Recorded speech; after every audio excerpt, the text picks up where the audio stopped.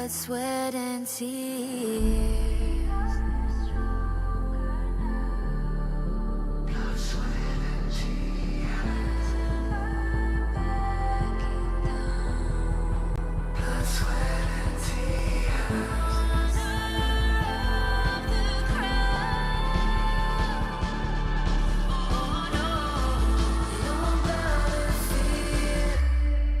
Blood, sweat, and tears. Fight for what we want.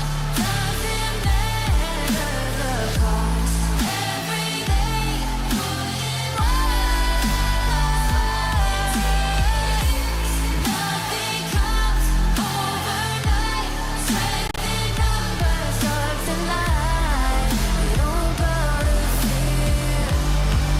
Blood, sweat, and tears.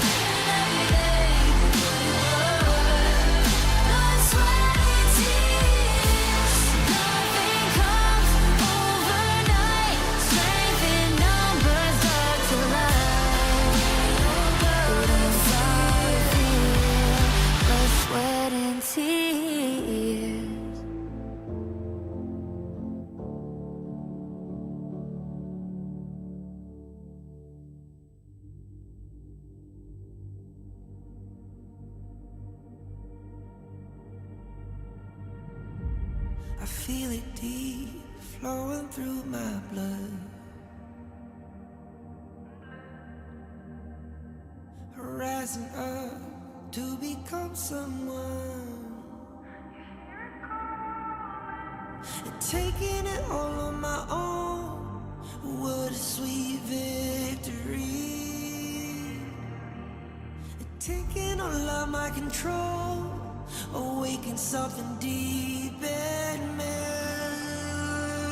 Like flames, feel it burning inside. Take a hold in pursuit of the prize. I've been told ain't no way to survive, keeping all of this fire that's locked up inside. When this is the time, enter the ring. All those mental chemicals doing their thing. I got flashes of battles inside of my dreams. I was made for this moment. At least now it seems like it's time to come face to face with your fear. Been battling reasons for all of the years, and I learned how to fight them with style and grace no one's ever encountered. You say it's amazing, I'ma come out swinging when they open the gate. Go ahead, call passion, I'm calling it rage. I'm taking what's mine like I already own it. Watch but don't blink, going here to the moment. The sky rain down. Here's to the madness that's all around. Go on, tell them who you are, you are, you are. Go on, tell them who you are, you are, you are, you are. Here's to the moment, the sky rain down. Here's to the madness that's all around. Go on, tell them who you are, you are, you are. Go on, tell them who you are, you are, you are, you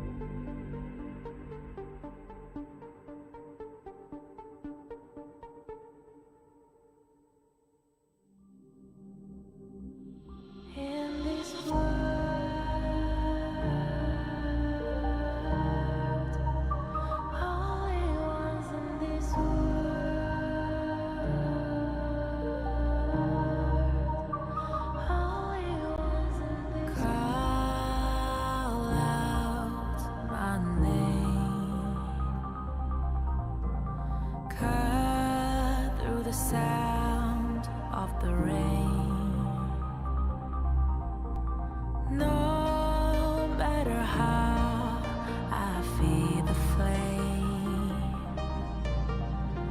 you know I feel the darkness and the pain. All of the ways we tried to break free from the night, you know we made it out, we found the light. I fly so high, light up the skyline. Let's do it this time, like it's a whole new vibrant world.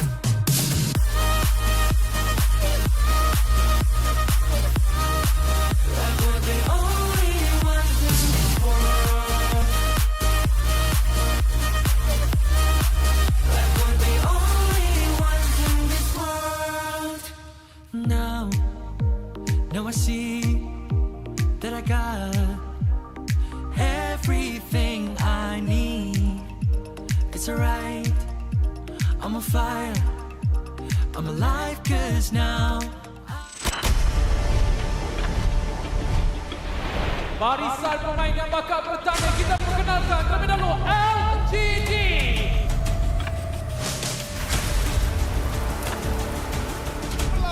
Oh, nampaknya pemain akan tamat. Bukan, maka tamat dan all gamers global. 最不想遇到的 LGD， 他們很厲害，因為我們之前訓練賽也輸給他們。怕唔係怕個別嘅選手，應該係怕佢哋成隊整體嘅嗰個配合度啊，同埋佢哋自己本身自己每一位選手嘅嗰個技術係好好。對比起我哋初成軍冇耐嘅 AG Global 嚟講，就應該係會有啲困難。You don't have so much pressure. We just enjoy the game. We just do what we want to do. We just try our best to win. We are not them, so we don't have the pressure. 抽到就抽到了嘛，那我们就跟他们殊死一搏吧。反正我们是挑战者，别让他跨过我们这么轻松。我們會在沉默中爆發，我們會是最後的黑馬。 Telah beliau untuk mencari mereka langsung berlakukan kepada mereka dan terus saja. Mereka tamat, kami begitu saja Vivo Stars. KAGE had a blast like coming to the playoffs, but based on what we have seen and what we've trained, I think it's going to be a fair match with a bit of advantage for us. Eu não acho que a KAGE é um time forte, eu acho que eles estão evoluindo ainda, eles estão tentando se entender. Eu não acho que o early game nem o mid deles é concreto, então eu acho que vai ser um confronto bem tranquilo pra gente. Dan tapi kita tidak boleh berpuas hati karena kita akan berjuang sampai titik darah penghabisan kita, sampai kekuatan terkuat kita lah. Jadi kita akan berjuang di tahap knockout selanjutnya. Kami pasti bakal terus semangat supaya bisa KAGE juara. I am extremely confident against KAGE. We respect them a lot as adversaries, but I think that our tools in the game, like draft, early, mid, late game, are superior, so I am extremely confident to win this match. Bom, os times que ficaram em segundo torçam muito para não serem sorteados na nossa chave, senão vocês vão para casa mais cedo.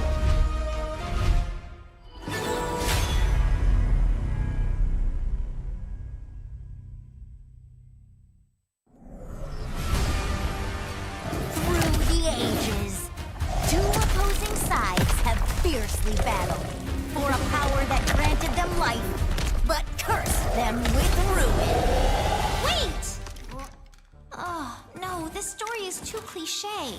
Maybe we can find inspiration from other stories. Hey, that might work. Got it.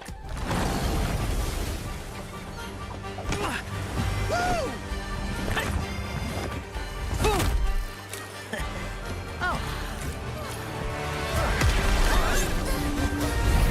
This story is adventurous, but lacks excitement. How about this one?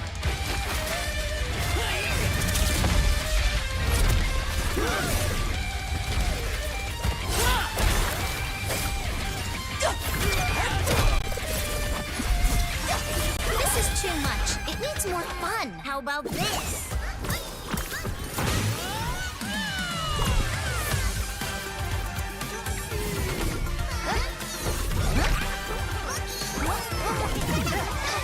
That's enough!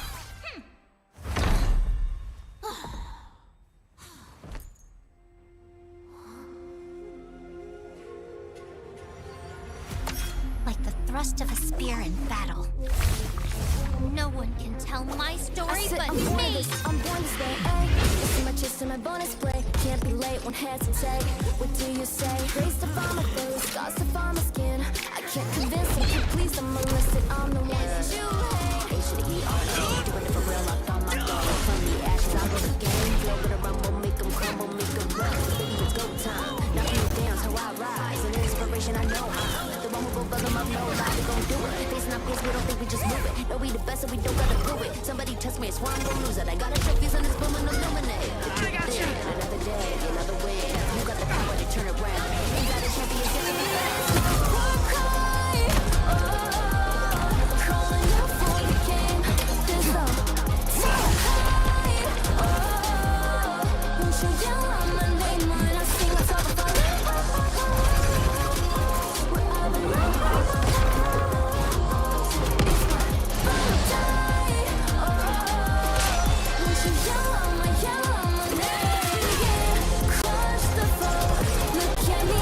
This is my story. A story of honor. A story of bravery. A story of heroes.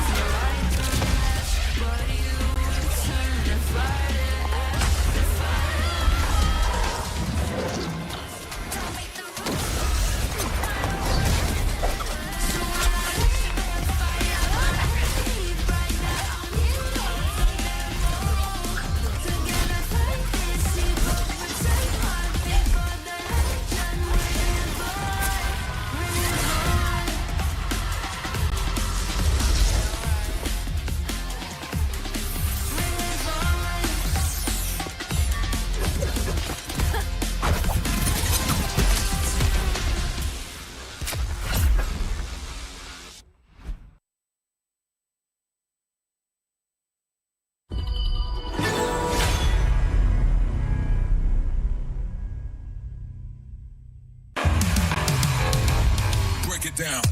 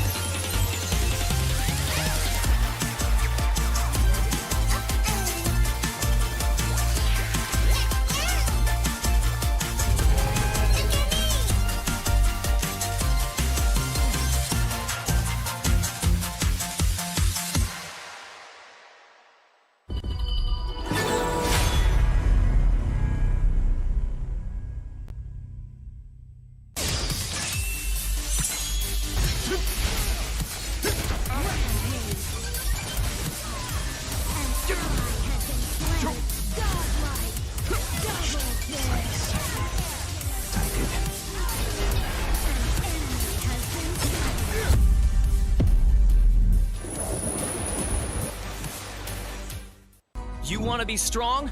Learn from the pro now. When you're attacking a tower, you might accidentally target an enemy. Or when attempting a tower dive, you end up targeting the tower and minions instead. Professional players execute such impressive moves effortlessly.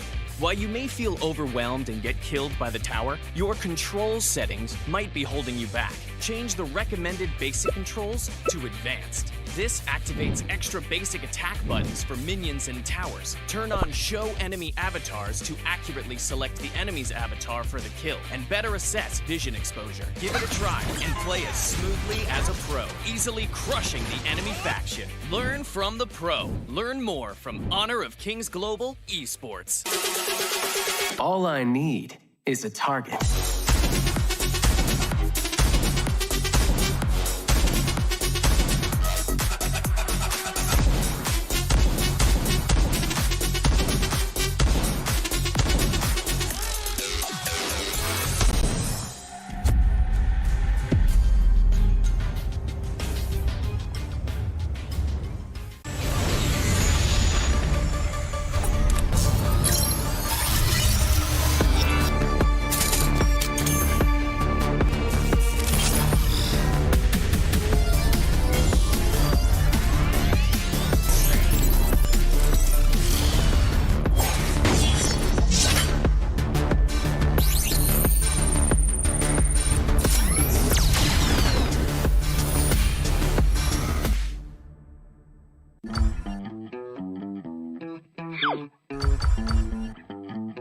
Lane stealers only bring frustration to a team. The team will be at a disadvantage and players will not enjoy the match. We are also players. We know the problem doesn't lie with the good players. Therefore, based on feedback, we created the lane pre-pick system. Players will choose the lanes they want to play before looking for a match. The system will take these preferences into account and find suitable matches so that everyone can enjoy the game. To combat lane stealers, everyone has a chance to create a better gaming environment by reporting them and making the Gorge a better place. With this system, finding a balanced team is no longer a problem, but a practice in innovation.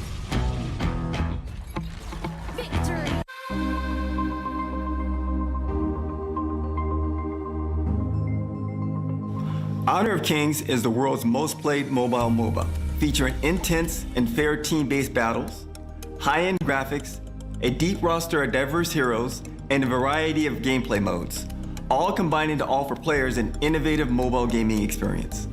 One of our main goals is to develop Honor of Kings for a global audience. To achieve this, we continue to add localized content to the game, such as collaborating with popular franchises to bring new regionally inspired heroes, skins, in-game events, and more to our worldwide community.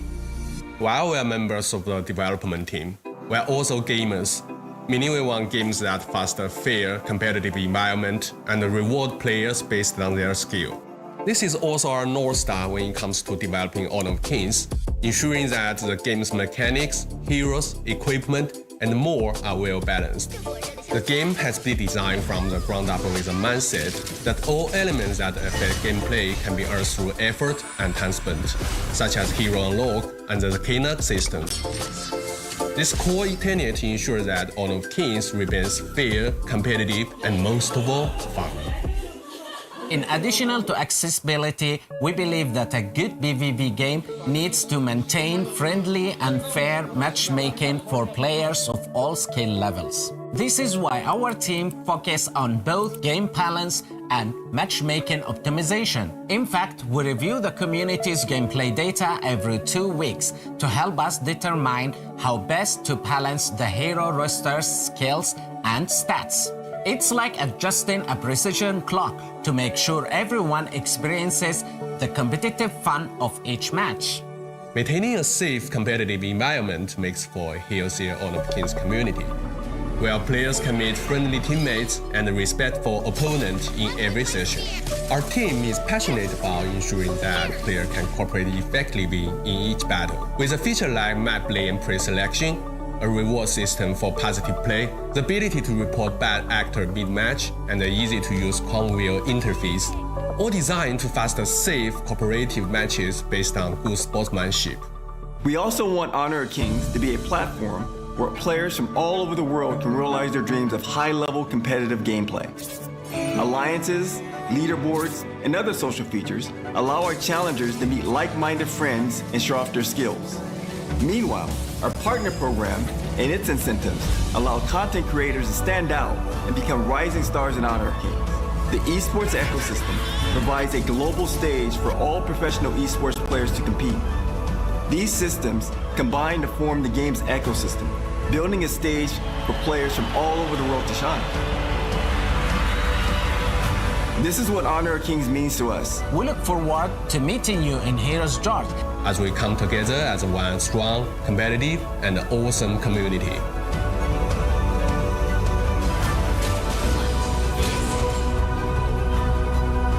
Welcome to Honor of Kings.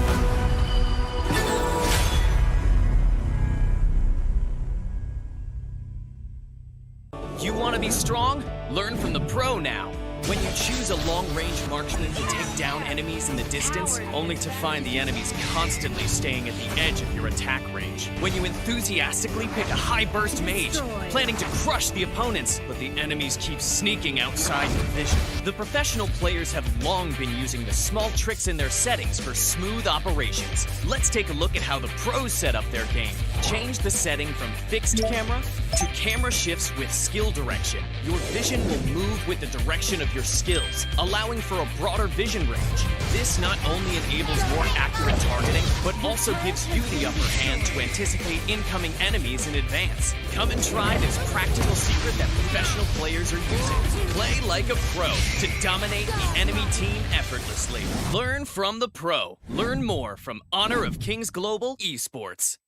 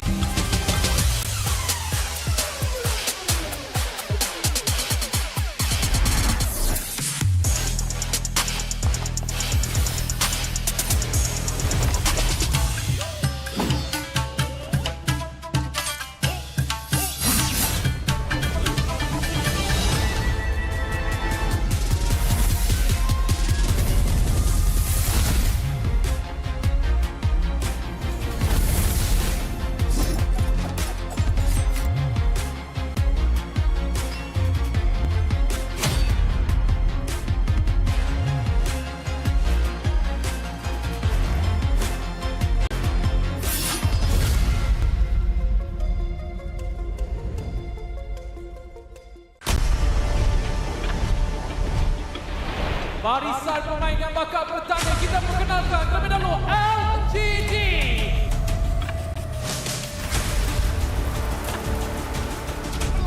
Oh, nampaknya pemain akan tamat.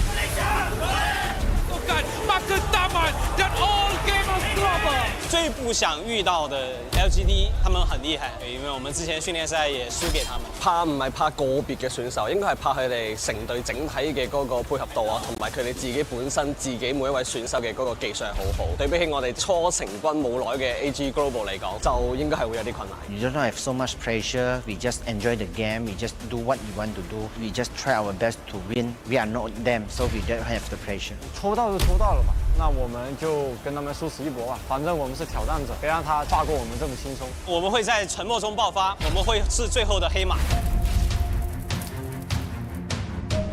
Beliau itu mencari mereka sebelum kepada mereka dan terus saja. Mereka tamat kami itu saja Vivo Stars. Kagendra had a blast like coming to the playoffs, but based on what we have seen and what we've trained, I think it's going to be a fair match with a bit of advantage for us. Eu não acho que a Kagendra é um time forte. Eu acho que eles estão evoluindo ainda, eles estão tentando se entender. Eu não acho que o early game nem o mid deles é concreto, então eu acho que vai ser um confronto bem tranquilo pra gente. Dan tapi kita tidak boleh berpuas hati karena kita akan berjuang sampai titik darah penghabisan kita sampai kekuatan terkuat kita lah. Jadi kita akan berjuang di tahap knockout selanjutnya. Kami pasti bakal terus semangat supaya bisa Kagendra juara. I am extremely confident against Kagendra. We respect them a lot as adversaries, but I think that our tools in the game, like draft, early, mid, late game, are superior, so I am extremely confident to win this match. Bom, os times que ficaram em segundo torçam muito para não serem sorteados na nossa chave, senão vocês vão para casa mais cedo.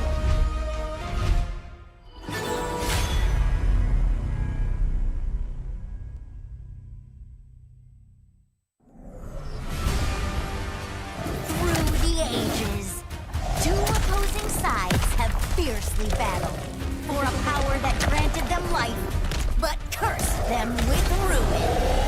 Wait! Oh, no, this story is too cliché. Maybe we can find inspiration from other stories. Hey, that might work. Got it. Woo!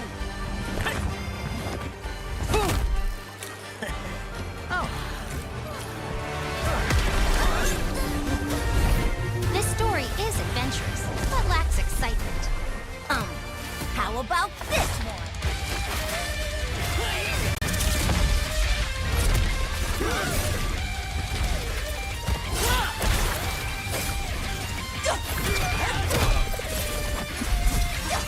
This is too much. It needs more fun.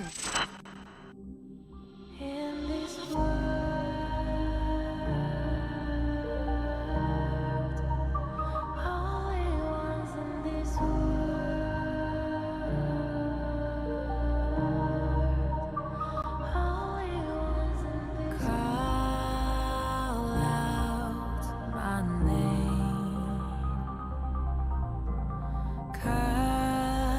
the sound of the rain.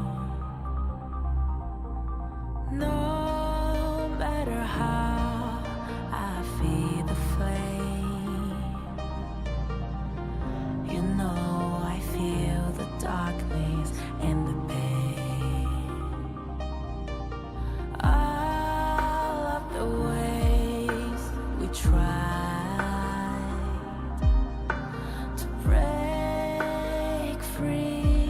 from the night, you know we made it out, we found the light. I fly so high, light up the skyline. Let's do it this time, like it's a whole new vibrant world.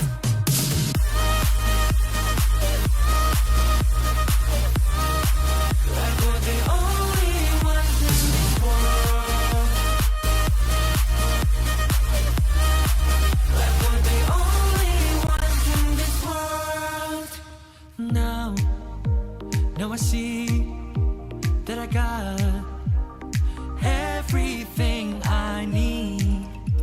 It's alright, I'm on fire, I'm alive, 'cause now I fly so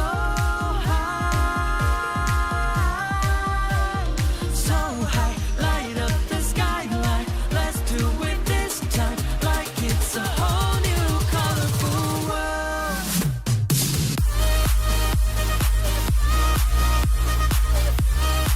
Like we're the only ones in this world.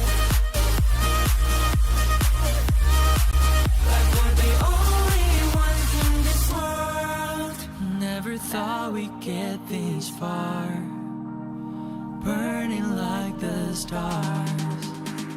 How we get this far, like we're the only ones in this world.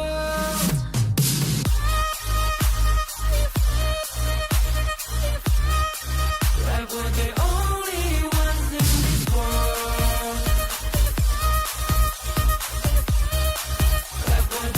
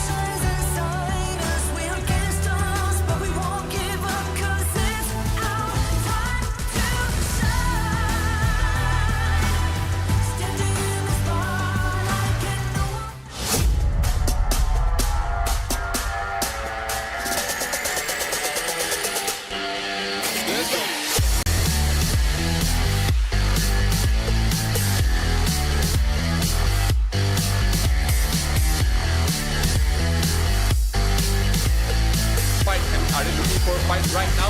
Danny going in the lead.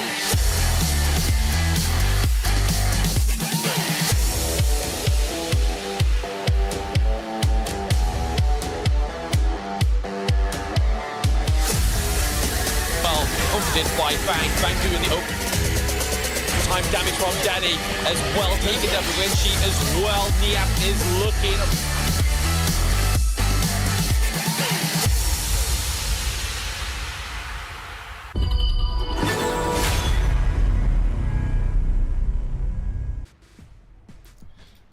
Yesterday we said goodbye to 2 teams, and today we're going to say goodbye to 2 more in the Honor of Kings Season 2 Invitational, as we are going to have the remaining of the quarterfinals happening here today. My name is Zero, and join with me today is none other than Kin Dofu, as we're going to find out who will be joining Loops and Team Secret in the semifinals for this season. How are you doing, Kin? Oh, doing good. So, of course, I think first game of the day, already a very exciting one is going to be LGD Malaysia going up against All Gamers Global. The both of them have already shown in the group stages they are a force to be reckoned with. So, now it's a battle of giants, right? How do you feel about it, Zero? Well, I mean, you know, LGD top of their groups and didn't really drop a game. They look just so dominant throughout the group stages, and of course, they've already reached where they really want to be for qualifying for the EWC Esports World Cup tournament happening very soon. So the top 8, all of these quarterfinalists are qualified for one of the biggest tournaments for the Honor of Kings Honor of Kings competitive circuit, and we're thrilled to be partnered with EWC, of course, to send all these teams, these great teams, to compete with them. And you know, this collaboration brings all of these teams one step closer to the most anticipated esports event of the year. So keep your eyes on the action, because the road to EWC starts here. And Kin, what an amazing match we're going to have later on. Oh, for sure. And if you want to take part in the experience as well, you can experience it similar to the pros, right? If you check out the Infinix GT20 Pro, like all the professional players are playing over at Sunway Velocity Mall, right? So if you want, you can actually check out the Infinix official website. They have all of the details there. And if you really want to take one step to becoming a pro, or maybe just a better gamer in general, you can try the phone out as well.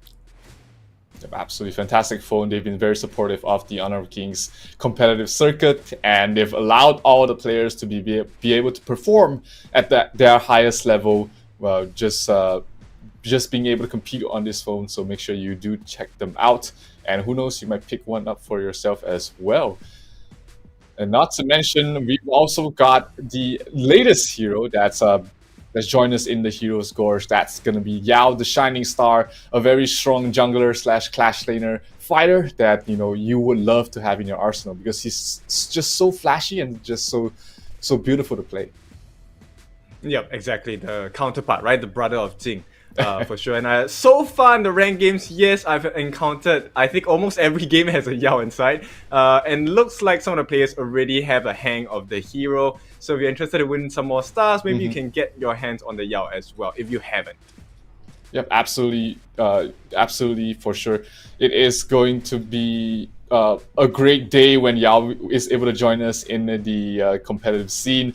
Not in this tournament though, unfortunately, because it is just released a couple of days ago. We want to give these teams to have some practice, to have some experience playing him on the ladder before they will start terrorizing all the opponents in the tournaments. But yeah, Kin, first opening match, LGD Malaysia going up against All Gamers Global, and like you said, this is the battle of giants. LGD didn't drop a single match throughout the entire group stage, and every game that they've won just looks so easy for them. They have almost the shortest total playing time throughout the entire group stages. What was it, like 11-minute wins, 12-minute wins? They're just very dominant throughout the group stages. Oh, for sure. In fact, it was a 7 minutes and 40-second game. Now let's take a look at the bracket as how it looks like. So yesterday, like you mentioned, we already have Loops taking the win over Impunity and Team Secret taking the win over Vitality. So they will be making it over to the semi-finals. Now, today we're going to decide who is going to be their competitor. For Loops, they will be looking at either LGD or All Gamers Global, and likewise for Team Secret, it's going to be either against Vivo Key Stars, VKS, or KAGE, our KAGE. Absolutely. 2 more teams to join the current semi-finalists. and we'll find out who they are today, because the opening match, LGD versus All Gamers Global, will be sending home one team, while closing it out, we're going to have the defending champions, Vivo Keat Stars, against Kagendra for the closing match. So we have potentially an all Malaysian Brazil affair in the top 4, but not if All Gamers Global and Kagendra have anything to say about it. Oh, for sure, and I think they have a lot to say about it as well. I think Kagendra in the interview just now, right, as the reels were playing, they were saying that, you know, they respect their opponents as well. They do think they have it over VKS. Likewise, I think VKS has shown them some respect, but of course, with that being said, they still feel confident about the victory. Now, LGD Gaming's performance, I think Zero, you and I can agree that it has been monstrous thus far, right? The question now is, what do you think of All Gamers Global coming into this match?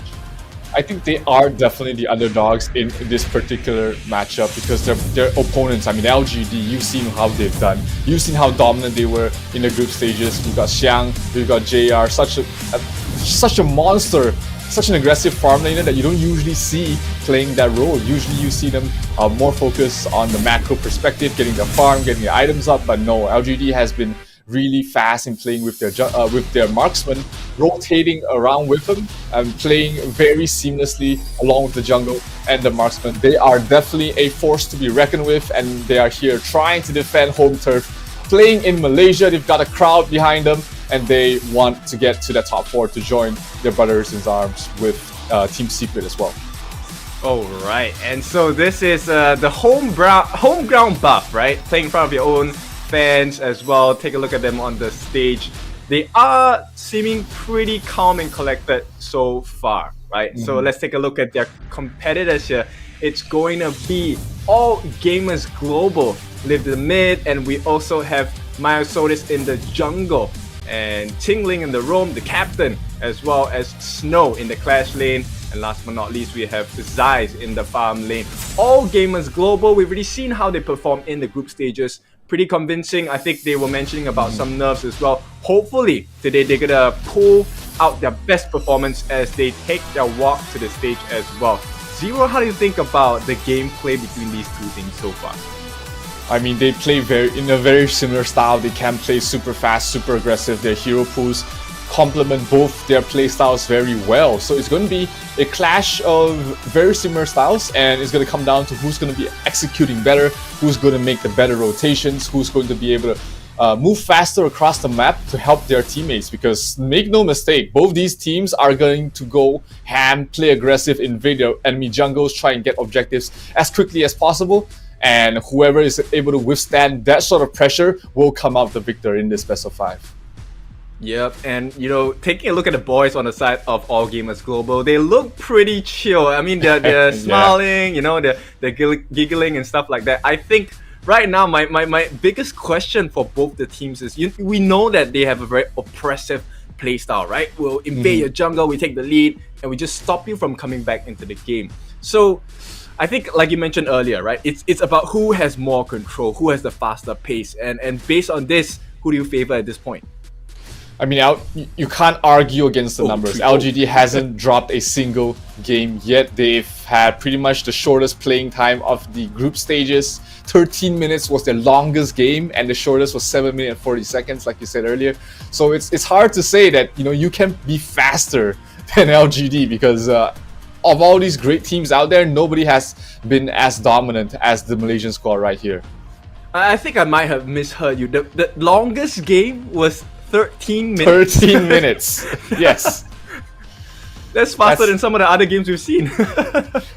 So 13 minutes is the average game time of most of the games of the group stage, but for LGD, that's the longest they've ever played against an opponent before destroying their crystal. So that tells you how aggressive that team is. But their opponents, All Gamers Global, they are no slouches themselves. They've been able to go toe-to-toe against the likes of Loops during the group stages, and they have been able to withstand the late game pressure that was from R8 Esports as well. And their games that they've won have been pretty short as well. I mean, 11 minutes, 12-minute victories.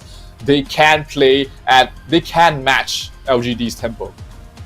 Right, so based off on that, I think we're looking at a pretty rampant game, right? Take a look at the team fight rate. All Gamers Global, they love to fight 72% in that fighting range, and actually, despite fighting so much, LGD actually triumphs them with the average kills. They get more kills average per game, 15.3 kills per game, and the damage per minute is much higher on LGD. I mean, it's hard to argue with that, right? Like you said, they have been very dominant in their games as well. Absolutely. I mean, it's definitely going to be a tough matchup. There's not going to be any easy way to say how All Gamers Global is facing a Titan here. They are the David against the Goliath of LGD. So, but we talked about this matchup before this show even started, that if there's anything that can happen, LGD looks like they are that team today that can potentially force us to a game number 4 or even a game number 5. Yeah, but interestingly, right, the first blood rate here actually 60%, so 10% higher than LGD Gaming. So we might see a surprise swing on the side of All Gamers Global, meaning if they manage to take the lead, knowing how both teams play, they will secure and hold on to that lead pretty much the entire game. Yeah, it is. It's they need to play aggressive. They need to match the tempo, but they also need to be able to hold on to that, because we've seen teams that get off to a hot start early on during the laning stages, during the mid game stage, but as we go towards the 12-minute mark, the 13-minute mark, that's when they start to fumble.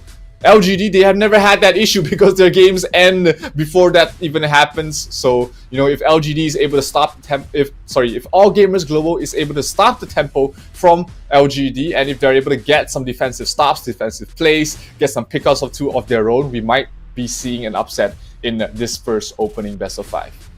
Yeah, right off the bat, right, actually, if we're taking a look at the drafting phase, I think there's a couple of things that All Gamers Global need to watch out for, which is, the Fu Zi Da Qiao combo that they have already shown along the likes of Team Secret as well.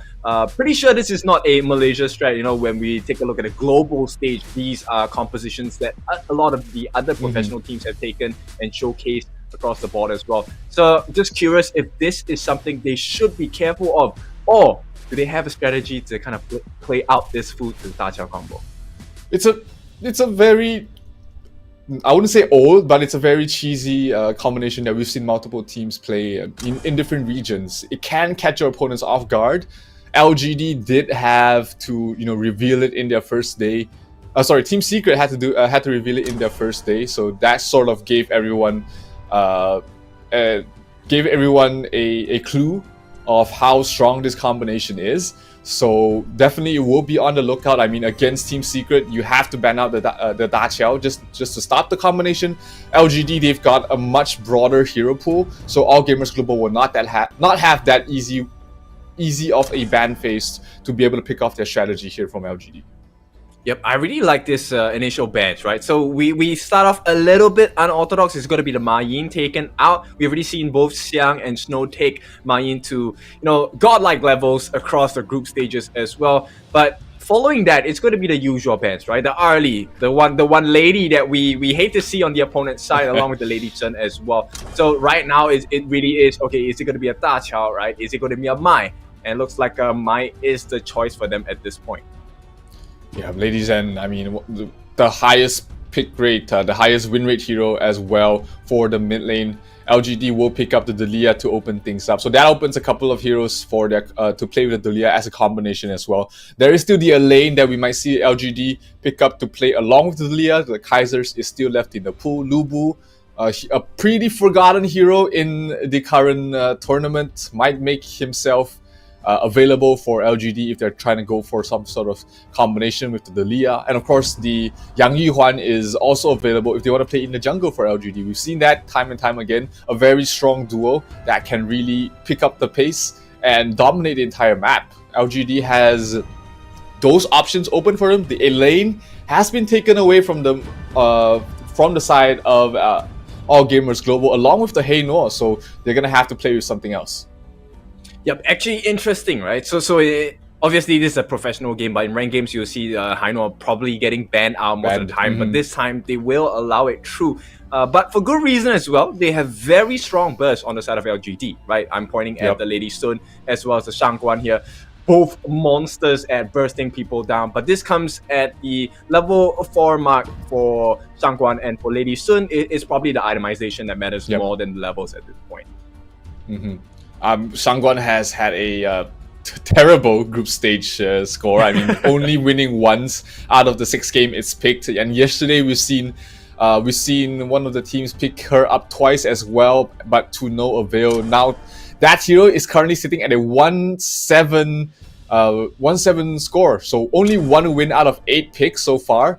And it's not been performing so well, but LGD might be the ones to give her the second win in this tournament. So let's see if LGD is able to prove that it's all skill. It's all a skill issue, not a hero issue.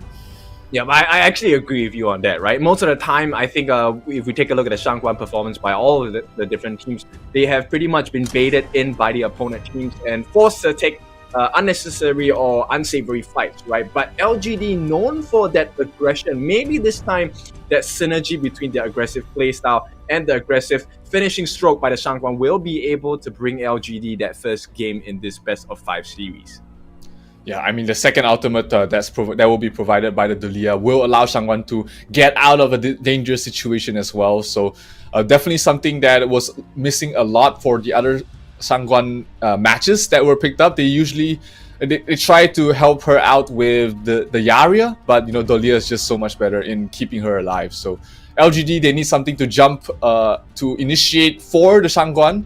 And they are lacking that clash laner as well as the jungle. So something like the likes of an Ada, something like the likes of a Zilong and a Lubu jungle, or even a Guan Yu clash lane could be something that fits into their lineup over here. Yeah, funny that you mentioned that Guan Yu has been banned out as well, and I think for good reason as well, right? Zai's actually picking up the Direnjie for the team as well, so they will block out the Luna and the Guan Yu. Both of these heroes have very easy backline access, especially this Luna, right? And more importantly, we take a look at the flip side. Now they're gonna go for a more tanky pick. It's gonna be the Mankey, and they're gonna complete their draft with the Charlotte as well. Funny that they banned out the Sunpin along with the Zhangfei, right? So Sunpin obviously deals a lot of silence, it deals a lot of disruption to the side of LGD, and imagine if your Dolia ultimate is unable to be activated at the perfect time. It spoils the entire combination. That's why the Sunpin is taken out. And Zhangfei, for good reason, because Shangguan and Lady Sun, yes, they deal massive amounts of damage, but they need some time to do so. And Zhangfei actually disrupts that game as well, and he's a very tanky boy. He's a beast. He's literally a beast there. One of the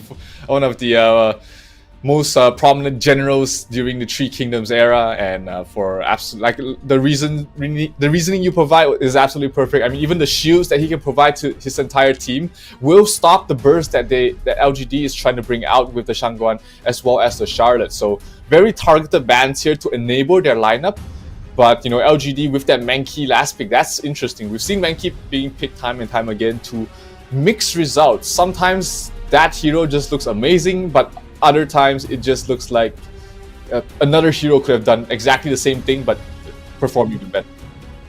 Yeah, Mankey, I think very team dependent as well, right? So it depends on how the team is going to perform, but we all know about LGD, so this is going to be a hot game right now. First game of the best of 5 series, LGD going up against All Gamers Global. Who's going to take the first game?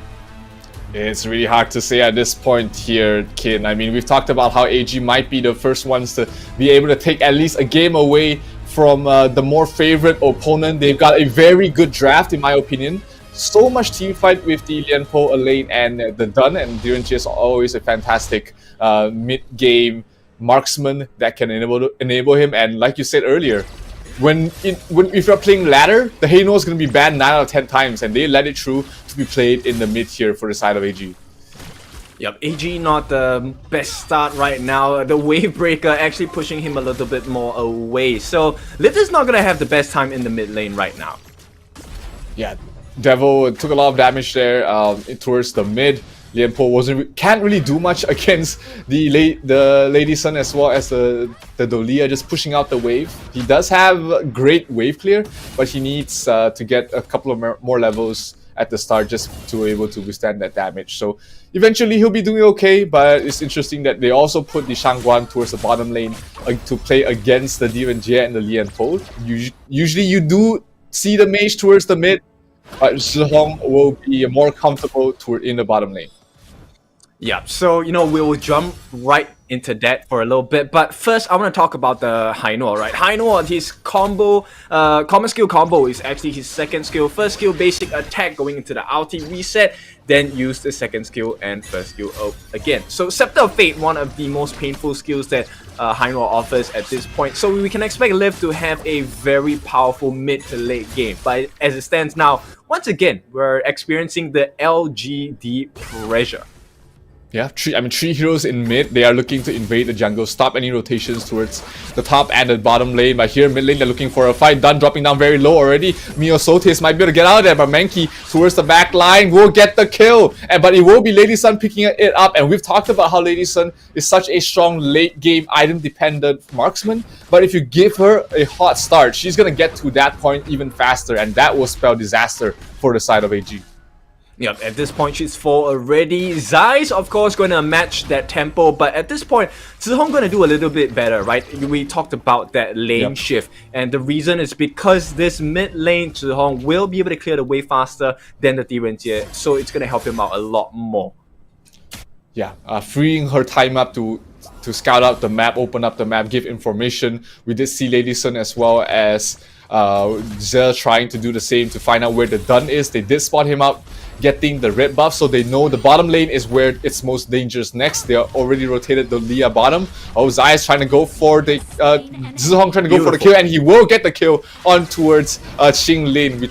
Like the burst damage coming from the Shangguan is just so huge, but Dun might try and punish her. Zhihong can't get out of there, knocked up there by Miosotis. One more hit and she will fall. Oh, the shield, the shields! Not enough though. Zhihong will still fall, and they're gonna go for more. The Dun so strong in the early game. Menki trying to stop it. The damage coming from the Haino, not able to finish up. One more hit, and he will get it popped out. But not enough. He's not gonna get out of there in time, and it's going to be a double kill for Musang King.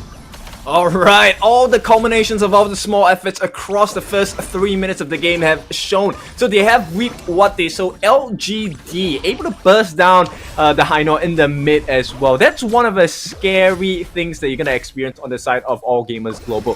When your Haino, who's supposed to be able to use the Fate Rewind to the best of his ability, gets bursted down early game. Yeah, the damage from Menki early game is nothing to be trifled with. And Haino, it's one of those heroes where you want to start off great. You want to get towards your depending on what sort of build he's going for, whether it's the Burning Flames or he's going for a more magic damage, far range caster sort of lineup to be able to provide damage for his team. First Tyrant will go towards the way of LGD, and they are going with they're cookie cutter, fast tempo playstyle. They're really moving 4 heroes across the map very well. And All Gamers Global, they're not too far behind. They can stabilize from this point. Yeah, but I think at this point, All Gamers Global, they have to be really careful because they're dancing on the knife's edge, right? If you take a look at the animation, the Lady Sun already going for the meter. Oh, here we go, the jump. Yeah, Zhihong, with the Shangguan, we talked about how aggressive this second ultimate. Gonna get off in time. Yes, he can! With the Dolia, giving that second win. Haino trying to punish her. Will take the kill on towards Zhihong, but still a great kill. But looks like LGD is not stopping the aggression there. They went towards the mid, on towards the Dun, and they will get a 3-for-1 trade across the map. That is great movement there for LGD. Not fighting on a single front, but this multi-prong approach really will start to stifle AG's tempo. And this is the identity, right, of LGD, which is we take trades and we make it work for ourselves. Every single thing we will win out. Sure, we give a kill, but we're gonna take 2 more kills in return. And at this point, 7-3, it's starting to look like LGD will pull away. Yeah, the top lane almost down, but looks like the Charlotte decided to clear off 1 jungle creep before going back up there, but it will fall very soon because All Gamers Global not putting any sort of importance on towards the top lane. It will fall towards the way of LGD, and they will get the first tower of the game for themselves. Bottom tier 1 tower is very low already as well. So let's see how will AG respond. They're trying to defend their Might Golem buff to to just allow Dun to be a bit more aggressive, do a bit more damage, but they need something else out of it. They need to take a trade and into some objectives across the map. Yep, it's not looking pretty. They will try. Zhong gets a kill on towards Qinglin. Does he get the second ultimate off? Yes, he does. Stays alive. Double kill for Zhong. They do lose Xiang, but can they get something else? Can they get more? This Mankey is down to half health. They will lose Devil as well. 3 heroes down again for the side of All Gamers Global. You talked about this earlier. They can lose 1 hero, but you can be damn sure they'll be getting the second and third for themselves, and maybe a tower too as well. I mean, Zhong on this Shangguan. We've seen her perform, we've seen her fail, but this game looks like an absolute playground here for Zhihong on that Shangguan. Yeah, they're gonna break the trend for sure. At this point, the ult being dropped down by Che as they complete the cleanup of all the tier 1s on the side of AG's map. And it seems now it's pretty blue coming out from the side of LGD.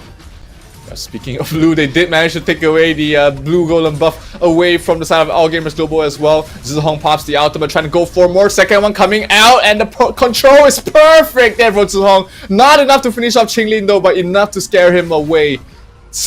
Oh, you want to take away this hero from his hands, man. Zhihong looks absolutely scary on this Shangguan. Yep, and if you take a look at the itemization now, Lady Soon is the one they need to keep their eyes on because he already has the Eternity Blade along the Meteor, probably going to the Crimson Reaper as well, which means Zeiss is not going to have a good game at all. He only has a Sparkbox Dagger, and when you're playing against a range that Lady Soon offers, there's nothing much here. Another attempt for a life coming in from LGD. Yep, second ultimate from Zhihong. He's gonna dive in deep. Nope, decides to back away. That was a bit too deep for his taste. But yeah, like you said earlier, JR, he is getting to that critical mass where there's really nothing that Zeiss can do on that Diren J. The burst damage is way too much for the Diren J to deal with. Yep, I don't think they are tanky enough as well. The Myosotis actually just has the Giant's Grip. No, in fact, it's not even a Giant's Grip yet. It's just the unevolved version of the second tier of the jungling item. And at this point, 11 to 4, they have eyes on the Overlord.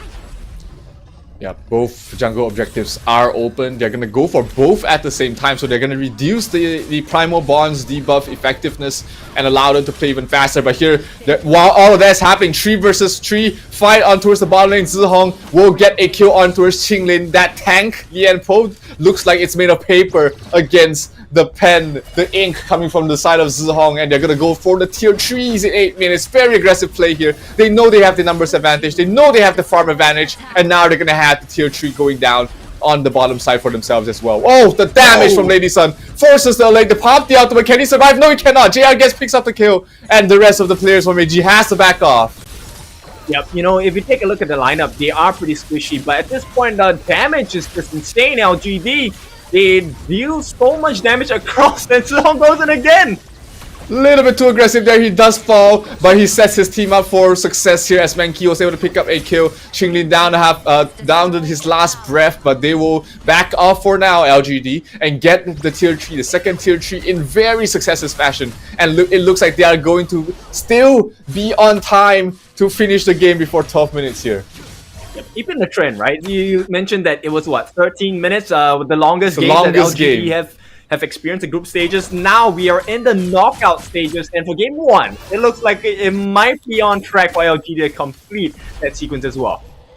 Yeah, I mean, LGD looks like a team that never plays scared. Whether they're ahead, whether they're behind it, you know that they'll always be coming for you. And for a lot of newer teams that's not used to this tempo, not used to this pressure that the opponent can really bring, it can be really suppressive. And you know, AG, they had that jungle invaded time and time again. The Myosotis on the Dun could not really get anything done in the early stages of the game, and it is starting to fall apart here. I mean, 10,000 net worth difference in 10 minutes is not boding well here for the side of All Gamers. Yeah, if you take a look at the itemization, Zhihong actually going for the Insatiable Tome with the Breakthrough Robe as well, and he should be going for a Void Staff, so you can expect that he's going to be able to burst down even the tankiest of members. I'm pointing at the Lian Po, and look at this, tier 3 going to be on the top as well.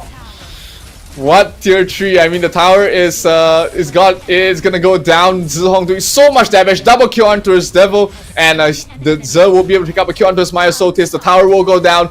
it will be a full ace here from the side of LGD as they're going to go straight for the end. They know they've got it. They're going to finish this before 11 minutes. And what a dominant performance from the Malaysian side. Well, what can I say? I think for the Malaysian fans, this is to be expected. This is the standard that LGD have set since day one of the group stages. Now that we are in the second phase, the knockout stages, plus they're playing for a semi-final spot, I think this needs to be very clinical from LGD. I mean, that was as clinical as it can be. Zihong absolutely turning up the pressure the entire game. We were just seeing the Shangguan show, and with the Dulia providing that second ultimate, that second win for her to go in and back off while also dealing damage. It's just such a scary combination from the side of LGD. And is this a point, Kin, where AG has to think about banning the Shangguan, a hero that has 25% win rate? Well, I think it's not about the banning of the Shangguan. I rather think it's the banning of the Dolia, right? It's really that celestial melody that is messing things up for the side of All Gamers Global. But I think more often than not, it's also the way that LGD is able to take that advantage through that early game aggression. I think this is less of the draft, more of the play style. So I think All Gamers Global, they need to kind of rethink how do they want to counteract this aggressive mindset, this aggressive behavior from the side of LGD. It could be a counter invade, it could be just playing a little bit safer in terms of baiting them in under the tower for kills as well. But who knows? It's up for AG to kind of figure that out.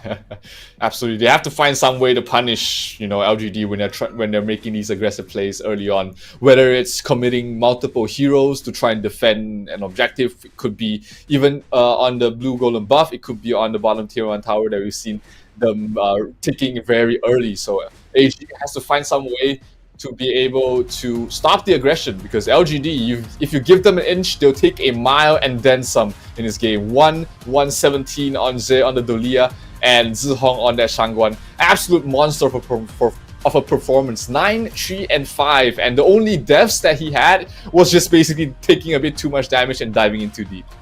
Yeah, exactly. If you take a look at the itemization by this side of LGD, you could pretty much tell they were so far ahead already.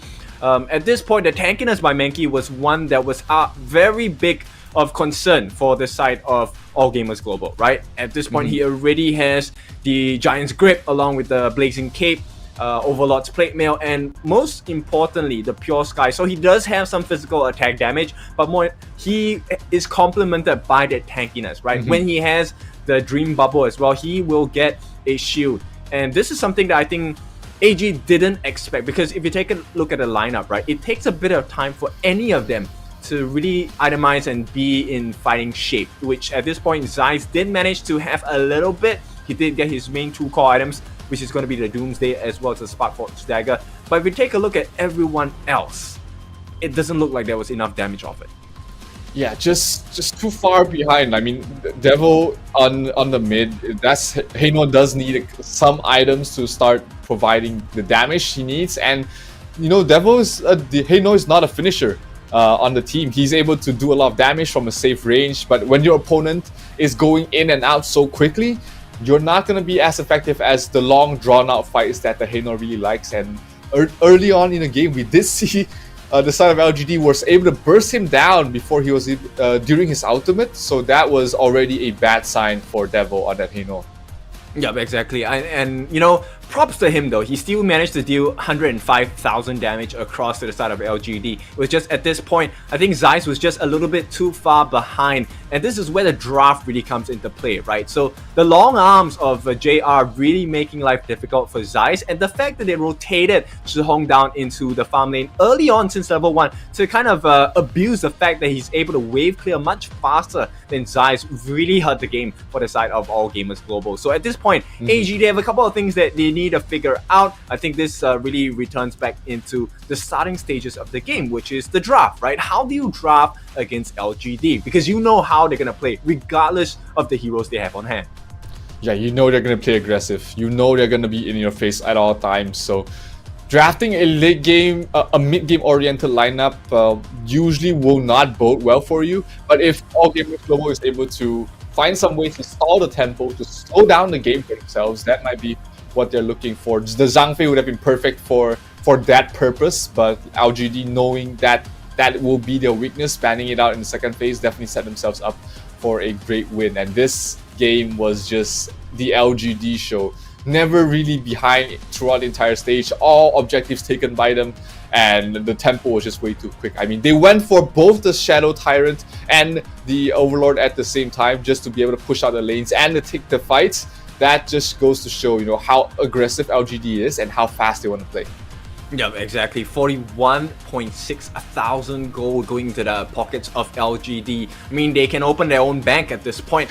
And if you take a look at the KDA, 47 assists across the board for the entire team. That's a very scary number. And so LGD already has laid the law and, set some expectations against AG. If you want to come at the Kings at this point, you better not miss. And as it stands now, LGD do have a significant advantage. It's one game ahead for our Malaysian counterparts up against our Hong Kong challengers at this point. Yeah, and when you're ahead, if just talking about the psychology of a best of 5, when you're ahead in the first game, you will be feeling more confident and will be playing even more aggressive in the next game, because you know that you have a one-game advantage, you know that you have something to fall back upon. And if this is LGD playing safe, and of course Zhihong, fantastic game on the Shangguan as well, MVP of this game. 114,000 damage dealt and giving the Shangguan the second win for this tournament so far. It's just scary to think what will happen in the next few games as LGD finds themselves closer and closer to moving on to the top 4. Yeah, at this point, Zhihong showed very, very extensive understanding about the limits of the Shangguan as well. Here being saved, almost being saved here by the Wave Breaker. I thought for a moment he would survive at this point, but I like the fact that he always likes to push the ante. So if you notice, right, AG, yes, they get the kills, but they will end up out of position. And down here, it was a little bit scary, right? It felt like he could have taken a little bit too much to handle at this point, but that refresh coming in from the roam was so beautiful, and it allowed him to get that double kill as well. Absolutely, and in this mid lane, huge fight once again there. Popping the first ultimate, was able to back away, and again, you were talking about how LGD will always take the favorable trade. They'll always be getting more than what they've given up, and they lose 3 after only trading 1. And every single fight after that point was just basically the same thing over and over again. LGD may be losing one member, maybe losing a lot of health on the others, but they'll always be taking more than they give. Yeah, and you can take a look at the reach, right? So LGD's reach is extremely long, not just JR, the Shangguan as well. So Zhihong was constantly in their faces with the finishing stroke. And of course, the rolling raid by JR was so beautiful. And at this point, I think LGD have figured out the formula for game 1, right? What is the formula for game 2 and maybe game 3? Because, at the start of the day, Zhe was kind of like pointing like, oh, let's go for the 3-0. And I like their confidence. I'm seeing the repercussions of putting up a early scoreline, right? So we'll see if LGD is able to make that a reality. I mean, LGD is definitely the favorites in this series. They've shown why they are the favorites in the first game, and it's scary to see what they can play with the heroes available in hand. But once they get their hands on towards the latest hero that's been released in the Hero's Gorge, which is the Yao, the Shining Star, like you said, the brother of Jing, is going to be even scarier, because this hero, it shines in the hands of mechanically skilled players. Oh, for sure. I mean, in the ladder itself, yes, we do have our favorite lovely heroes like Angela and stuff like that, which requires a very simple action of tapping on a button. But when you're playing against a hero such as Yao, he is going to be literally running circles around you because that's part of his kit. Right, so yeah, for the more experienced players or for the more mechanically gifted players, I think this is the hero that you'll definitely enjoy if you haven't gotten your hands on this Shining Star yet. Absolutely. I can't wait for the day we get to see in action, but the only action we'll be getting is game number 2 here, Kin, of the Honor of Kings Season 2 Invitational between LGD and All Gamers Global. LGD taking the first win very convincingly, very quickly. Will it be the same repeat performance in game number 2, or will All Gamers Global find an answer in their books to force us to a tied series? Well, of course, for the Hong Kong fans, they'll be hoping that All Gamers Global will come up, pull up their stocks, right? Bring a better game for this second game of this best of 5 series. And I think at this point, right, the smiles have been wiped off. They are a little bit more serious. This time, it's LGD who look a little more relaxed. Yeah, they first game they came in, no smiles, faces so serious. The game, they had their poker faces on, but after that win, they were like, hey, I think we're pretty good in this game. And they might be feeling a bit more confident, shaken some of their nerves off. I mean, if that was a nervous game for them, I can't imagine what they're playing. How would they will play when they're at their 100%? So on the other hand, All Gamers Global, they came out on stage with some smiles. They were having fun. They were enjoying themselves. But right now, they look like sweat is starting to drip off their brows a little bit. Oh, for sure, right? They can definitely feel the tension because this is called the knockout stage, meaning they will be knocked out if they do not perform well enough. And with that being said, I think, it's fine to be nervous, but it also shows that you need to be focused about what you're doing, right? This is one of the primary assets and behaviors of professional players. The ability to keep calm and composed during games, it really makes the world's difference for the team. So let's take a look at what the draft is going to look like for the second game of the day. Yeah, it all starts from the draft. In game number 2, we do see the Mai banned out again. I mean, they've just been banning out these aggressive heroes, taking them away from the side of LGD. But LGD has such a deep hero pool that it's just impossible to cover in 4 bans. You have to force LGD to pigeonhole themselves in a draft and then counter it with a ban or a pick further on. But that's not very easy to do, just because of their experience they have in this game. Oh, for sure. So AG gonna pick up the Arlie first, and like you mentioned, right? I think at this point it's less of, hey, what can we ban, right? It's what do we want to face? What kind of problems do we want to have? Because you can't ban them all. And it looks like the problem they will be facing is gonna be similar to game 1, and that's gonna be in the form of Lady Sun, but this time with the help of Zhang Fei, the beast himself. So a lot of life points to get past before you can even touch this Lady Sun. Yeah, I mean, the beast, the Zhang Fei, is always such a great bouncer. He's always such a great protector of your back lines and can really soak up a lot of damage with his ultimate form.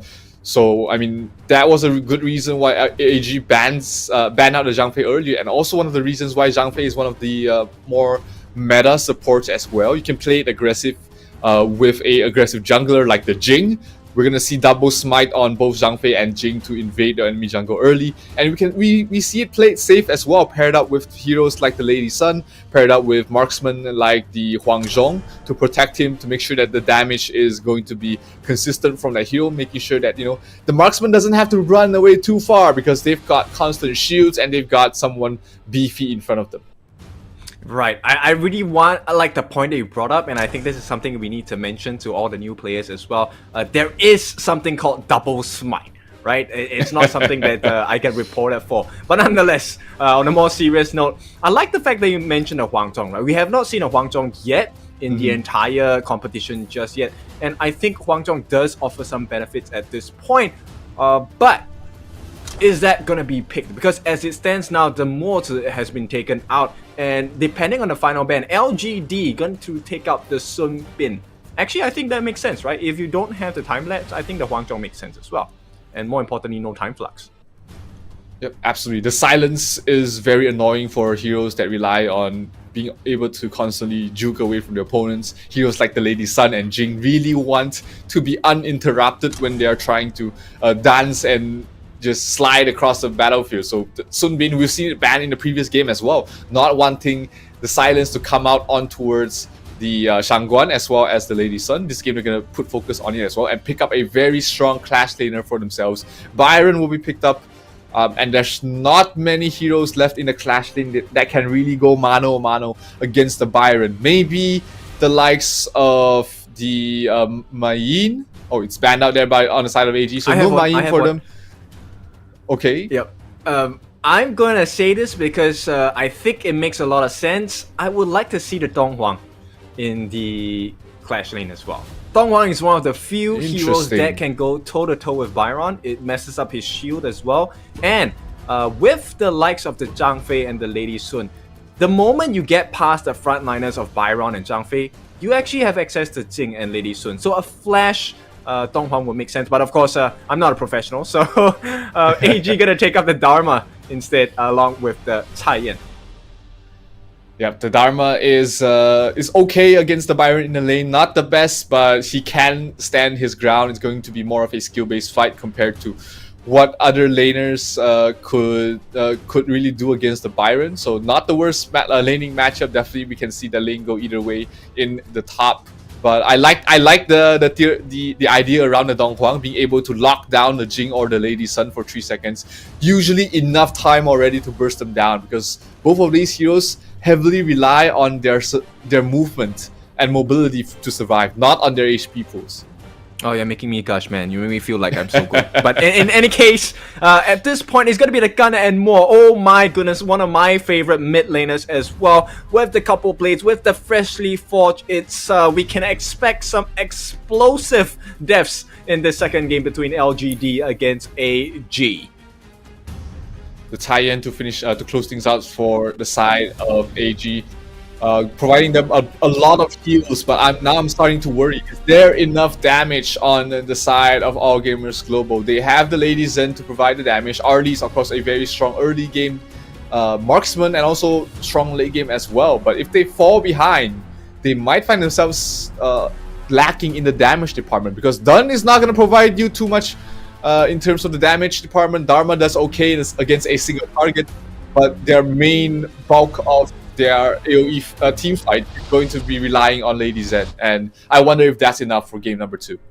Yeah, actually, that's a pretty scary notion to think about. Yes, you get the heals, right? So you have the him coming in from this high-end, but at this point, is it enough? Because Zihong just went for the straight counter pick, which is going to be the gun and more. So, so what if you can heal bit by bit? I'm going to burst you down instantaneously.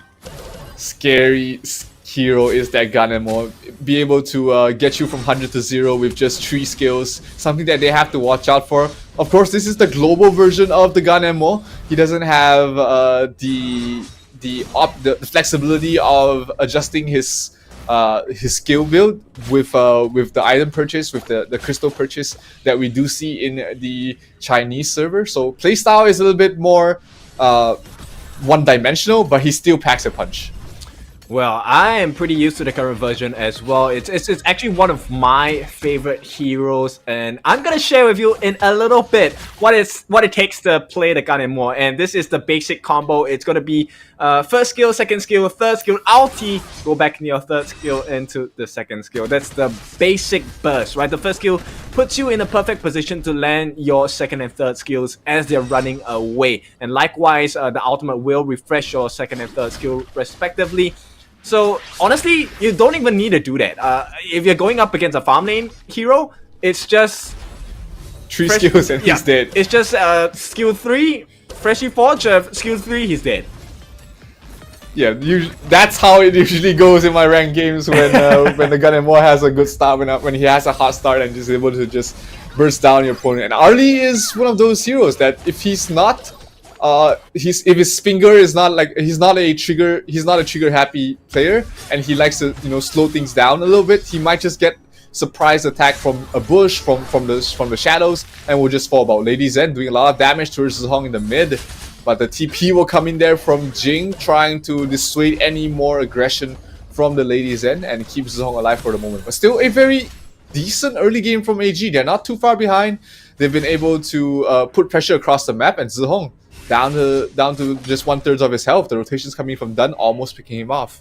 Yeah, actually curious how this matchup is actually going positively for Liv at this point. He's doing well against the Ganemo, something that I definitely did not personally expect at this point. But nonetheless, AG, they need a miracle, and any miracle that's going to happen now will be taken.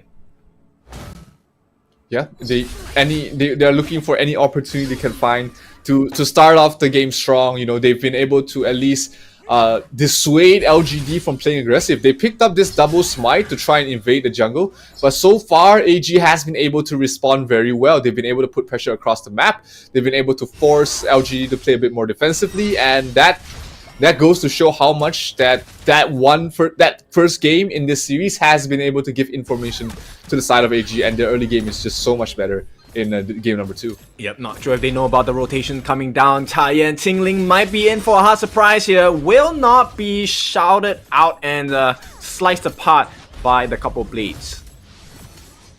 Yep, and they're trying to really force the issue here in the bottom lane. 4 heroes down there, but they realize that it's a tough place to be in. You've got the Arlie, who has all the mobility in the world, and you've got the Taiyan to be able to keep her up alive and be able to maintain the bottom side, the bottom creeps. So it's not gonna be not gonna get too much out of it. But looks like they will just live with getting the first Tyrant, and Musang King will be the one to pick up the last hit. Zhang Fei pops the ultimate, trying to block off the Taiyan, but nice movement from him, and he's able to just walk it off. So far so good for AG. They're keeping up with the aggression from LGD, and things do not look as one-sided as it was in the game number 1. Yeah, but they're still trailing by a bit, right? Losing a Tyrant actually is a pretty big deal in the first 4 minutes, because with the Chain Lightning, it means the wave clears will be faster, and this will allow faster rotations for the side of LGD, and that might be something that LGD will capitalize off at this point. Miles Solis, we haven't talked about him much this entire game. How do you think he's doing so far? He's definitely doing better than he did in game number 1. His done was basically non-existent there, but here he's been able to keep up in farm with the Jing. And he's been doing things across the map, really forcing the issue, but looks like Zeiss might be in some trouble. The heals coming from Zion, keeping him alive. Lady Zen with the ultimate, sets it up for a kill on towards Xiang. So first blood going towards the way of All Gamers Global, and they're trying to get that tower, but looks like no, they are not going to overcommit for that. AG striking first in terms of the kills, but they do lose the bottom tier 1 tower before getting any sort of objective of their own. Yep, so minor wins still nonetheless. LGD playing towards their typical style of getting the trades. Nonetheless, they will take a T1 at the bot for giving away that first blood. And as it stands now, I think the growth of the items has been pretty sufficient for the side of AG, but it might not be enough. Oh, Jing pops the mirror domain, gets a kill on towards Zaze, and Devil will fall as well. 2 heroes down from the side of AG, and LGD, they strike back. They get 2 quick kills in succession, and they might try and force the issue. They might try to strength test themselves in the mid-tier 1 tower. 3 heroes already there. We do see Musang King moving towards the jungle, waiting for the blue buff to respawn, and he's gonna get it before trying to take the next fight. Yep, and interestingly, Musang King, actually, I think he should be done with the Axe of Torment at this point. He has been pretty much farming quite a bit this entire game. And as it stands now, it's close to a 2,000 gold lead. And all of a sudden, right, 2 kills and 2 tier 1s gone from the top and the bot.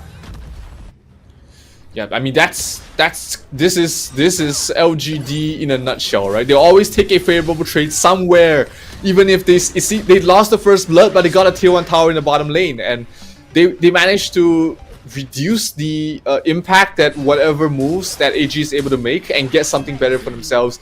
And the moment you give them an advantageous fight, that's where they really start to put up the pressure to start snowballing. And the net worth lead went from 0 to 3,000 in a span of 2 minutes, and LGD is not giving up. They're not slowing down as it seems. And this game is not going to get any easier, because this is the point where Ganemore is going to be extremely potent with the assassination style. We're looking at the ultimates as well.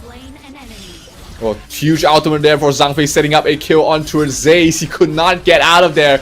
Mirror domain from the Jing, really putting up the pressure. The Dun trying to get away from that. Oh, last hit on towards the side of Xiang, but he's able to pop his ultimate in time. Shield up, TP back to base, and he's A-OK. 1 kill again on towards the Arlie for the side of AG. That's your marksman. That's the hero you want to not die this early on, because you need the damage output that Arlie is able to bring out in this game.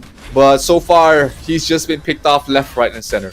Yep, and you can see already 1/3 of the way for the side of Musang King for the Master Sword. Meantime, we will take a look at Zeiss, right? Zeiss already has a Doomsday building towards the Crimson Reaper as well, but it's not enough damage, because as it stands now, the only other damage source is going to come from the Mask of Agony being built by Liv at this point. And the big question is it enough Oh, good pick off there from Snow. Able to pick off Zhong, making sure that he's locked in the corner, not able to back away from his with his mobility and pick him off. So good pick off here from AG. Can they turn this into a tower? Can they turn this into a tyrant? Looks like LGD is going to dissuade them from that, trying to set up an ambush here in the bottom lane and at least delay the attempt. So very well done there by LGD to stop AG from getting anything else. Yep. At this point, they need to put a cap on the growth on the side of LGD, because if it stands as it stands now, right, there's too many people to protect on the side of AG. Yes, you need to protect Zeiss, you need to protect Lift as well. But what happens when Tingling needs to be protected as well? That's the big problem. Yep, I mean, you never want your Tyan to fall early. She gets more value the longer she stays on the battlefield. Mirror Domain pop to try and get the blue buff. It will go towards the way of LGD Musang King. But meanwhile, bottom lane, Xiang doing such a good job pushing out the bottom lane. They do lose Musang King, but looks like they're trying to go for a little bit more. No, Xiang will take the bottom tier 3 though. And I think if you're LGD, you're more than happy with this trade, because like you said, since the first game, anytime LGD lose something, they will get something in return, and that bottom tier 3 was definitely worth the death of Musang King in the mid lane. Yeah, I'm gonna have to take a page out of their book at this point, because if my rank games don't go like that, every trade is a horrible one. And as it stands now, I mean, LGD, they are perfectly comfortable to play very safe, very reserved, because the next big objective is going to be coming out in the next 5 seconds or so. Now it's going to be a conscious choice between the Tyrant and the Overlord as well. And this is going to be the Shadow version, so it's going to be hard. Oh, Lady Zen pops the ultimate on towards Xiang. Xiang down to half health. He's okay though. The shield from Zeb will protect him and make sure that he's able to stand and fight another day. But right now, with the lane pressure on the bottom lane, it means that LGD can fight on two fronts. They can pressure on towards this Tyrant while also letting the creeps push down towards the bottom lane, which means that AG will never have a full 5-man lineup to try and defend this area. They need to push out the bottom lane as quickly as possible and also rotate the members back. Zhong in towards the front lines, trying to dissuade them from getting close. Tyrant down to half health already. Can they get a steal? Can they get a crucial kill theft on towards this Tyrant? It's down to half health. Dharma backline picks up the Zhong. Huge start, good start here for the side of AG, but Snow down to half health. He's in danger. He will fall. JR will pick up the kill, but Arlie, they smell blood. They're looking for more. They pick up Xiang as well. 2-for-1 trade-off. Finally, AG gets something out of terrible start, and they will get the Tyrant. This is a good position for AG. This might be the start of something here, kid. Yeah, finally they make a positive trade for themselves. They will be trading out the Overlord for the Tyrant at this point, as Lift is going to take care of the bottom wave as well. So there's some signs of recovery, right? But at this point, you take the small wins, it's not enough just yet. They're still trailing by about 3,000 gold at this point. 5-4, it's not necessarily a very high kill game, but 0, I think we might be on the cusp of something here.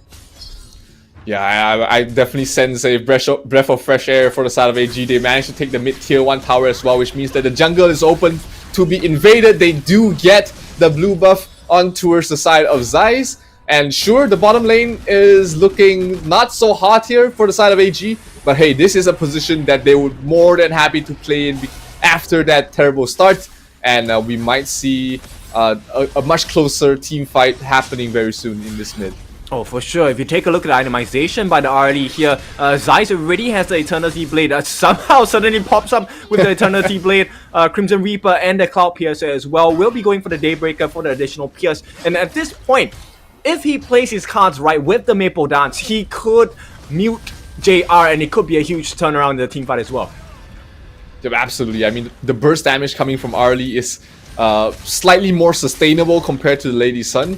Lady Sun kind of needs some downtime between her bursts, but Arlie with the auto attacks is just too much damage to really deal with if you're not able to constantly on the same mirror target. But here, top lane being pushed out by the Shadow Vanguard, and they will lose the top tier 2 tower and the mid tier 1 tower as well.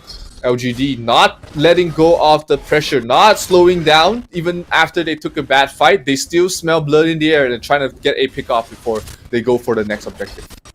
Yeah, but I think we have to keep our eyes on Snow, right? I think Snow has been making such fabulous plays. More importantly, he's actually catching out Zihong, right? And I think taking out Zihong takes a lot of the burst potential, a lot of the fear factor that comes in when you're going up against LGD. Oh, absolutely. I mean, you remove the highest burst hero on your opponent's side before this fight even starts. I mean, Snow would be more than happy to trade his life for that every single team fight, because he knows that as soon as he's done his job, he's more than okay to let his team finish off the rest. Because really, like Dharma, after Flash Ultimate, you're more than happy to just let him soak some damage and just die off. And as long as you're getting a favorable trade, that's always going to be beneficial for you. Yep, and the one thing I really like about the gameplay that AG is offering at this point is they render quite useless at this point, because they just skip him altogether, right? Yeah. Let's not fight the beast. Let's just skip that boss and move ahead to the next level. Yeah, just in a tough spot. Do I stick to JR all the way, or do I want to jump backwards and protect maybe Zihong or maybe JR, whoever's in the backlines to make sure that they survive? And the moment he jumps back, suddenly his front line isn't looking that hot, because once you don't have that shield on towards the front, I mean, Byron, as tanky as he is starting to fall off in terms of the survivability, as that hero does after the laning stage. So Ze is going to be forced to be making some tough decisions. Xiang cannot play too aggressive as well. LGD might need to make some sort of bait play to bait players to jump towards the back and then defend their front, but it's not going to be as easy. It's not going to be as simple as how it happened in game number 1. Yep, they can't exactly group up, because that is a perfect scenario for the Destructive Deluge as well. Right now, we're going to have eyes on LGD attempting this Shadow Tyrant. It's falling low, half its health, 20,000 health left. Yep, and AG did not let it reset. They're trying to get this. Oh, Snow! Get AQ onto Xiang, but it will be the Tyrant going towards the way of the Musang King. But right now, they're trying to sound a retreat there. 4 versus 5 fight, even with the buff at this point of the game, is not something you want to fight up against, even if you have the numbers advantage.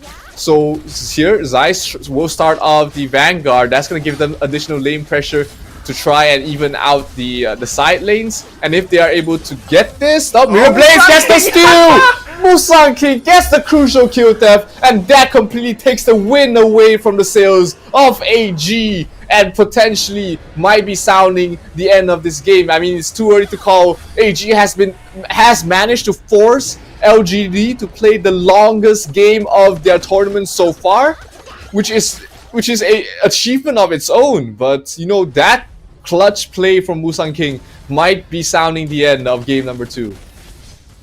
Yeah, it's a big feat to take the number 1 team. Tauda is the number 1 team in the whole tournament for 16 minutes at this point, but they can't do much anymore. So my Asodis will fall. Too much damage from JR there. But they do get a trade on towards Musang King, so 1-for-1 trade, not the worst deal in the world. Jungle for jungle. If you're behind, you take any trade for if you can. Zihong playing on a nice edge here, already down to half health, trying to poke and prod a little bit as well, but looks like that will be the end of the aggression from LGD. They are going to go back to the jungle, wait for the next round of jungle buffs for Musang King to get. But let's take a look at this pickoff once again. Snow going back, going for the kill onto Xiang. Xiang can't really sustain the damage from both the Dharma as well as the Arlie, and he did fall before the fight even happened. Yep, so we see a pretty clear win condition, right? As long as you get Zeiss safely, he should be able to deal a lot of damage. They will be able to win the team fights. And like you mentioned earlier in the game, the team fight potential from AG is scary as well. It's really just about positioning. And if they manage to get out Zihong or maybe even JR in the early stage of the fight, it could be the win condition that they've been searching for the entire game. Yeah, absolutely. AG has so far been managed to play the mid game very well. Not really letting LGD do whatever they want. Has been able to get a couple of crucial stops. Have been able to just slow down the exponential net worth increase that we do see LGD get time and time again. But here, tier 3 tower top lane, one hit by JR and it will fall. Can AG get something out of this? The Zhang Fei able to survive just in time, and they will get something for nothing here. LGD still ahead by 3,000, but net worth at this point in time, this 3,000 net worth is basically zero because Kin we're entering to the late game stages. Yep, and 2 more minutes before the Tempest comes in. They get the lockdown on Musang King as well, but he will be making it out. But here comes the cavalry on the side of LGD. They're looking for the next spike to end the game. Yeah, Snow, not too much commitment from him though. He only did use the flash, so he's still okay to take the next fight if it comes anytime soon here. Myosote is a little bit too deep. I think the damage might be too much, but done very tanky with the tie-in, able to heal him up to full after that as well. He's done his job. He's done his early game aggression, stopping the tempo from LGD, and now he's just the tank in the front lines to set up his team for vision and information. Yeah, but I like the confidence by LGD, right? In moments like this, you would want to be concerned about the primal bond, but at this point, LGD really don't care too much.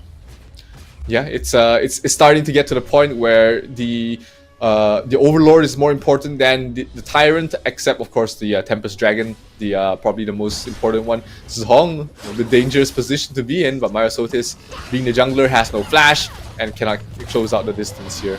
But Zeiss is already reaching critical mass. Daybreaker already completed. He's going to be going for the Sage's Sanctuary very soon, I assume. But this Vanguard going down very quickly. Can they rotate there in time? No, they cannot. Musang King with the damage, way too much for them to deal with. And this will be an assisted push with the Overlord Vanguards towards the mid lane. Yep, LGD have taken all of the different requirements to make the game as difficult as it can be for the side of All Gamers Global. Now we're 20 seconds away before the final nail in the coffin here. Once they take this Tempest Dragon, it is just an inevitable result where LGD should be able to close the game down here. Yeah, AG is forced to defend 2 lanes as well as the mid, and also try to contest the Tempest Dragon. That is a rough situation to be in, and sure, they've managed to get to this late game stage very well with their counter plays and fights, but this might be, like you said, the nail in the coffin here for the Hong Kong side. Down 2-0, not many teams have been able to come back from this position in the best of 5. In fact, none of the teams in this knockout stage has been able to come back after a 2-0 deficit, but AG looking like it's a potential situation for them as long as they take the next 2 upcoming fights smoothly. Yep, and it's a very painful play, right, from the side of LGD, because they actually held on for as long as they can for the Shadow Vanguard as well. And at this point, I don't think they have eyes on Musang King just yet. They don't exactly know where he is. Yeah, on the flip side as well though, LG doesn't know where the Dharma is, and the Dharma has been such a crucial reason that AG has been able to take favorable fights in this late game stage. Now, they have no vision of the Dharma, they only see the Dun giving a lot of information, but Musang King will burst down the Tempest Dragon way too fast. The base going down too fast, it's just gonna be a mistake! One more hit from the Overlord, the Vanguard, and it will fall. The macro play towards the end. LGD, they breathe a sigh of relief because they realized that they didn't have to do anything to finish off the game. Mistakes were made from AG, but LGD will take that win regardless. Yeah, one of the more convincing wins, right? And I think for LGD, the way they won this speaks volumes. It's not even about, hey, we won through a very heavy team fight. It's really just making full use of the resources across the game to make life extremely difficult for the side of AG. So AG, I think they tried, right? But at this point, LGD is just overpowering. They're so oppressive. And based on stats, right? Just based on stats, this is not my opinion, right? Based on the stats, looks like LGD should be able to get a 3-0. But let's not get ahead of ourselves. Let's talk about the game first. Zero, your thoughts? I mean, I think this was a fantastic showing there for AG. Not many teams can really withstand the pressure that LGD brings in the early stages of the game. But not only did they manage to just essentially stop the tempo from LGD to try and end the game fast, but they managed to hold on towards the late game and push LGD to a time where they've never even met in this entire tournament so far. 20-minute game. LGD never even seen the Tempest Dragon spawn so far, but AG, I think it was a fantastic showing for them. They've definitely been able to learn from their loss in game number 1, and even though right now it is a 2-0 lead for LGD, I mean, I think AG might have enough information to make game 3 very interesting for LGD. Oh, for sure. You know, the one person I'm really interested to see is actually on the side of Snow, because Snow did so well against the lineup of LGD. He was one of the saving graces for the side of AG that's managed to pull them all the way to the Tempest Dragon timing. Right, so with the Sky Dome, Curaçao Savagery, Starbreaker, Exo Torment, and with the Frost Sky Embrace as well, he manages to burst down Zihong and Xiang a couple of times. JR's positioning, as we all know, has been spectacular, very clean, 2-0-1. And at this point, the itemization, I just want to highlight that Venomous Staff making a lot of sense for both these teams, right? We have the Venomous Staff coming out from Tingling here. Main point is to just lower the shield values on the side of LGD. Of course, with that being said, the shield values from LGD is decent, but the damage is even more insane. And if you take a look at the itemization by Zihong, full damage build, I don't think anyone would have been able to stand up against her. Yeah, if it wasn't for Dharma being able to pick him off again and again at the start of the fight, we might see Zihong breaking the 100,000 damage dealt mark, but he was essentially stunted there by Snow, always been able to pick him off in towards the back lines, give themselves a good position to take any sort of team fight towards the mid and late game stage. And, you know, unfortunately for AG, towards the end, they sort of fumbled a little bit, trying to defend too many things at once. I mean, that was the situation that LGD put them in, so you can't take that away from LGD as well. They played the map in the late game very well, and they still got the win in the end. Yeah, so if you take a look at the damage taken, right, from Myosotis, I think it tells a very perfect story of the draft being the issue here for the side of AG. I think execution-wise, we've already seen people like Snow show that, hey, there is benefit, there is merit towards the Dharma pick in the first place. But at the end of the day, they could not get the situation and positioning right in such a way that, you know, really alleviated the stress coming in from LGD and putting Lift in a much better position to compromise for the kills as well. Yeah, let's take a look at the goal graph for this game. It's gonna be a not a very snowbally game. If you look at the net worth, it's never gone past the 5,000 mark, and at every point of the game, AG always look like they are able to take a fight despite having that net worth disadvantage.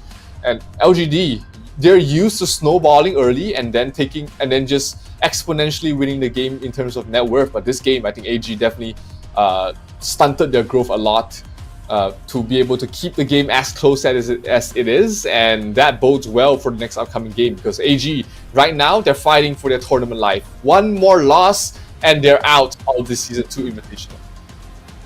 Yep, so one of the things we need to talk about is the MVP of the game as well. Let's take a look. Who is the most valuable player? It is going to be Musan King with the Ting as well. 49,000 damage dealt, as well as the corresponding 45,000 damage taken.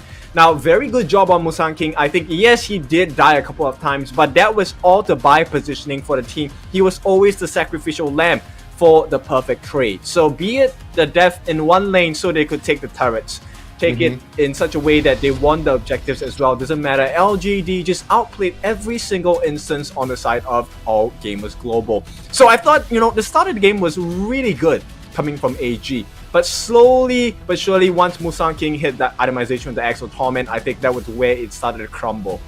Yeah, absolutely. It's it was a fantastic start there for LGD, getting towards that 3,000 net worth very quickly. But AG, to their merit, was able to slow things down with a couple of crucial pickoffs like this. Snow on towards the Dharma, they pick off Musan King over here.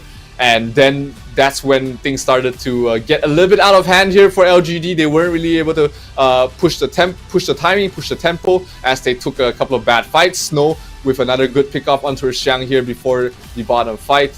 And it was if it wasn't for Musan King, the MVP, with stealing this exact moment, if it wasn't for Musan King, I think we might be seeing a completely different outcome of the game. But crucial steal on towards that Shadow Overlord, and they were able to finish the game off with that tempo stopper on their side. Yeah, and if you take a look at it, like the positioning on the side of the team, it was just much better, right?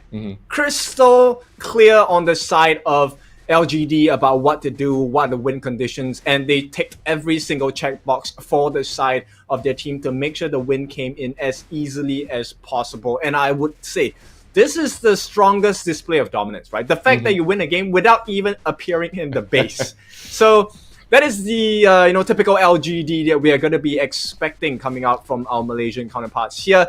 As we head into the third game, Zero, your thoughts? Can AG take one game off of this series? I mean, AG has been improving throughout this series. Game 1, it was classic LGD with their stomp. Game 2, you do see AG being able to find chinks in their armor, being able to slow them down and be able to take the fight to the late game. Now, if AG was able to have a little bit a better draft, I would say, or even if they were able to take one good team fight towards the end of the game, that might have been a completely different outcome overall. But I think this might be this might be the chance that AG might find a way to break the armor of LGD. All right, now there's a lot of things we need to consider, but the first thing we need to consider is that we would like you to help us with the voting as well. We are going to try to be the mobile esports game of the year for Honor of Kings. So all you need to do is to help us out. Go to esportsawards.com, drop that vote for us, and we hope that we will be able to top the chart as well, as strongly as LGD has been doing thus far. Absolutely. I mean, the Honor of Kings competitive circuit globally has just been released just this year, and it would give a lot of confidence and would mean all the players and all the staff, all the support staff for all the teams if we're able to get the Mobile Esports Game of the Year award. And of course, to give all you guys something back as well, if you subscribe to all our social media, be it YouTube, Facebook, Twitch, be in a Discord group, a Discord channel, or even on Instagram, if you follow and share all of our social media platforms, you stand a chance to win Infinix gaming gadgets and also permanent skins, rewards, good gaming phones, watches, so many that you can pick off as long as you be a part of our social media.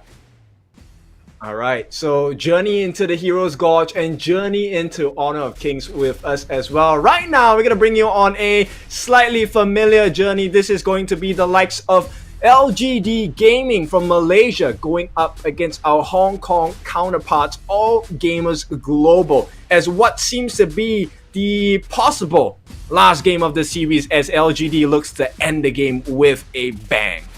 Yeah, with a bang indeed. They've been pushed to the longest game they've had in game number 2. So right now they look like they want to clean up their act a little bit here and try and end the third game as cleanly as possible.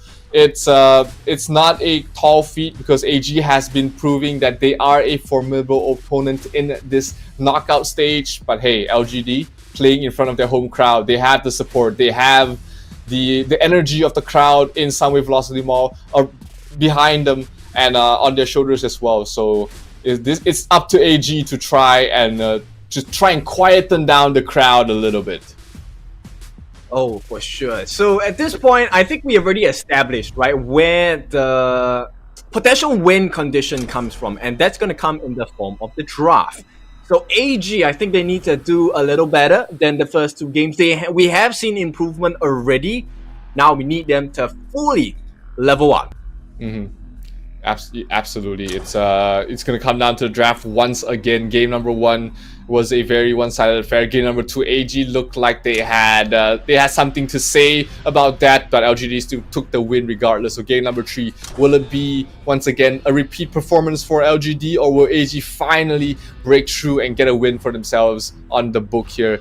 Mai and Heino banned out from the side of AG, and LGD take out the Dun and the Da Qiao. Da Qiao, as we all know, one of the familiar bands across the entire series, and I think LGD recognized what the initial problem was, right? I think Miles Otis, regardless of how the game went for him, he did soak up plenty of damage. So this is a good ban, I feel. And at this point, AG really deals with the problem. I know definitely something they don't want to fight against, and with the reset for the Fate Rewind and whatnot, and they do get their hands on the RLE, so this is a pretty decent start. You have to get their hands on the RLE. They lose the Lady Zendo to the side of LGD, and they manage to pick up the Zhang Fei as well. So a lot of team fight here for LGD. with their first 2 picks. AG does get their hands on the probably the highest tiered marksman on the early, and they pick up the Mayin, which has been banned in the first 2 games of this series. So AG finally gets their hands on it. Interestingly, I think they picked the Princess Frost. If I'm not wrong, Princess Frost's percentages for winning hasn't been the best. If Not really. best is even a word to consider when we have seen Princess Frost appear on the Hero's Gorge during the group stages as well. Yeah, absolutely. I mean, in Season 1, Princess Frost was the hero to pick in the mid lane, while in Season 2, it's been shifted towards the poor man's Princess Frost, as we did say in Season 1. Now Lady Zen is the has become meta, and Princess Frost has fallen behind ever so slightly. So it's interesting to see both of them in the battlefield at the same time, because we talked about how similar their kits are, what similar roles and utilities that both these mages is able to provide to their team. So we get to see the best of both worlds here, with the Princess Frost on the AG and the Lady Zen on the side of LGD. Now, which one will have a better outcome for these teams? Well, I think at this point, what could have made the draft a little bit better has already been taken out by the side of LGD. The Dolia ban and the Mortar ban are extremely potent, because Dolia with the Celestial Melody, right, will be able to reset the outies of Princess Frost, meaning a double winter is here. That's going to be quite painful. At the same time, the Mortar actually complements Princess Frost as well, really well, because with the Cannon Blast, the stuns, it makes things easier to land that Frigid Prison as well. So clever bans by the side of LGD to kind of stifle the potential of the draft from AG. Yep, absolutely. It's definitely going to come down to just a couple of plays. Without the Moses here, they do have the Sunbin though, which we talked about how oppressive he can be in the fights with the silence that can stop the Lady Sun from making an escape. And LGD going back for the Menki in game number 3 here. They do have the Sunse and Menki, so we might be seeing a very aggressive, which has been how LGD has been playing, right? Very aggressive, very in the face. Sunse absolutely perfect for that role. Menki as well has been played in a very aggressive fashion, and double smite should be what LGD is going to bring to the table once again in this game. Oh, for sure. It's really like a lawnmower mindset, right? Where they're just gonna all over you at this point. And so we head into the potential last game of the series here. AG versus LGD Gaming from Malaysia. Let's see how this is going to turn out. Absolutely, the potential last game here for all gamers global in the Honor of Kings Invitational Season 2. Can they extend their journey here? Can they force LG to a game number 5 or even a game number 4? Or will LGD make it a pattern in the Rock knockout stages to finish off with a 3-0 sweep? Let's wait and see. I mean, LGD, they've got everything they need. They've got everything they want to finish this game fast and early. But if AG has anything to say about it, is that they have been learning as the series progresses, and this is one of the best opportunities to force us to a game number 4. Yeah, this really is like a final year exam, because if they don't do this, they fail, and essentially they get expelled out of school, right? So at this point, AG, they need to figure out how do they now pressure the jungle on the side of LGD, and even if they don't, can they take an early lead in the number of turrets? And right off the bat, LGD already stealing the first camp of the game. Yeah, they're doing the same thing as they did in game number 1. Put the mage in the bottom lane, put the marksman in the mid so that they can clear the way fast, and then help out in the jungle invades. That's been working out so far for the side of LGD. They didn't do it in the previous game because the Dun was just so hard to fight in the first few minutes of the game. But against the Kaiser, it is much easier to do so. Yeah, but this is also why Arlie is banned out most of the time, right? Arlie's kit allows you to really dive in a little bit deeper than you normally can with the traditional farm lane and get a bit of damage, right? So Zihong actually didn't really have the best time going up 1v1 against Zeiss. Yep, top lane rotations are coming in from Menki, but Devil there rotating up towards the top lane. Perfect rotation from him, stopping any further aggression from the Menki, as well as the Sun Tzu. That means the Snow is able to survive and continue defending the tower. But Princess Snow, the hero that we've been trying to talk about as the poor man's Lady Zen in Season 2. Hasn't been really seeing her much, but her CC is just so much better in the late game, personally. Just because that, you know, you can dispel the slows, but you can't dispel the roots coming from Princess Frost there. 1-2 and out, slow them down first before setting up the Frigid Prison, and then the ultimate is always such an oppressive skill. Much bigger area compared to the Lady Zen. Yep, this is the beginner's combo. Oh, here we go. They're going to chase in. Not going to be able to get the kill just yet, as Snow gives them a little bit of a taste of their medicine, right? Like I said, I think Princess Frost, yeah, that combination is great. That's a very basic one. So 1-2 into the ultimate. I like that too, but I prefer the 2 ultimate and a 1.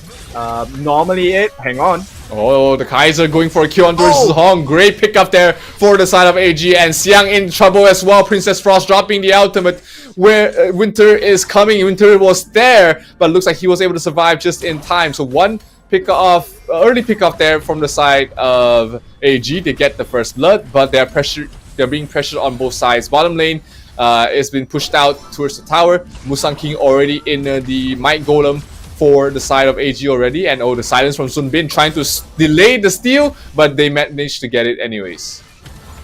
Well, I'm just gonna challenge your idea of the poor man's Lady Zen, right? I think Princess Frost is pretty good at this point, right? And based on what's happening from the side of AG, I think this Princess Frost is doing a decent job at delaying the game for the side of AG. Absolutely. The ultimate is much easier to land the roots as well. And my personal favorite combo is actually out 1 and then 2. Just the out being able to set up the slow easier, and then you can get him in the freeze later on. But, you know, personal preference, many ways work as long as you land the root on the second skill, right?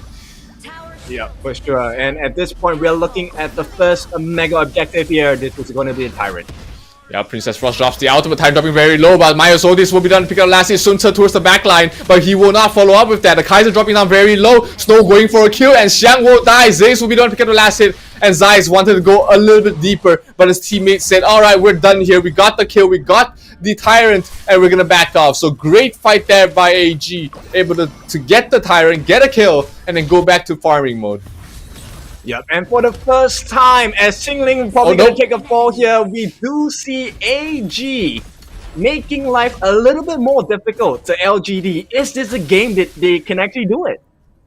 This early game is as good as it gets here for AG. The tempo from LGD has been essentially stunted, and you know, Menki is one of those heroes in the jungle that falls off towards the late game, but Myosodis on the Kaiser, he does not fall off in the late game. He's still that tanky bruiser, very sticky in the front lines, and he can soak up so much damage towards the late game stages as well, while also providing that additional damage to his team. Snow trying to slow down Musang King here, but bad position. He has the red buff, which means that every attack he's going to be able to slow you down and do a bit of damage towards you as well.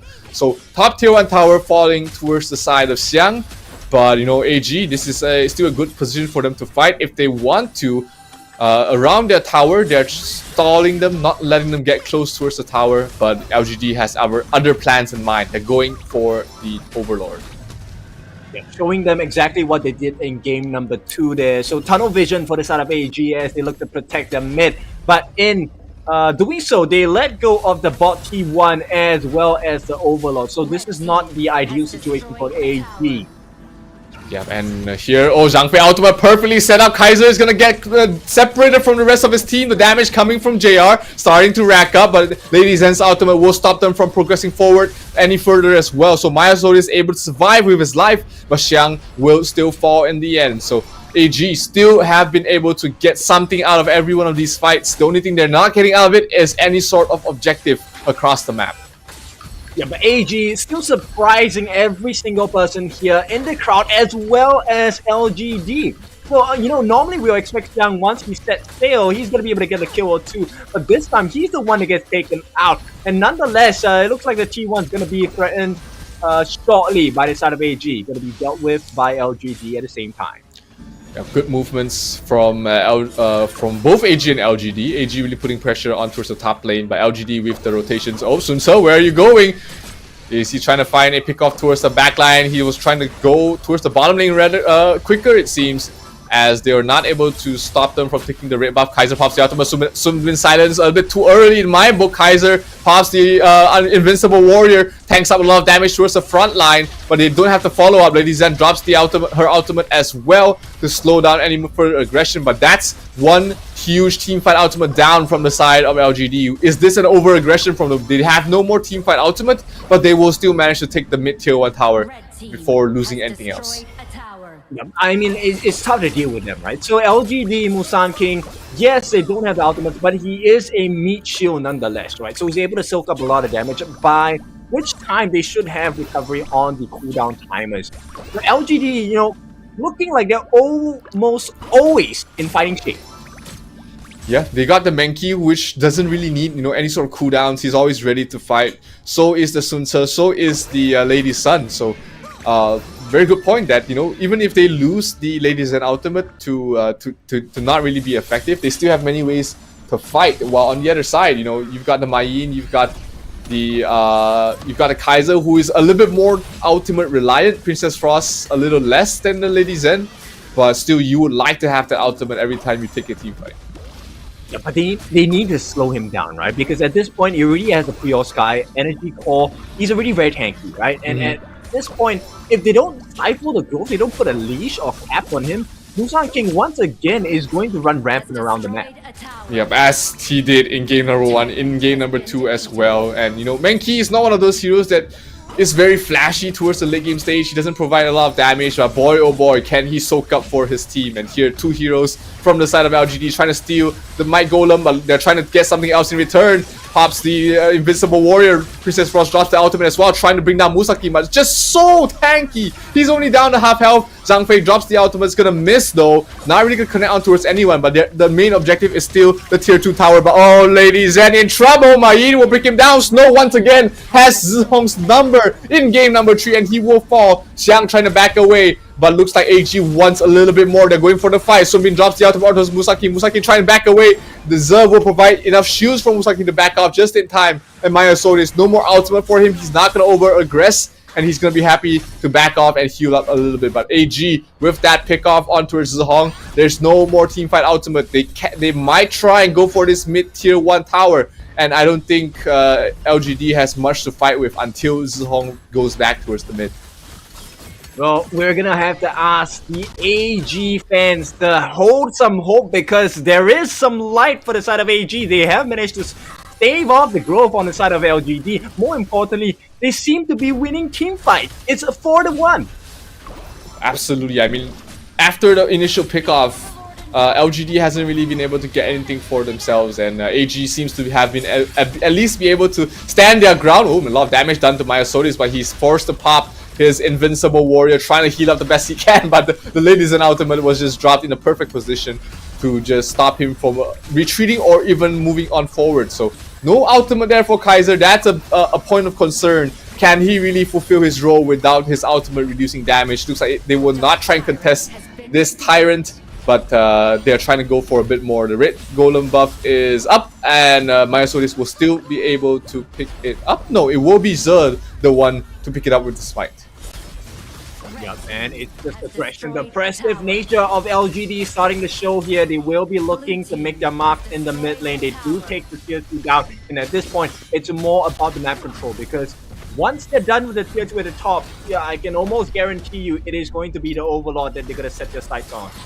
Yeah, position is perfect. Maya Solis waiting for the ultimate. He doesn't have the Pure Sky yet, so he's gonna have to rely just on his ultimate to try and survive. Tier 2 tower towards the top does fall. JR is already starting to pack a punch on that Lady Sun, and with the protection of Ze on that Zhang Fei, he's gonna be very tough to deal with. Silence comes in. They want to try and pick off the JR before the fight even starts, but it's not going to be enough, because Zihong with that defensive ultimate will be able to keep them at bay. And now, like you said, they're going straight for the Overlord, and that's going to help them push up to the high ground. Yeah, I think they're going to be a bit more patient at this point. Allow JR to really hit the final spike of his arm, right? He's almost left with the last, second last item here, going for the Blood Reaper, and probably Sage Sanctuary as the last defensive measure. I think LGD normally play quite safe regardless of how aggressive they are. And this might be the final fight of the game. Liv gets caught. Oh no, Liv, the Zhangfei ultimate did slow him down, and he has the Sun Surge going towards the back line. He's gonna get a kill on towards Liv. Musang King will be the one to pick up the last hit, but JR will finish off Myosodis as well. Xiang barely surviving. Zeiss will fall as well. Mayin trying to do the best he can, but snow will melt towards the side of LGD as it's gonna be a 4-hero kill. Qinglin, the last one to survive to try and defend against this, but 4 versus 1 on a support. The Sun Bin ultimate will not connect on towards anything. This tower will fall, and this will be it. Malaysia has a second team in the top 4 of the Honor of Kings Season 2 Invitational as they will finish off this game in style. 12 minutes 30 seconds. LGD will move on to the top 4. Alright, celebratory set sail there, circling around the crystal. Right now it's all about the sportsmanship. Congratulations to the second team of Malaysia, LGD Gaming, making it through to the next stage in the semi-finals. They will be meeting Loops. Is it Loops? No, It's not Loops. They'll be meeting Team Secret. Yeah. They will be in for a treat in these in the semi-finals, but still props to AG. A fantastic showing against LGD, but let's see what the winners have to say about it. Ladies and gentlemen, it's LGD and Chu on stage with the winners interview.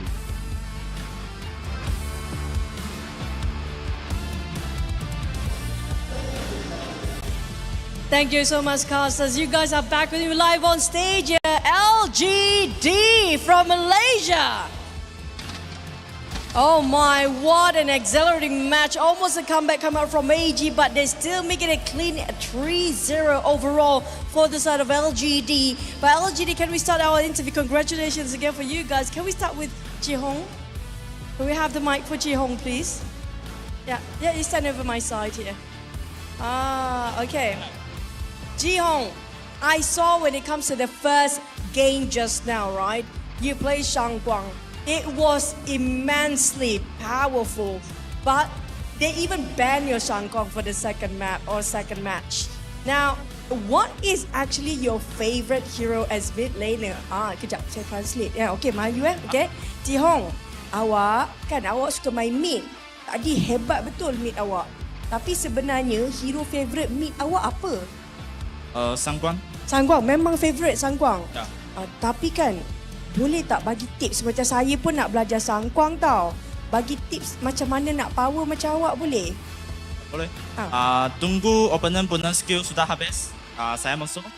Jika ada durian, saya boleh masuk susah. Oh, macam tu Saya pun baru tahu. Okay, I did ask him how to play a good Shangguang. His favorite is actually Shangguang, and actually how you play Shangguang, it's based on your skills. You have to play a bit more reserved as the Shangguang mid player. You have to wait for the opponents to finish off their skills, then only you can actually power back or just push it in.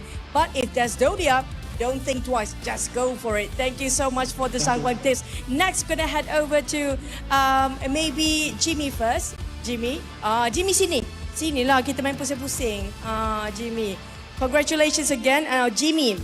Now you saw how your teammates actually perform, right? And it's quite an immense game, a very, how do I say, a lot of team fights. And now, whenever you see your teammate or whenever you guys in a condition where you lose a fight, how do you come back from the fight as a team? Now, kita tahu kalau tengah main game ni kadang-kadang stres dia lain macam kan, tertekan sikit. Bila keadaan korang tertekan tu, bila tim korang dalam keadaan tertekan, macam mana korang punya komunikasi untuk comeback dalam game tu? Macam mana dalam keadaan tu? Korang fikir apa, rasa apa, cakap apa? Tak apa, fikir dulu, kita ada masa. Tak apa, try je. Kalau tengah kalah macam mana? Cakap apa kat teammate? Jayo ke apa ke?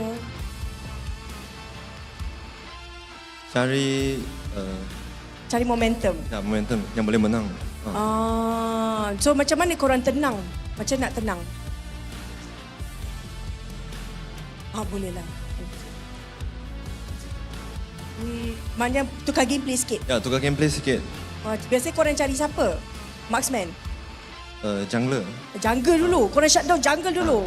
So I asked them, how do you actually try to come back? Because just now from AG, things are so intense. I feel like they might actually losing. But what would they do to come back in the game? What would the team do during the very critical moment? So you mentioned that they try to calm down a bit, try to slow down and try to find any way to come in, and they try to aim for the opponent's jungle first. And last but not least, can we have the coach coming on all the way? This can be Joker. Thank you so much, Jimmy. And okay, Joker, ini soalan last. Okay. Sebagai seorang coach kan, macam mana Joker bagi pep talk sebelum start tournament biasanya? How do you give your team pep talk before the start of every single game? Because they are so disciplined. Yes. Actually saya ada cakap apa-apa sebab dia orang sangat confidence. Ya, just bagi dia orang enjoy the game. Sebab kita 5 orang ni sudah main kite team sudah lama. So dia orang memang ada itu chemistry. Ya, chemistry lah. So actually sometimes dia orang tak perlu cakap apa. Dia orang tahu sudah nak buat apa. Wow, soulmates. Ini next level soulmate. 5 orang soulmate terus. Campur Jimmy pun 6 sekali soulmate. So basically, when it comes to the pep talk pre-show or pre-tournament, I asked Joker what would he say as for the teams as a coach. How do he prepare the team to have them, they're a bit of a boost of morale. But so far, they don't need any. They know what to do. They're so confident. They're pretty much in sync without using any word. We talked about the language of game. I think you guys displayed so well. But last and not least, for your fans out there, especially Malaysian fans, you see so many Malaysian fans. Have you any words to say for your fans who've been cheering for you since day one?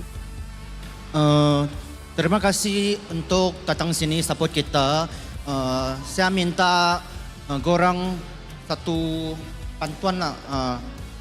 Sunday come again and bring our jalur gemilang. We're looking forward for Sunday matchup for the side of LGD, but we're done here. Congratulations again, LGD of Malaysia. Back. Just remember to bring the national flag of Malaysia when you come down to watch the quarterfinals, the semi-finals here in Sunday, because you're gonna be able to support 2 of our Malaysian teams, which is LGD as well as Team Secret, as they're trying to make their way to the grand finals of the Honor of Kings Season 2 Invitational. But what a series here, Kin! What a very absolutely close series. It doesn't feel like a 3-0. It feels like all gamers global might have been able to take a win or 2 away from LGD there. Yeah, but almost never counts, right? That's the unfortunate truth in competition.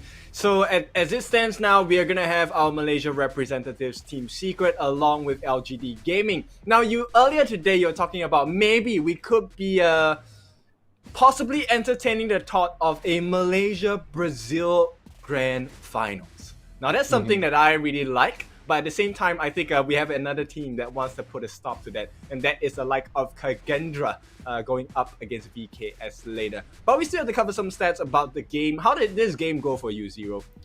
I think this game, AG started off a lot better than they did in game number 1 and 2. They didn't need to really, take any sort of dangerous fights. But, it's just been the classic LGD. They lose someone in top, they're going to get something else done somewhere across the map. So it's just better macro movements there for LGD, being able to keep themselves ahead, even if they lost members, even if they tried to invade the jungle and lost and failed to do so. They've still been able to find something, another objective across the map, always keeping themselves ahead. And their mid and late game itemization and team fight was just better. Oh, for sure. Now let's take a look at LGD.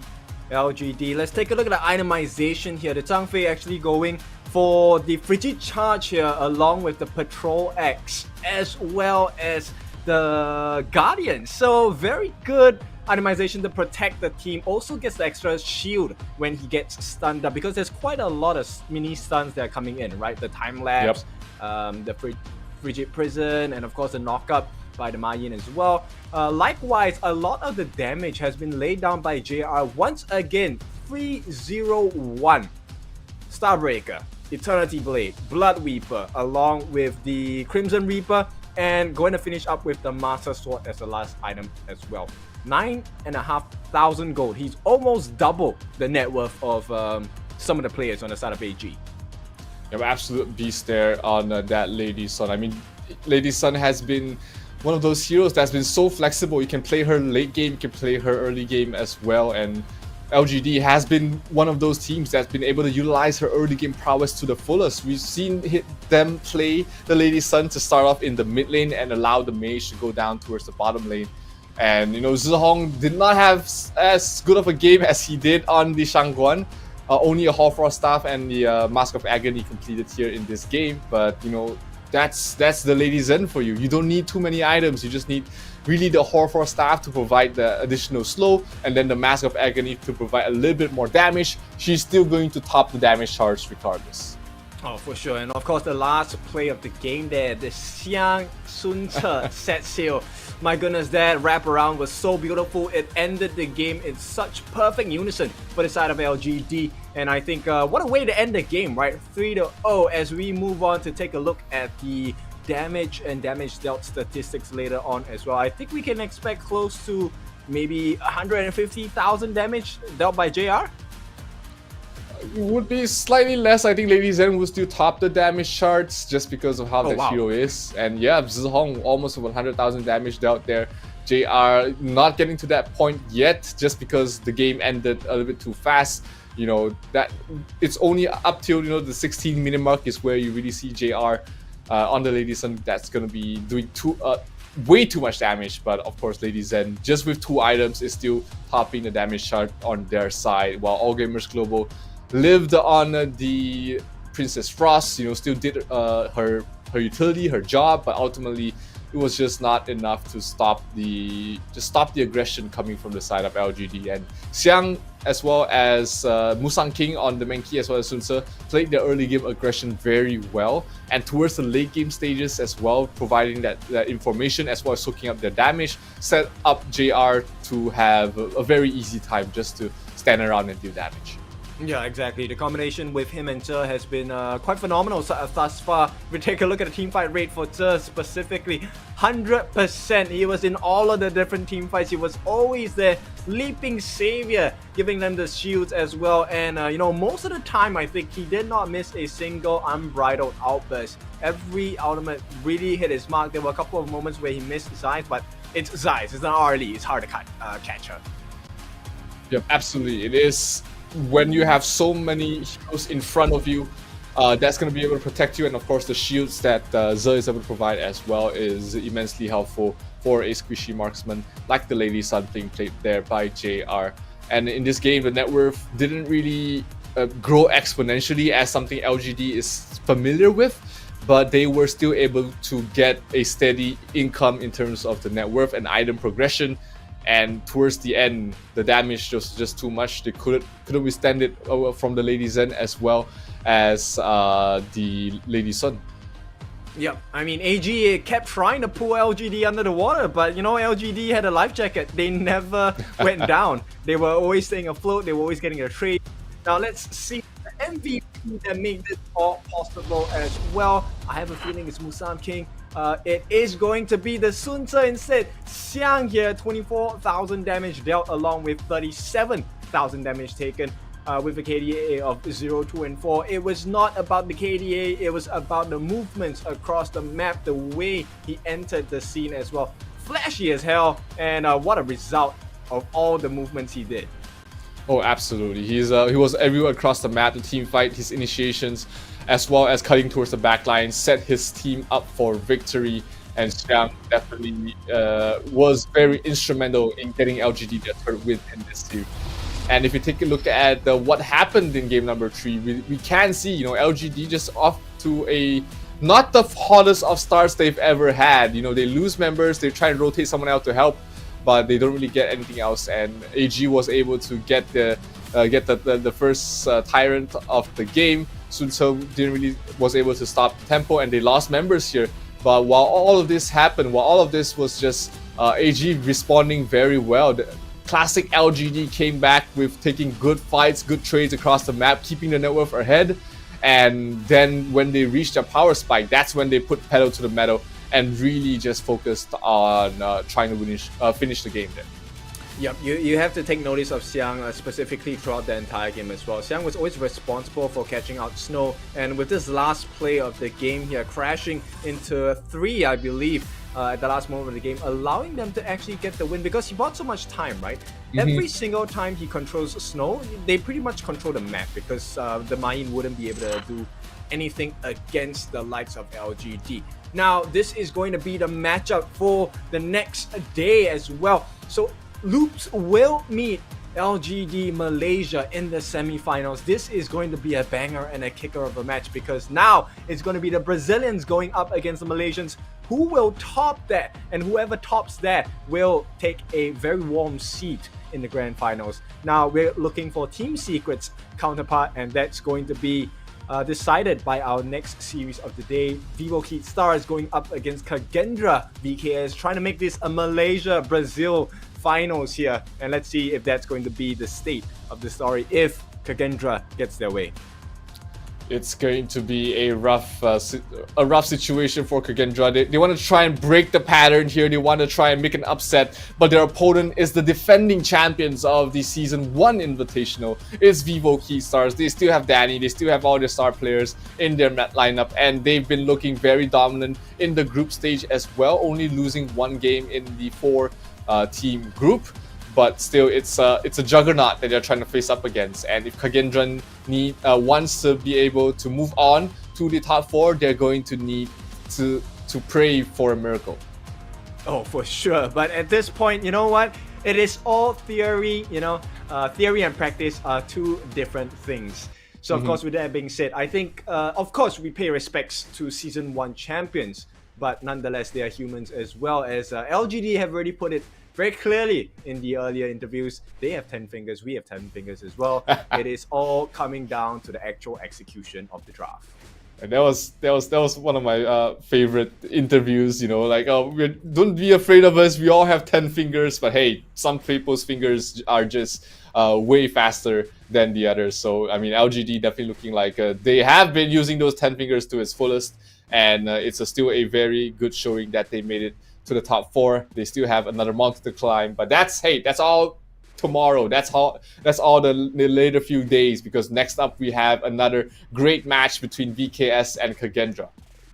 Yeah, so thoughts on this? I mean, okay, VKS, let's talk about it realistically, right? I think Kagendra, I think they do have some potential in them. But yes, they are going up against Season 1 champions, and there is a reason why they're champions, right? Dani, Nyap, these are some familiar names we've already seen from Season 1. I think based on the team synergy itself, VKS is a team that is very scary to go up against. And having the experience of going up against so many other teams and, outlasting and beating them all down to win the first season of Invitationals, it really is a very tall mountain to climb.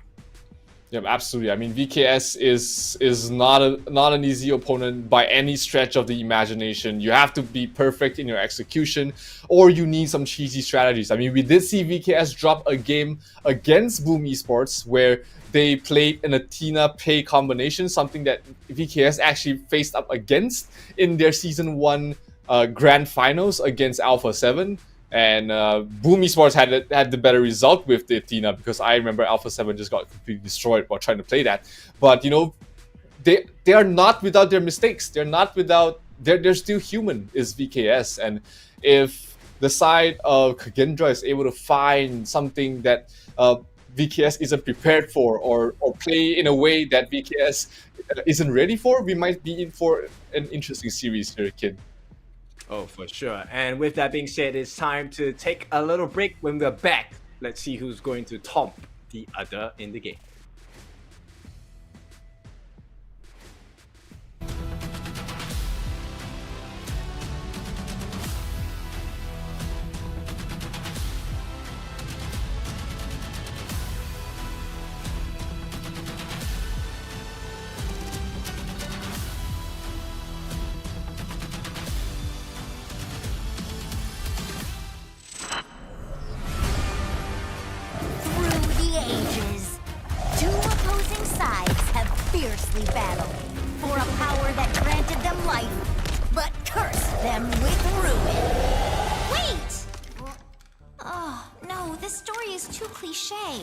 Maybe we can find inspiration from other stories.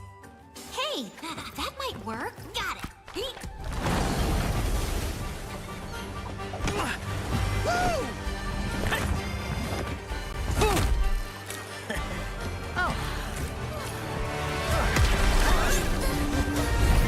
This story is adventurous, but lacks excitement. How about this one?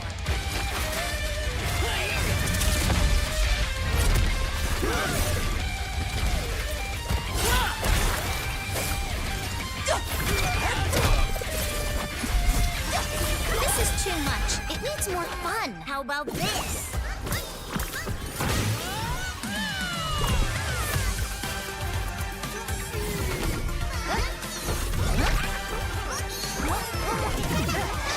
That's enough!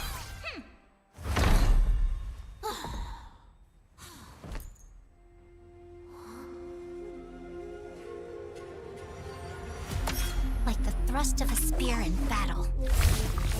No one can tell my story but me! I'm born to stay, It's my chest and my bonus play. Can't be late, won't hesitate.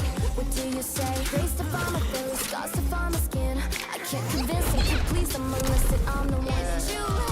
Doing it for real, I found my goal. From the ashes, I go the game. Flow with a rumble, make them crumble, make them run. Baby, it's go time. Now can you dance how I rise? An inspiration, I know how. The one who go bug them up, nobody gon' do it. Facing our peers, we don't think we just move it. No, we the best, so we don't gotta prove it. Somebody test me, I swear I'm gon' lose it. I got a trophies on this boom and illuminate. Another day, another win. You got the power to turn it around. Ain't got a champion, get me fast. Calling out for the game. There's no time. Won't you yell out my name when I sing? Let's talk about it.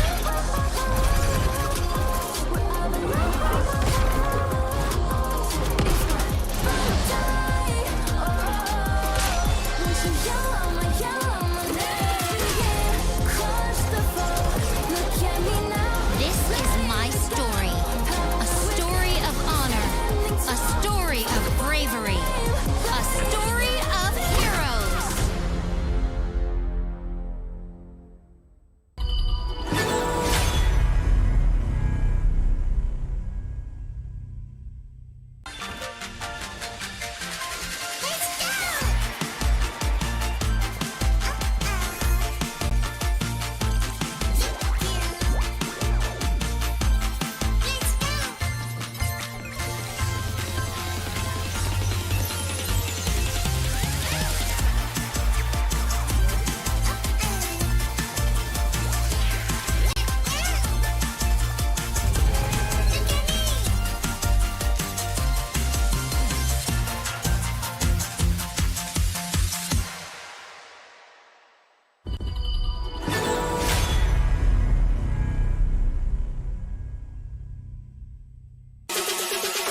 All I need is a target.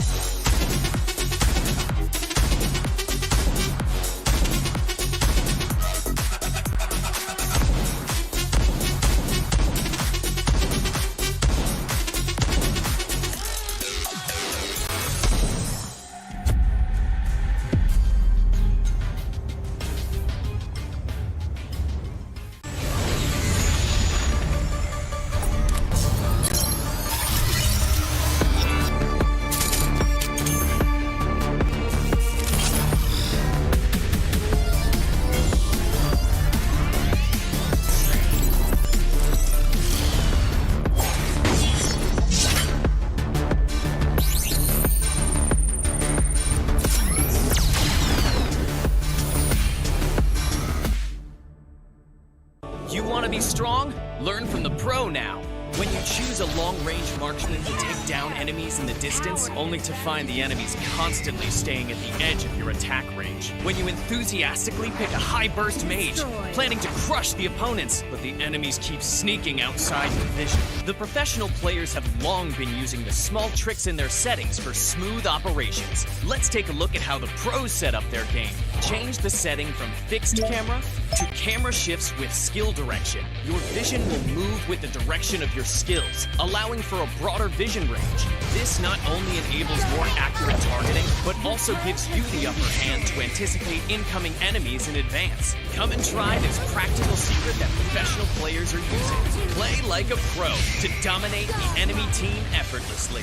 Learn from the pro. Learn more from Honor of Kings Global Esports.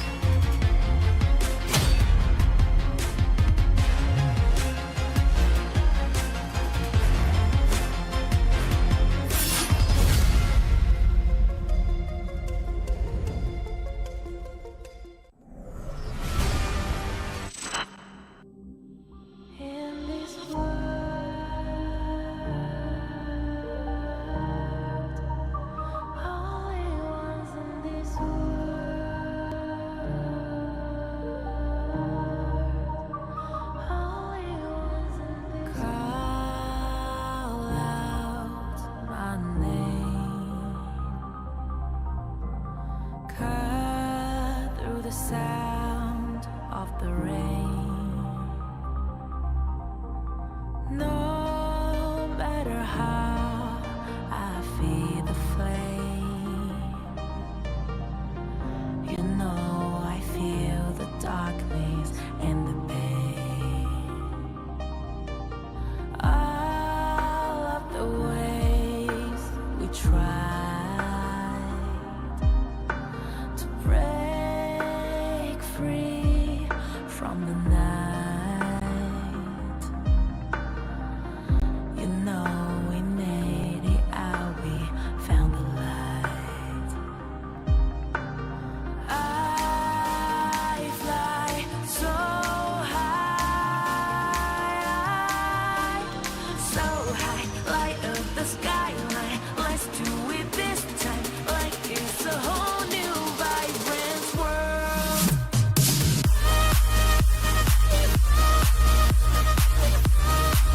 Like we're the only ones in this world.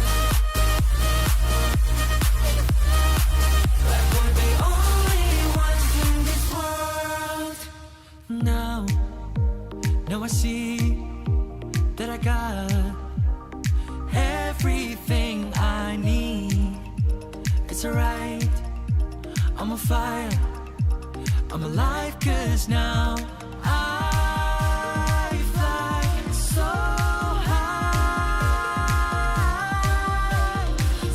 high, light up the skyline. Let's do it this time, like it's a whole new colorful world.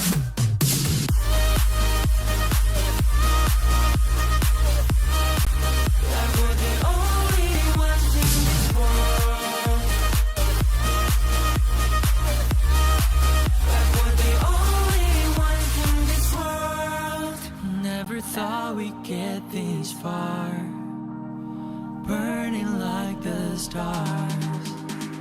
How we get this far, like we're the only ones in this world.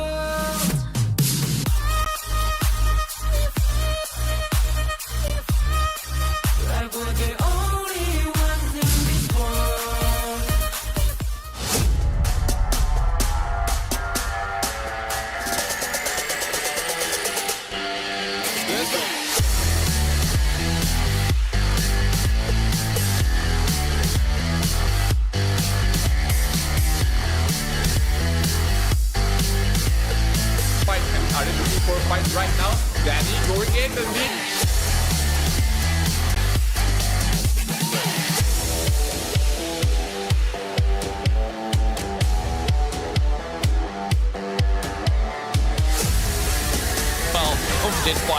Fang Du in the open. Time damage from Danny as well, taking up the win sheet as well. Niap is looking.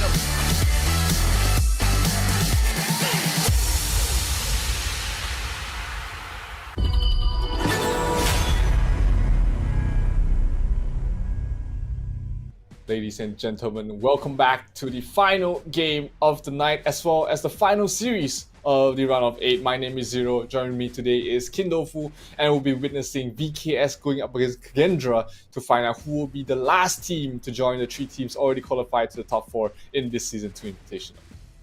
Yeah, for sure. Kagendra, of course, looking to set the stage a little bit more different, right? Of course, VKS aiming to put it as a Malaysia and Brazil grand finals as we head into the final days itself. But if Kagendra has anything to say about that, I think it's going to be a slightly different story. Yep, absolutely. And of course, all these players are already qualified for the Esports World Cup. They are the top 8 that will be representing the region and the world to qualify to try and fight it out there for a much bigger prize. Of course, this collaboration brings our teams one step closer to the most anticipated esports event of the year. So make sure you keep your eyes up on this tournament and of course the EWC action that will be happening very soon as well. Oh, for sure. Now, if you experience being like a pro player, you can try the Infinix GT20 Pro as well. Another benefit is that you get to watch your games in 120 FPS. Now, be it winning or losing, nonetheless, it's always nice to have a nice frame rate as well. So if you're interested, do check out their website to look for more information and maybe purchase the phone as well. So Infinix GT20 Pro, get your hands on it today. Yep, absolutely. And these players on stage, they are already using this phone, and you can see how well that these teams have been able to perform. I mean, LGD, absolute monsters. VKS, our upcoming match as well, has been absolutely dominant on that. They did lose one game against the likes of Boom Esports in the first day of their groups. They did eventually win out that series, but still, you know, it goes to show that even the defending champions can bleed. Oh, for sure. So in this case, I mean, are we hinting at Athena again from the side of Kagendra? I mean, that's the only hero composition that's won against the likes of VKS so far. So the numbers don't lie. If you lost to it once, that means that you have a 100% lose rate against the Athena. I don't know. If someone is good with numbers, I think that might convince them to pick up the Athena. But you know that the Athena is not like a very meta pick at the moment. Oh, for sure, you know, but whatever works, right? That's the name of the game here. As long as you get a win, a dub is still a dub. So Kagendra, of course, hopefully they're able to show us a little bit more creativity.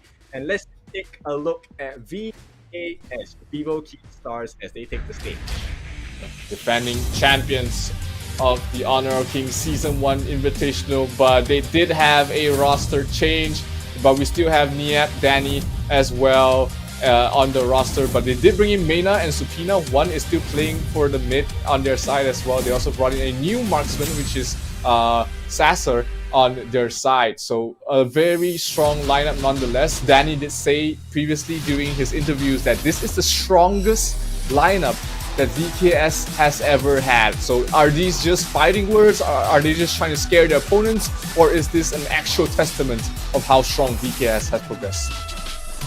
Well, I mean, at this point, it is the reality of the situation, right? VKS, they haven't looked any lesser than what they have performed in Season 1 as well. And you can see taking the stage full of confidence, 5 representing players from the side of Vivo Key Stars as they look to put their mark upon the stage against our Indonesian boys here.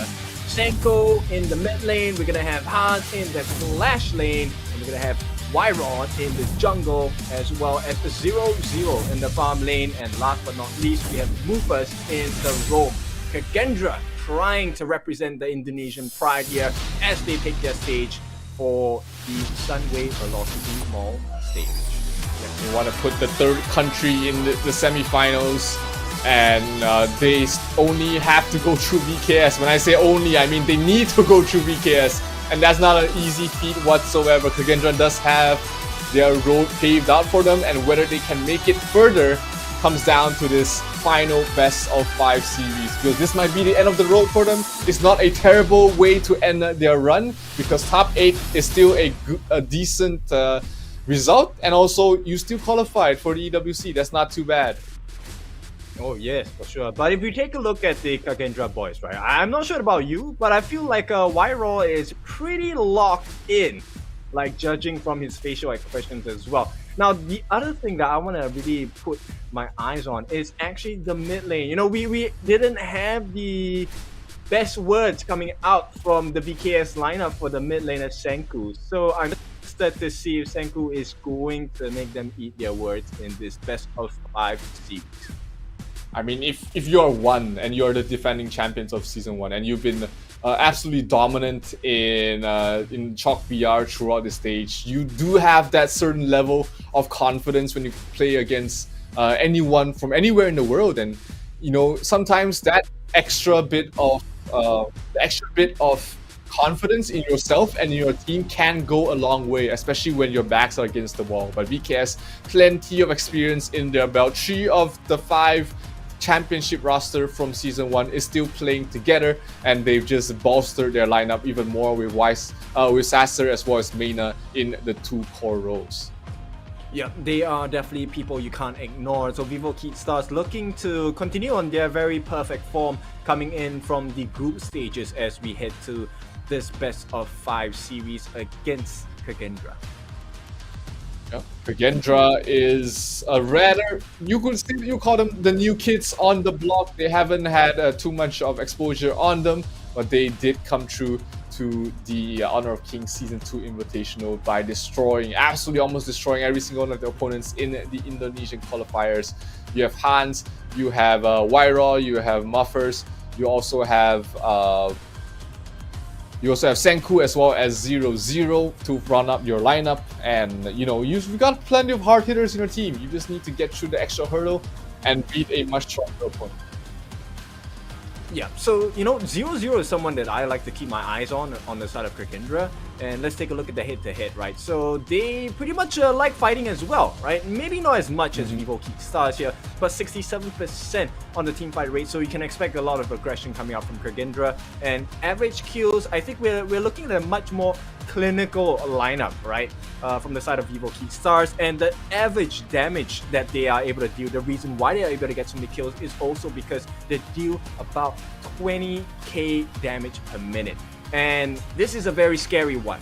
The first blood rate is 86% coming in from our Brazilian Kings here, VKS. Kagendra, of course, haven't been able to get that first blood just yet. But you know what? Anything can happen and things will change. And you know, this statistic also just shows that getting the first blood is not very important. Kagendra still made it to the top 8, never getting a single first blood in their entire squad. Sure, you know, it feels good to be able to open things up with a kill, which Vivo Stars have been doing very well, but it's not the be-all end-all of the game. You still have to perform from the laning stage, from the early to the mid to the late game, and then try and win from there. Yeah, that lady there wanted to step off the stage, got caught.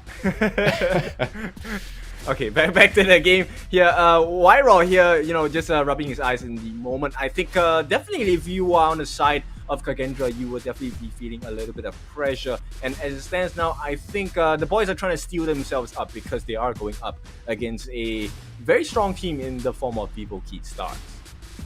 Absolutely, very strong team indeed. You don't become the defending champions by luck. There's so much work put behind it. There's so many things that you have to go through as a team, as a player in general. So they have the experience. They know how it is to feel like playing from behind, and they also know how to play ahead and win the game. VKS, not an easy opponent for Kagendra, but hey, Kagendra has shown flashes of brilliance throughout the group stages so far. Their coach is going to come in huge in trying to keep themselves, their morales up, to keep their team in check, and he's going to be absolutely crucial during the first pick and ban phase. Oh, for sure. I think we don't really talk that much about the coaches, but I think the coaches play a very pivotal role in the teams as well, right? So he or she will be the one that kind of lays the foundation down for the team in terms of not just the draft, but their emotional and mental state as well, right? Because they will be the ones responsible for giving them the tools, they give them the paintbrush, they give them the paint, they give them the canvas, then it's really up to the players, right? After they have been given everything, to paint the victory path for themselves. Yeah, Su Hong, the youngest coach in this entire tournament. He's only 19, and he's having the responsibility of helping these other young players to try and win against VKS. That's not a position that I envy any coach to be in, but hey, you know, he's been doing a great job so far, and he just needs to keep that up for the rest of his team. Yep, and that speaks volumes, right? To be able to maintain a team at a certain standard and a certain level for an extended period of time, and even going up against, you know, teams like VKS, it really puts you in the perspective that, hey, this guy, he does have the substance, and hopefully the team will be able to make sense of what he gives them to secure at least a win, right, in this best of 5. Yep, at least, you know, one step at a time. You know, you take every win you get, you play one game at a time, and hopefully that's enough. But on the flip side as well, VKS, they have who is essentially the most popular coach in the entire Chalk BR. They brought in Joko in replacement of Julio as their previous coach. So he is very integral in the team's success so far, and he's going to try and get one more win in his belt to try and move VKS to the top 4. Yeah, so they're gonna try with the first few bans here. Lady Chen along with the Dole are gonna be taken out on the side of VKS. Flip side, Kagendra gonna be taking out the Haidor and as well as the Arlie, which leaves the Mai open in the first phase picks here, and Nyap is gonna snap that up. Yeah, one of one's best signature heroes in the mid. He's definitely had plenty of games in his belt, plenty of wins with that hero. So make no mistake, I mean, Lady Zen banned out. Next best mid laner is probably either the Heino, which has been banned out by Kage, or the Mai Shirnui, which has been seeing very great success on anybody's hands. And they're going to pair it up with the Moz as well in the hands of Mena. Very lethal combination. Long range stun followed by long range burst from the Mai, and usually they are able to find very good success with each other.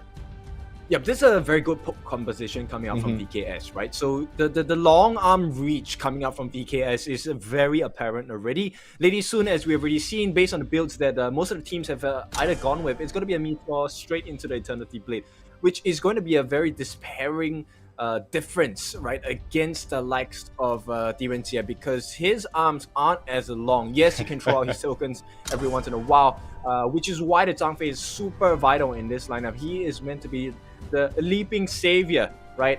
Yes, pun intended, for the team here. And hopefully the Byron will be able to jump into the backlines, get his hands onto the Lady soon as well. I like the way you said, you know, long arms. That is a very a Chinese saying that, you know, they have long range in their skills, and you know, you paired it up with a Lady Sun for the side of VKS. Those are 3 heroes that excel in long range poke battles. You stun, you poke them once with the Mai, you shoot them once with the Lady Sun, and then usually one of those heroes is already out of commission. But Kagendran spots that out, you know, picks up the Byron, picks up the Zhang Fei to be able to soak up the damage and allow Diren Jie to go unmolested into his team fights. That's going to be very crucial for them to try and win these skirmishes. Yep, and both teams are really making very smart bans, right? So Luna and Tun, for various reasons. Of course, Luna, as well as the backline access, once she gets the new moon, and the passive activation is going to be a nightmare for the Direnjie and Zhangfei to deal with. Likewise for the Tun, it is a meat shield that I think Kage will not be able to deal with in the early game, which might lead to the downfall and an early advantage coming out for the side of VKS. Flip side, the Princess Frost and the Angela, it's very hard to deal with them on the side if you have VKS, because once you get stunned, they are not exactly very survivable. So really, it's something VKS doesn't want to deal with. Yep, absolutely. And of course, the Dun is probably Danny's. Danny's the only reason that the Dun is having a positive win rate in this tournament at all. He's I think having a perfect score with the Dun jungle. So taking that out of his hands is a very good call there. But VKS picking up the Kaiser for Danny to play, and they're gonna probably pick up something like a lane, which is still available for VKS.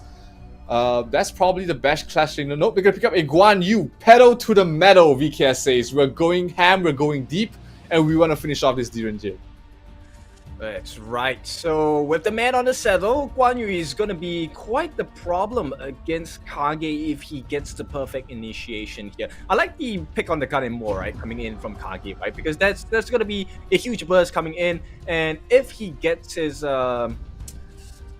basics right in terms of the aiming and positioning, he should be able to burst down Lady Sun in one fell swoop. So this is going to be an encouraging sign from the draft itself. Oh, and I like this. The Musashi is the final pick. Illuminating Slash cancels out a lot of the skills coming in from the side of VKS.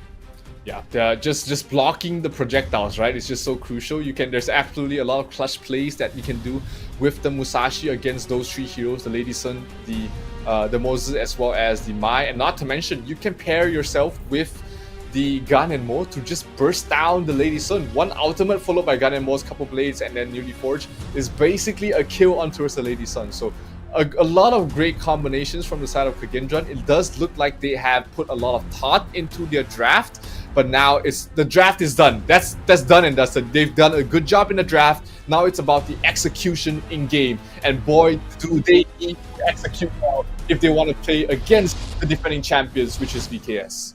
Yep, I think this game is going to be decided in the clash lane actually, because if you can't stop the growth of the Guan Yu, it's going to be quite the menace to deal with. So at this point, I think both teams have the merits, they have the pros and cons, and right off the bat you can see the stun landing on the central grid.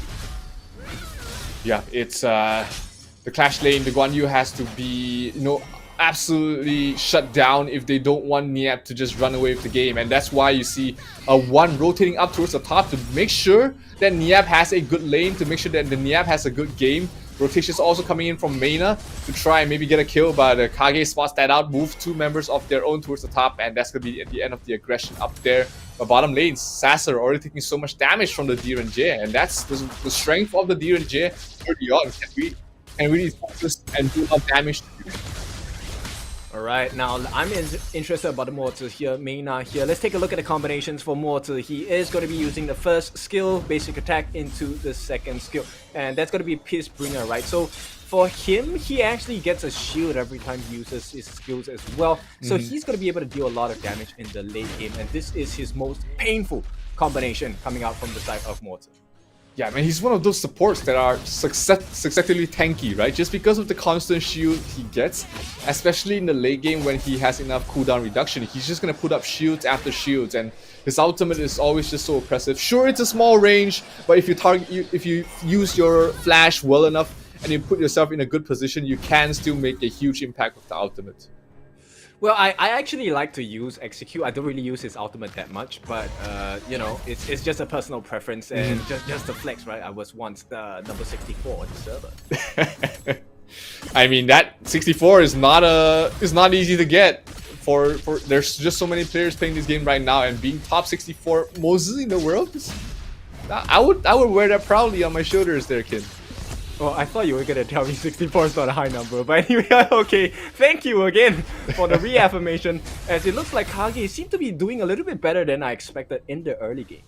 Oh yeah, they've not been taking any of these bad fights. Sure, they haven't really shut down the Guan Yu as much. Niaps has been relatively uncontested. He's even gonna be able to get a couple of the jungle creeps for himself as well. But you were talking about how important it was for KAGE to shut down this Guan Yu. The Byron was drafted to prepare winning the lane, but so far, I mean, if the Guan Yu hasn't really been dying, hasn't really been shut down, that's still great for him, because his mid game is where he's the scariest.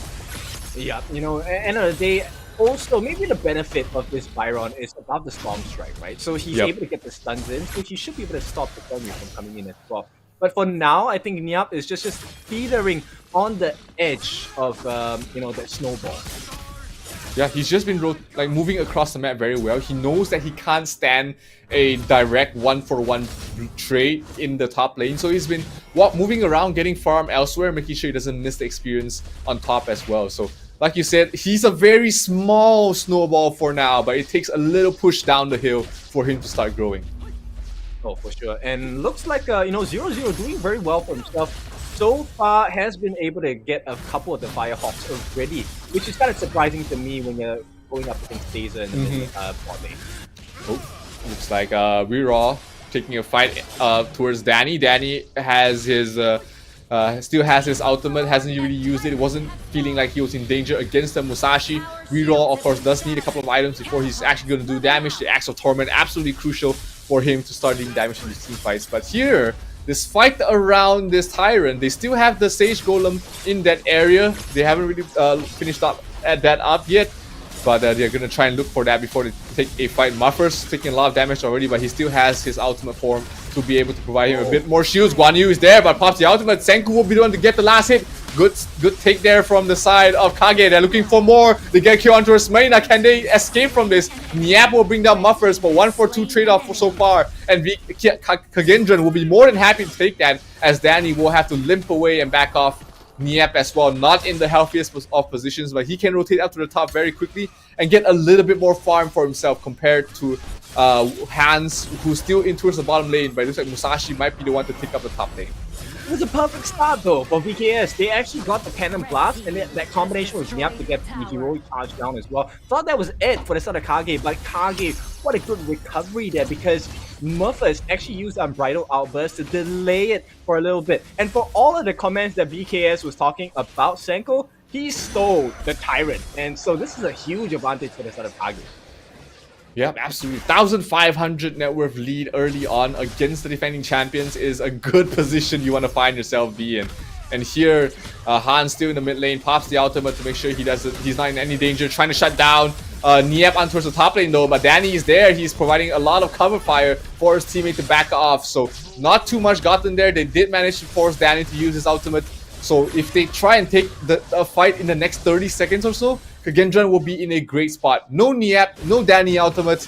That means no front line for the side of VKS. Yep, and let's take a look at the growth fighter items. So far, Weero already has a Giant's Grip. Interesting. He doesn't choose to, just use the second tier of the item. He wants to go for the full build here along with the energy core. So he is a little tanky. Takes the boost of resistance as well. Meanwhile, we do have the boost of the arcane. Oh, Senko. Oh, Senko going a little bit too deep. One also taking a lot of damage from that, but was able to just tumble away to safety. Very close call there. They did force out the Muffers pop his ultimate, but he's not gonna be too bad. Senko almost sniped down one with a long range couple blades, but just in time, just avoiding one of those blades and avoiding lethal damage on himself.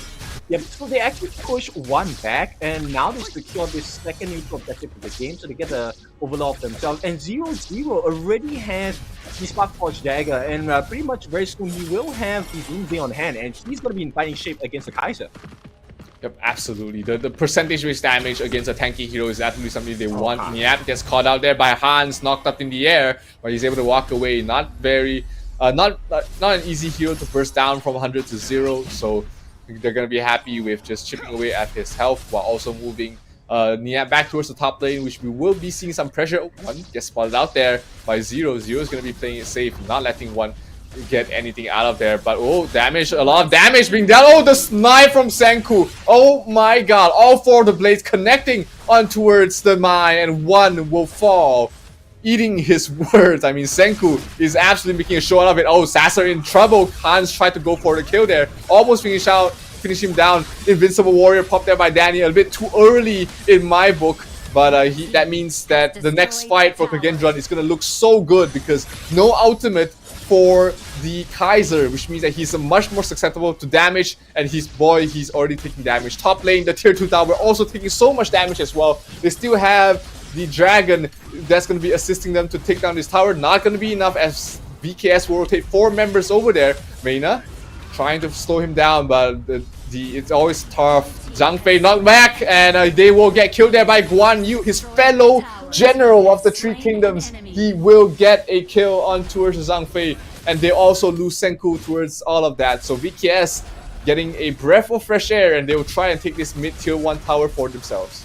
Yeah, but they will be pushed back bit by bit. Once again, Kage, I think they're doing a very good job. At this point, yes, VKS will have pretty much the lion's share, if not the entire bit of the side of the Tyrant, they will secure it for themselves. So finally, one neutral objective in the game for the side of VKS. But it's tough, right? Because KAGE, they have dealt so much disruptions to the side of VKS.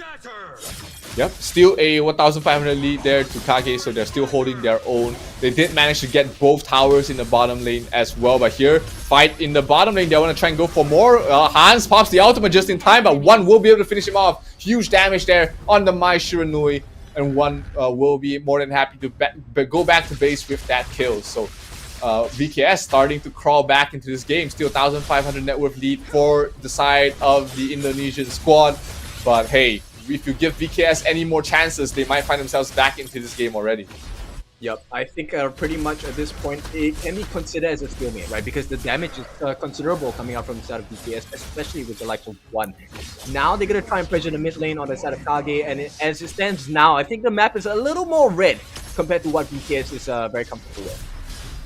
Yeah, it is. I mean, losing all the towers in the bottom, the top tier 1 tower almost down, tier 2 tower almost down as well. It's not a position you want to find yourself in if you are the side of VKS. But here, 4 heroes from the side of KAGE trying to really test their strength in this mid-tier 2 tower.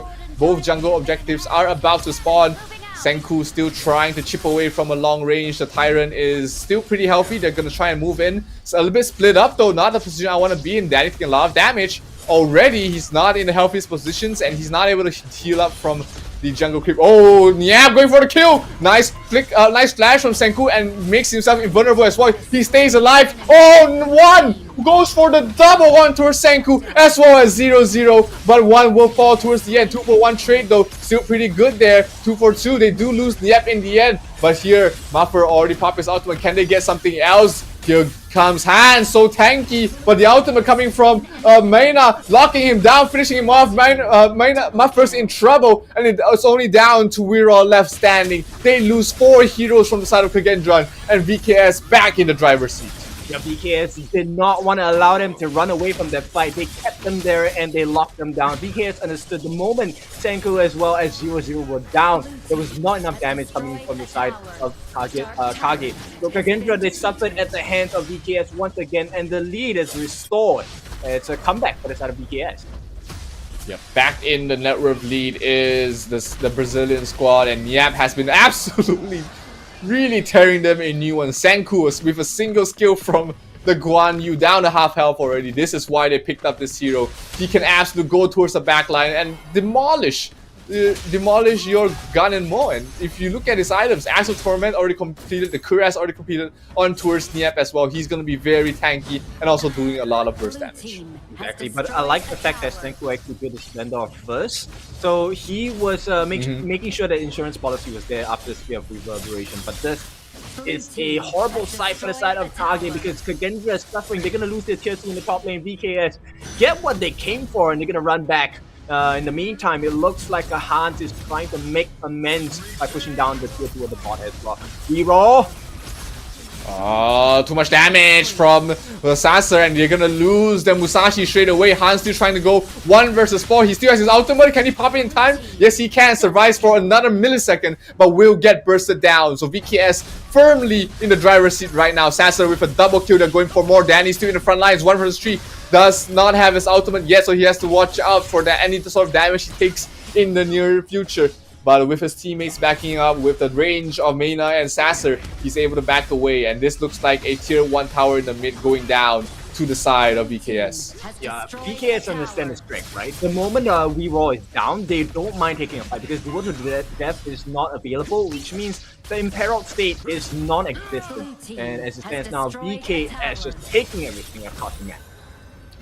Tier 2 tower does fall. Danny in the front line. Senku a little bit too aggressive. Oh, looks like VKS will not progress any further, any deeper. They know that, you know, they are in the lead right now. They don't have to take any unnecessary risks.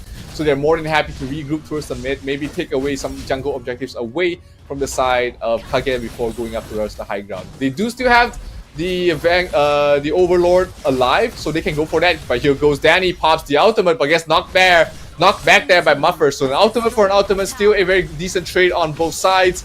But Muffers will find himself in a much tougher spot once that runs out. Yeah, we can see the aggression coming from VKS, and for good reason as well. Most of them have already built up at least 3 core items. Right now, going to set their sights onto the Shadow Overlord, and at this point, it is a much more crumbling attempt from the side of VKS because it will use structural damage for sure. Yeah, tier 3's in trouble here for the side of Kagendra. Now VKS is just going to just split up for a little bit, make sure that the waves are pushed out to get maximum value out of these vanguards. And Sasser is on an absolute crazy tear right now. 10,000 net worth lead, closing into 11. His Master's Blade is probably almost complete as well. And that is when the Lady Sun is going to provide so much right click damage. Yep, he, if I'm not wrong, if I remember correctly, he already has the Crimson Reaper, Eternity Blade, along with the Master Sword as well. And that is a huge problem. X of Torment. Oh, just trying to poke and prod. They do have so many heroes that can do damage from the far range. You got Meina, you got Sasser, you've got Niap, and you've got One. And if you're not careful, anytime one of these combinations do land on you, you will be in trouble. Danny's still standing towards the front line, soaking a bit more damage. Niap as well, trying One as well, trying to get towards the squishier backlines. We do see Zero finishing off the magic resistance, trying to keep himself alive for a little bit longer. But Senku is in not a good shape if he's trying to soak up any more damage. But so far, good defense coming in from the side of Kagendra. They lose nothing. None of the towers are down. Sure, they're a bit worse for wear, but still the tower is still left alive. That also means that VKS can't really dive in too deep to go for the kills. And nice focus fire from Kagendra, stopping the big dragon from doing any more damage. Yep, regardless of all the action, this actually is the counter for the storm because they're just feeling VKS have yet to find the opening, yet we might see it once someone overextends, and that will be Hans. Yep, Hans is towards the front lines. He's low. He has his ultimate still ready, but he's not going to be forced to use it just yet. Oh, huge damage being done by Niap. Knockback on towards Muffers, but not going to be able to finish anyone off. BKS will be able to back away from that though. And they still have the Tyrant open if they want to go for that, or can they just clear out most of the jungle objectives away from the side of VKS and then regen and go back for the Tyrant? Yep, they peel and they steal, they get the tier 3 on the top as well. Let's take a look at the itemization. They pretty much have everything already at this point, just missing the last 4 items. Blood Rage already completed onto the KAGE, which means Dani is going to be a monster at this point. They're going to be able to kill him yet. Yeah, Daybreaker also completed. Oh, huge damage from One on towards Senko. He's in trouble. There comes One towards the backline. Huge damage done. Wyraw trying to run away from that, but a knockback on towards the D-Ren-J. He will fall, and the kill from Niap on towards the Senku as well. It's going to be 4 heroes down, leaving only the Byron to left and defend the 2 tier 3 towers. Meina was the sole victim from the side of VKS, but this is more than enough for the side of VKS to try and end the game. Can Hans drag out another 20 seconds or so for his teammates to come back in? But the Guan Yu doing so much damage, so does Sasser, so does the Crystal go down, and VKS will take game number 1. Yep, they take a giant lead for the side of Vivo Stars here, securing the first game. I think it was an impressive performance by the side of Kagendra. They did well to establish their lead and dominance in the early parts of the game, but they did not control the members of VKS enough, which means the growth was stifled, and in the late game, you could see how potent that draft was. Absolutely, and I love that you called it early. They needed to shut down Niap. They needed to shut down the Guan Yu because we saw him go an absolute tear towards the backline. I mean, VKS was behind by 1,500, 2,000 gold in the early stages of the game, but once Niap was activated, he was able to kill off 2 heroes by himself, and that was the turning point of the entire game. I mean, you were on point. Shut down Niap or suffer, and boy, did they suffer. Yep, the funny thing was Niap didn't actually use his Razor Cavalry that much, but the moment he did, when they broke the tier 3 on the top, it was absolutely insane. 4 members taken down, and it was just easy pickings, right? Hans, 1v5, there's no way he could hold for 20 seconds. No, absolutely not. I mean, at that point, when you have 4 heroes down, they still have their marksman. Crystal was exposed. It was like impossible situation for Hans to really deal with all of them.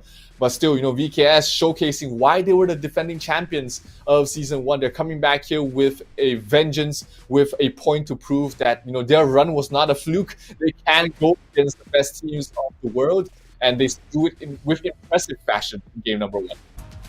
Yep, so I'm just gonna give a quick shout out to Senku here. I think Senku did a very good job on this Ganemore here. With all of the comments that was given by the side of VKS, I think he did show some glimmer of hope, some shades of brilliance here from the side of Kagendra, building into the Void Staff with the Savant's Wrath, Scepter of Reverberation, as well as the Splendor. And the Splendor came really early, right after the Scepter of Reverberation. He did a couple of nice outplays, shut down one for a moment.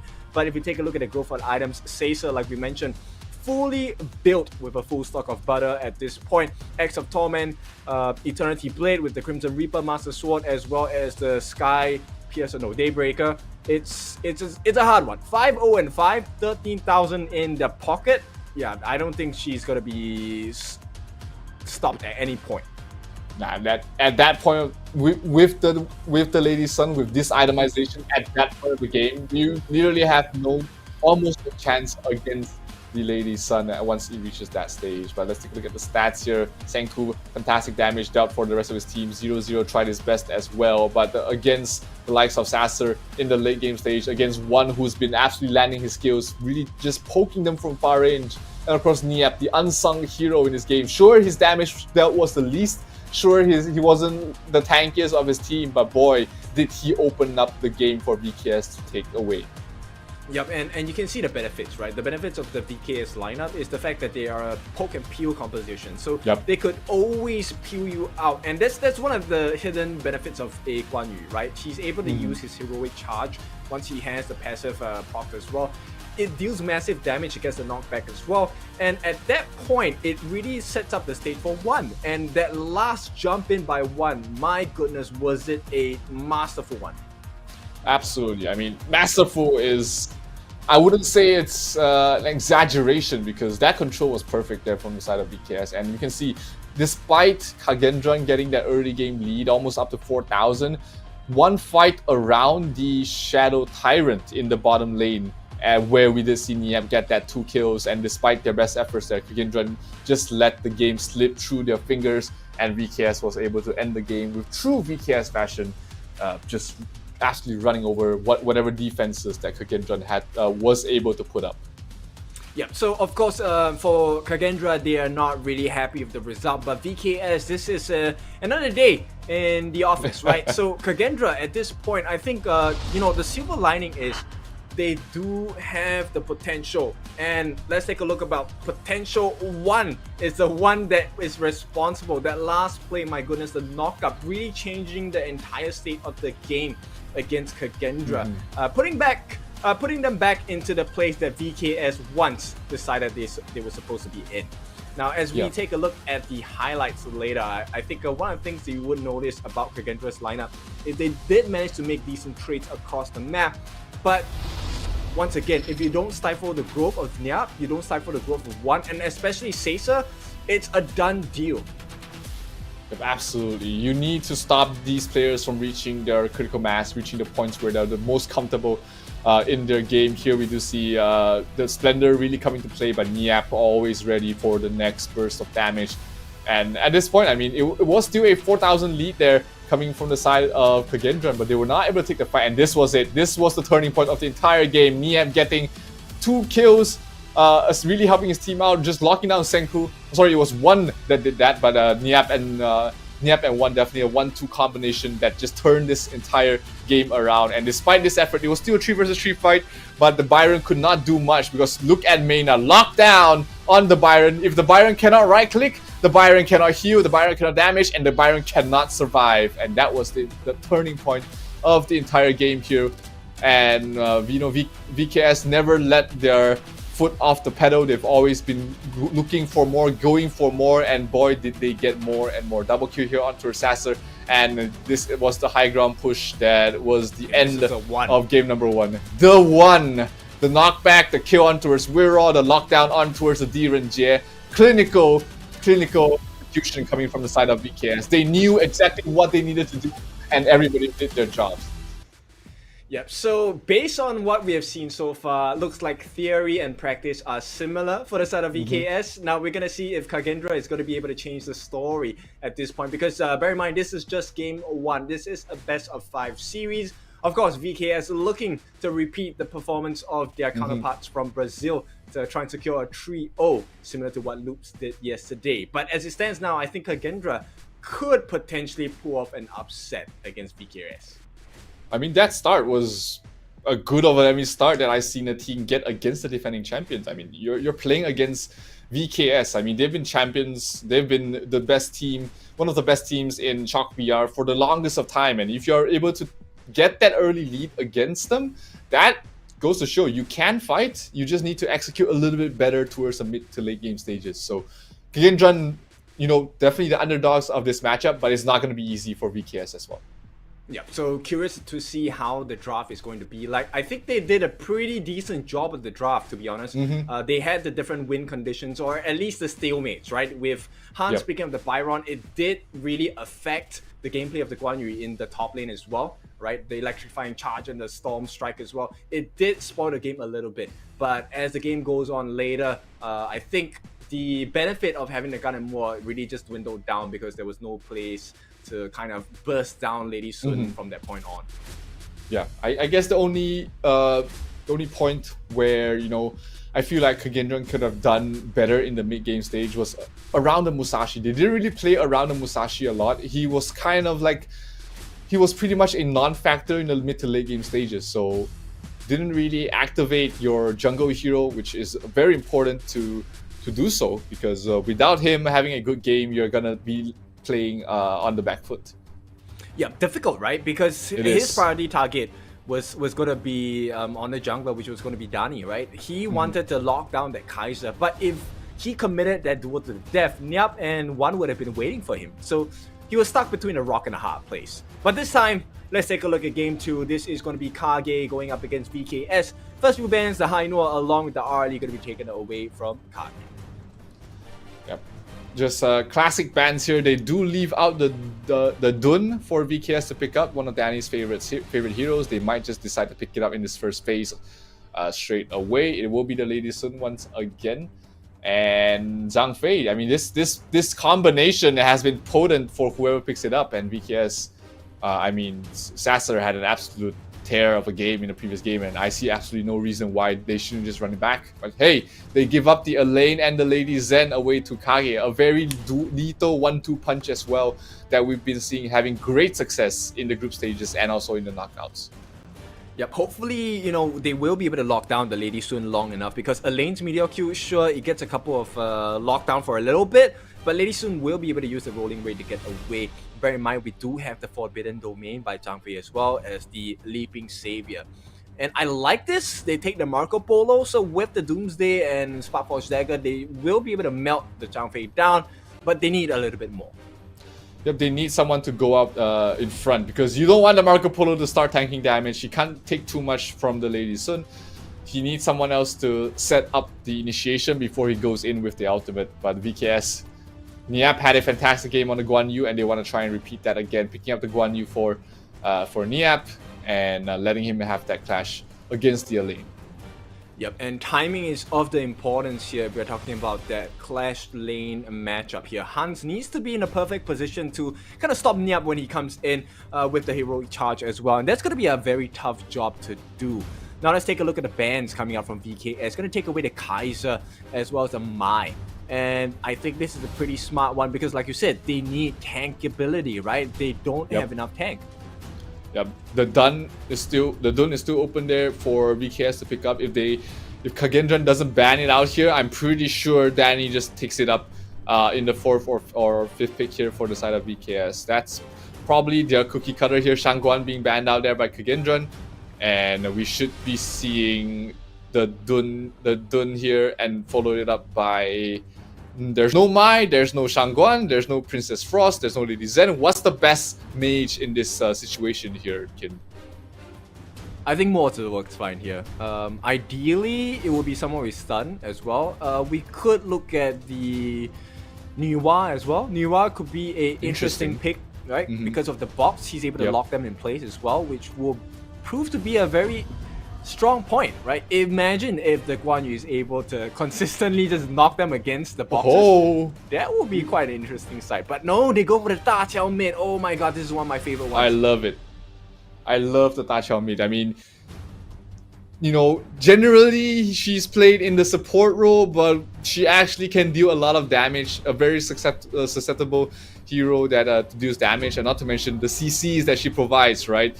2 skills that has knock up and slows, and then just damage over time. You finish a Mask of Agony, then suddenly you're doing a lot of damage. Not to mention the saves with your ultimate and the global presence as well. But another interesting hero pickup here from the side of Kagendra. They go for the butterfly in the jungle, which means that it's going to be a Lian Po support for the side of Kagendra.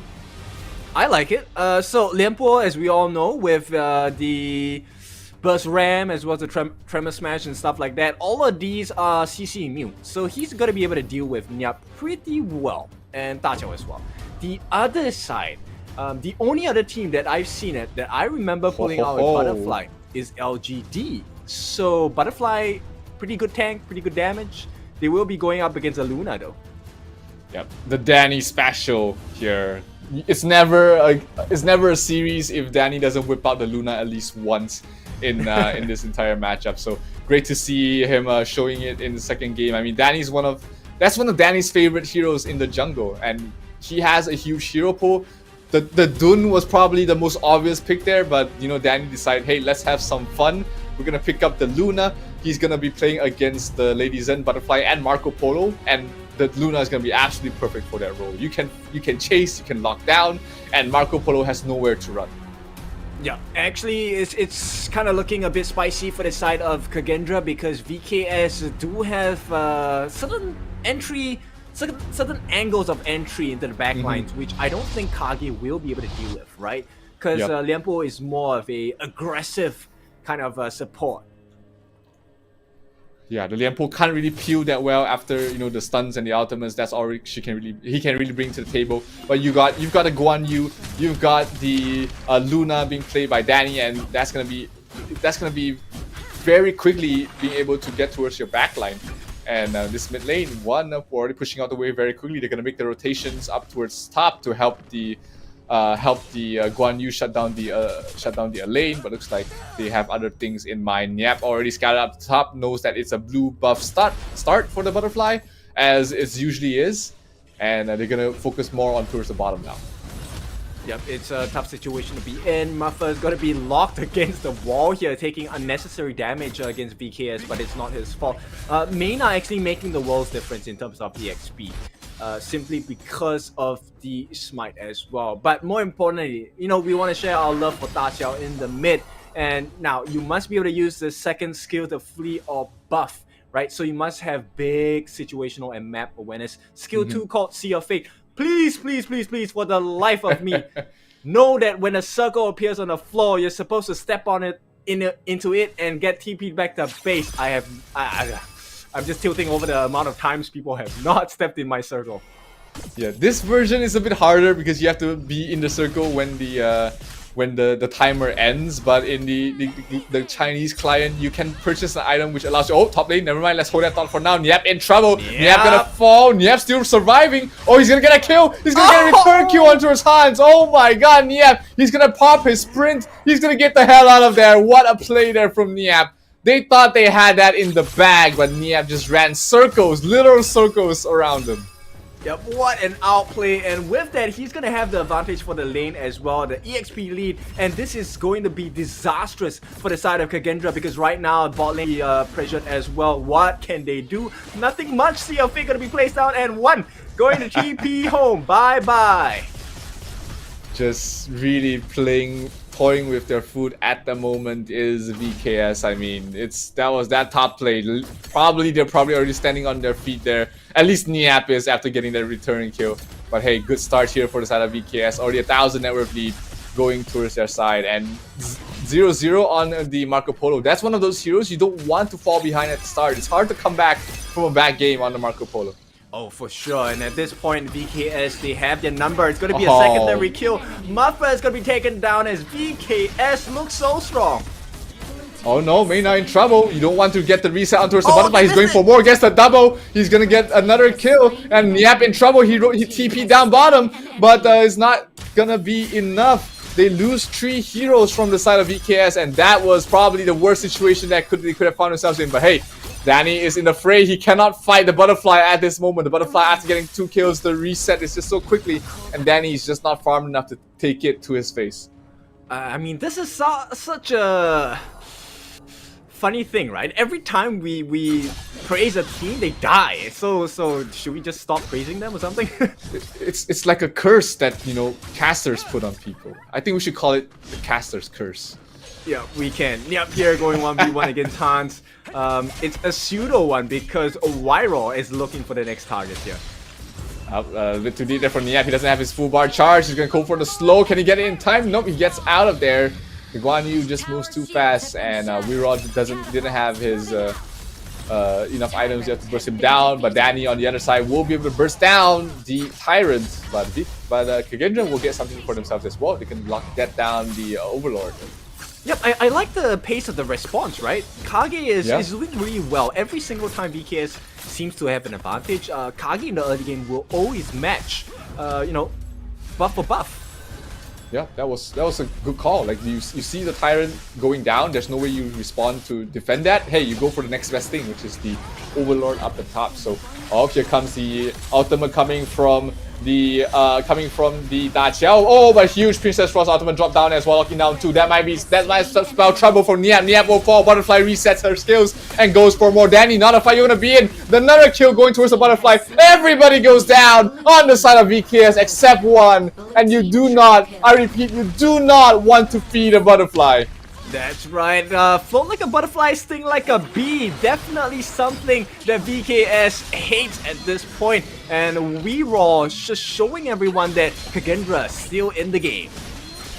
Yeah, I'm surprised we don't see much more of this hero. I mean, she used to be the most banned hero almost every single game leading up to Season 1 and even a few tournaments after that. But she sort of fell off coming towards Season 2. But hey, I'm happy to see her being showcased here in this series, giving KAGE such a huge lead. They get a kill on towards Danny. Oh, that is absolutely huge. Oh, but they get a return though for the side of VKS. Sasser will be able to finish off 0-0.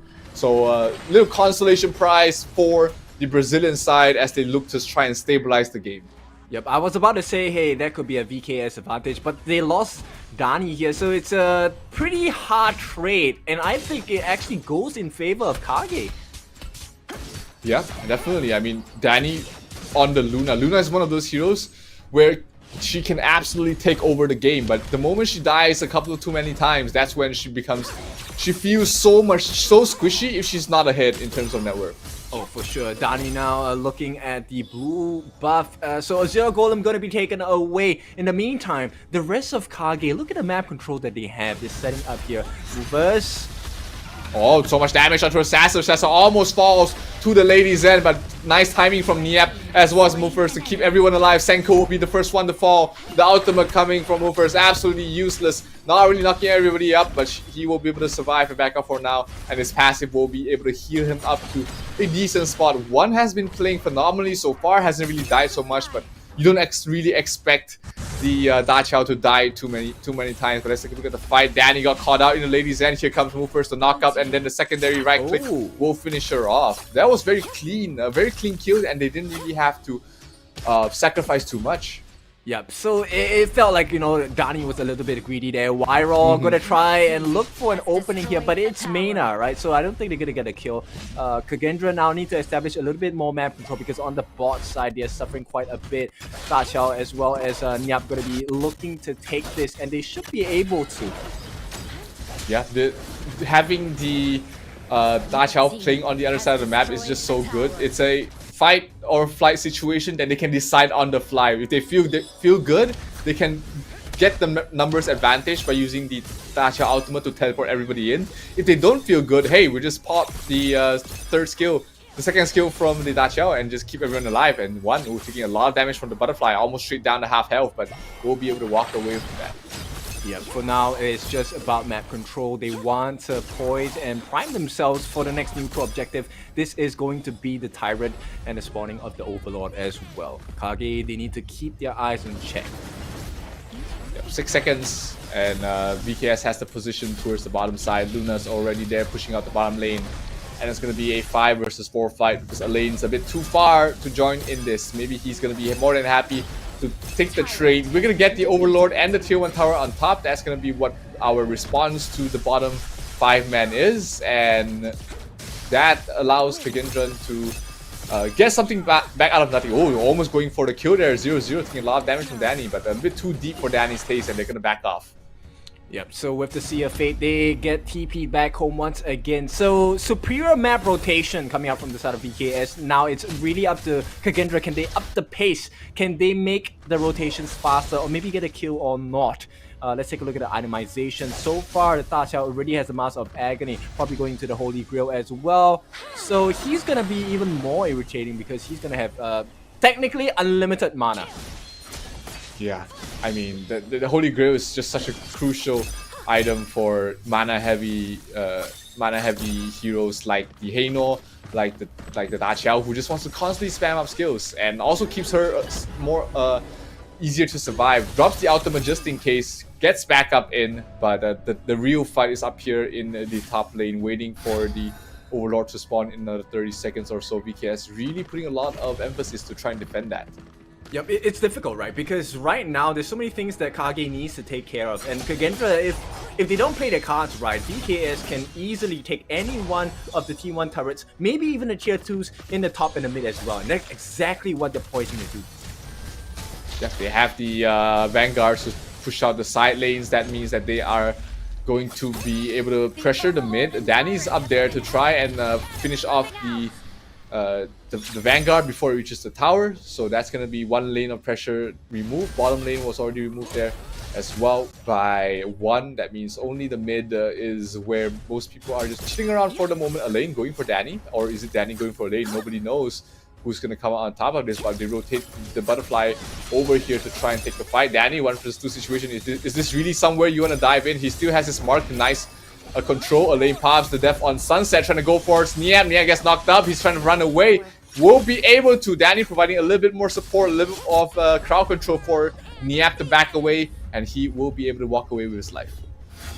It's a tough one because at this point, VKS have superior map control. They are just peeling and buying time because any time the Da Qiao is away from Danny itself, he is actually able to make a very cross-map and global plays. And at this point of time, KAGE, they will lose out on map control. They will have eyes on the Tyrant, but the turrets are suffering. Absolutely, they still have the two towers in mid, but here in towards the Tyrant, it's gonna be a tough fight. Who's gonna get the last hit? It's gonna be Danny with the smite. That's a crucial kill theft from the side of VKS, taking it away. And boy, oh boy, one team fight might decide the game yet again here, Kin, as they lose Hans, and this mid tier 1 tower is not long for this world. It's not looking good here for the side of Kagendra, as they did manage to just steal away the Red Sage Golem as well. It will be Sasser having that buff. Oh no, actually it was 0-0. They got the last hit. So little silver lining there for the side of Kagendran, but they find themselves behind in net worth once again. Yep, it's a tough one to call, right? But at this point, you know, I'm going to have to be objective about it. I think Kagendra is going to have a very tough game ahead of themselves at this point because VKS, they have hit all of the markers across itemization, across experience, across map control. And at this point, they're stifling the growth of 0-0. So it's a tough one. They need to find targets. And there's no way VKS is going to allow Y-Rod to just go into a 1v5 situation and walk away alive again.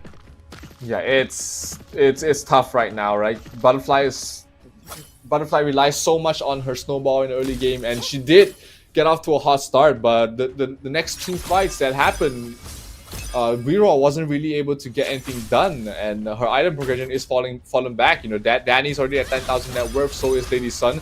Danny, look at that, 1 versus 4, spots out a bad situation, gets the hell out of dodge, and will be able to survive. Also giving information to his team that, hey, top tower is all for you to take. Yep, so there's a lot of poke once again coming out from the VKS lineup. Take a look at that, the heroic charge. Every single time lands it, it's going to be a very painful experience for the likes of KAGE. They're going to try and chase here. Movers just trying to dissuade them and maybe provide some deterrence. But once again, tunnel vision because Danny going to be able to just crash the waves in once again. Danny. Oh, Danny really playing with fire, playing the front lines against 4. Does so much damage against movers. That means that they should have enough confidence to try and take this tier 2 tower. It will fall in the end.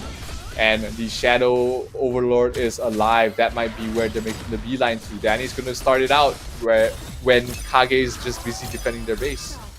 Yeah, Danny and Caesar, the duo of death at this point. Gonna be easy pickings for them. This is going to be the Shadow Overlord going into the hands of VKS. And no wonder they call key stars, because what a star-like performance thus far. Yeah, from all of the key players, absolutely crucial. Danny forgot the blue buff. Alright, he's gonna go back and get it. No harm, no foul. All 3 waves still pushed out. They do have the Vanguards spawning right now, and they're going to try and focus on 2 lanes. They're gonna try and bait Kagindran to defend 1 lane and then push down the other at the same time. Yep, I don't know how they're gonna do it because they're so tanky on the side of VKS. August Word, they have the Insatiable Tomb Breakthrough Robe as well, and the Ominous Premonition. It's a hard one. I don't see how they're gonna break the life bars of VKS, especially one on Danny. Yeah, but not to mention they do still have to save on towards 1 as well. He can send back a player and then just bring him back with his ultimate. Danny. Oh, there goes Danny going very deep, trying to finish down Weeraw. But Weeraw is able to survive there. Bottom tier 1 tower does fall. The second wave of Vanguards is out, and this mid lane tower should be the next target here for the side of VKS, as they're still holed up in their base, trying their best to survive. But Ladyson can really just... Oh, here comes the death on sunset. 1 actually falls towards 0-0. Niap trying to go towards the backline. Is it going to be enough to bring him down? No, it's not. Hans has to back away from that, but still good defense here coming from the side of KAGE. They pick up 1 for nothing, and that will signify the end of the push from VKS towards the high ground. Yep, they spent all of their ultimates to get down 1. I think that's a pretty decent effort at this point. But can they repeat it again? Because they need to do this at least a few more times. Danny may have gotten caught. Nah, he's alright. He's a Luna. He's got the buff. He's got his Sage Golden buff. He's gonna give the his own teams to Sasser, allowing her more tumbles, allowing her to deal more damage. And it's getting to a point here, Kin, that the next team fights, despite this 5,000 net worth lead by from the side of VKS, can still go either way. Yep, they could if they allow Weeraw to come in, but here comes Nyap as well. Oh, the nice block. Oh, there's too much damage on towards Weeraw as well. Muffers will fall together. 2 heroes are down. They're gonna try and go for more. Senko in trouble. Senko gonna fall. Triple kill going towards the way of Sasser. They're going for more. Hans trying to stand his best, but Danny sucks him back. Drops the death on Sunset, trying to get his best kill. He gets the kill to Sasser. That might be a saving grace. And Danny will fall in the end, has to pop the Sage's Sanctuary to stay alive. He's trying to go for more, trying to go for 0-0, but 0-0 really keeping things alive for the side of Kagindran at the moment. 3 versus 2 situation, but VKS just took a little bit too much damage. Yep, at this point, 1 just playing out of his mind. Severing Surge along with the Leaping Koi Tai, providing so much difficulty for them to jump in. Eye of the Whirlpool going to be dropped down as well. Yep, and they're trying to push up the high ground here. Senko is not alive as of yet. 0-0 has to go back to base to heal up. The mid lane is being pushed out there by 1, and they will have the creep wave joining them momentarily. So VKS can continue to breathe easy. Kagindran can continue to breathe a sigh of relief as they are still holding on to this game. Danny steals away the Sage Golem buff, and Niap takes the blue away from the side of Kagindran. Well, the saving grace is somehow, I mean somehow, Kagindra is lasting the game. It's 17 minutes, they're still alive. Yes, the base is pretty broken, but at this point, they're still alive, right? There's still a chance. Yeah, and anytime you still take a breath, you have a chance to beat your opponent. But if Danny is able to get this Overlord uncontested, that might be a rough situation for Kagindran to come back from, because they already got 2 lanes. That only mid lane is left alive, and they should be sending the Tyrant towards the mid lane to assist them and help them push, and yes, it will be towards the mid lane. Yep, a Baron base is one of the prerequisites to winning a game in style, and looks like VKS will keep it that way. Right now, 0-0, he does have pretty decent itemization. He's able to melt down a couple of tanks as well, but he needs a bit more time. And every single time, one is making life very difficult because he isn't able to get the roaming gun off at the perfect times. Yeah, that's how annoying that this liner can be. Here we go, trying to take a fight here. Guan Yu towards the back line, but pops the Splendor to keep himself alive. Is the Lady Zen, but here towards the front line. Oh, hands taking a lot of damage. A knockup coming from the Lian Po, doing so much damage. White Sasser going for a kill, but Muffers barely surviving there. But ultimately, they do still lose the tier 3 tower. They still have 2 Guardians alive, and that might be enough to try and end the game at this point. Trying to take a fight. Does Vero have anything to say about it? Does Senko have his ultimate ready? Yes, he does. So they're just waiting for the next upcoming fight. Yeah, dancing on knife's edge here. They can't lose a single member because VKS essentially have a rewind button with the Sea of Fate. And here we go. This is going to be the destructive deluge. They're going to try and land them down. Danny catches one, but he just manages to poke them away. So Zero fearing for a life. And it looks like VKS make the call. I think let's just go for the Tempest Dragon instead. Yep, absolutely. Wait for the Tempest Dragon to respawn in 10 seconds or so to secure the game. It is a 6,000 net worth lead going towards the way of VKS at the moment. Kills are 10-10. And it still feels like, they're really being suffocated on the map at the moment. Danny can do absolutely anything he wants and still gets away with it. Yep, with the Zero Golem buff, he will have faster cooldowns as well as mana regen. So it's important they catch vision as well to see who the target is. Hans gets spotted out by the Radiance here, so they need to be careful on how they approach the fights. Yeah, they need to make sure that their angle of engagement is all covered. They need to make sure that Sasser is protected. Danny has someone else to go with him towards the front line. So doesn't get any easier from here on out, even if you're VKS right now with a huge lead. One bad fight and that net worth lead can completely flip on its head. Reroll, I think considering whether he wants to jump onto Niap or not, hasn't had the best results thus far, right from the start of the game. But we'll see. Yeah, see in the top lane, Danny trying to take a fight against the Elaine. A little bit too much damage coming from Danny at the moment, so he can't really try and finish him off. But here in the mid lane, 4 heroes are gathered from the side of Vivo Keystars, while bottom lane is already pushed out all the way to the hit waves, and the Guan Yu is going to help himself out with a red buff as well. Yep, they're playing the map really well. VKS, of course, Season 1 Invitational Champion. They know what they're doing. At this point, it's about finding and forcing them into a corner, right? And VKS very adept at doing that as well.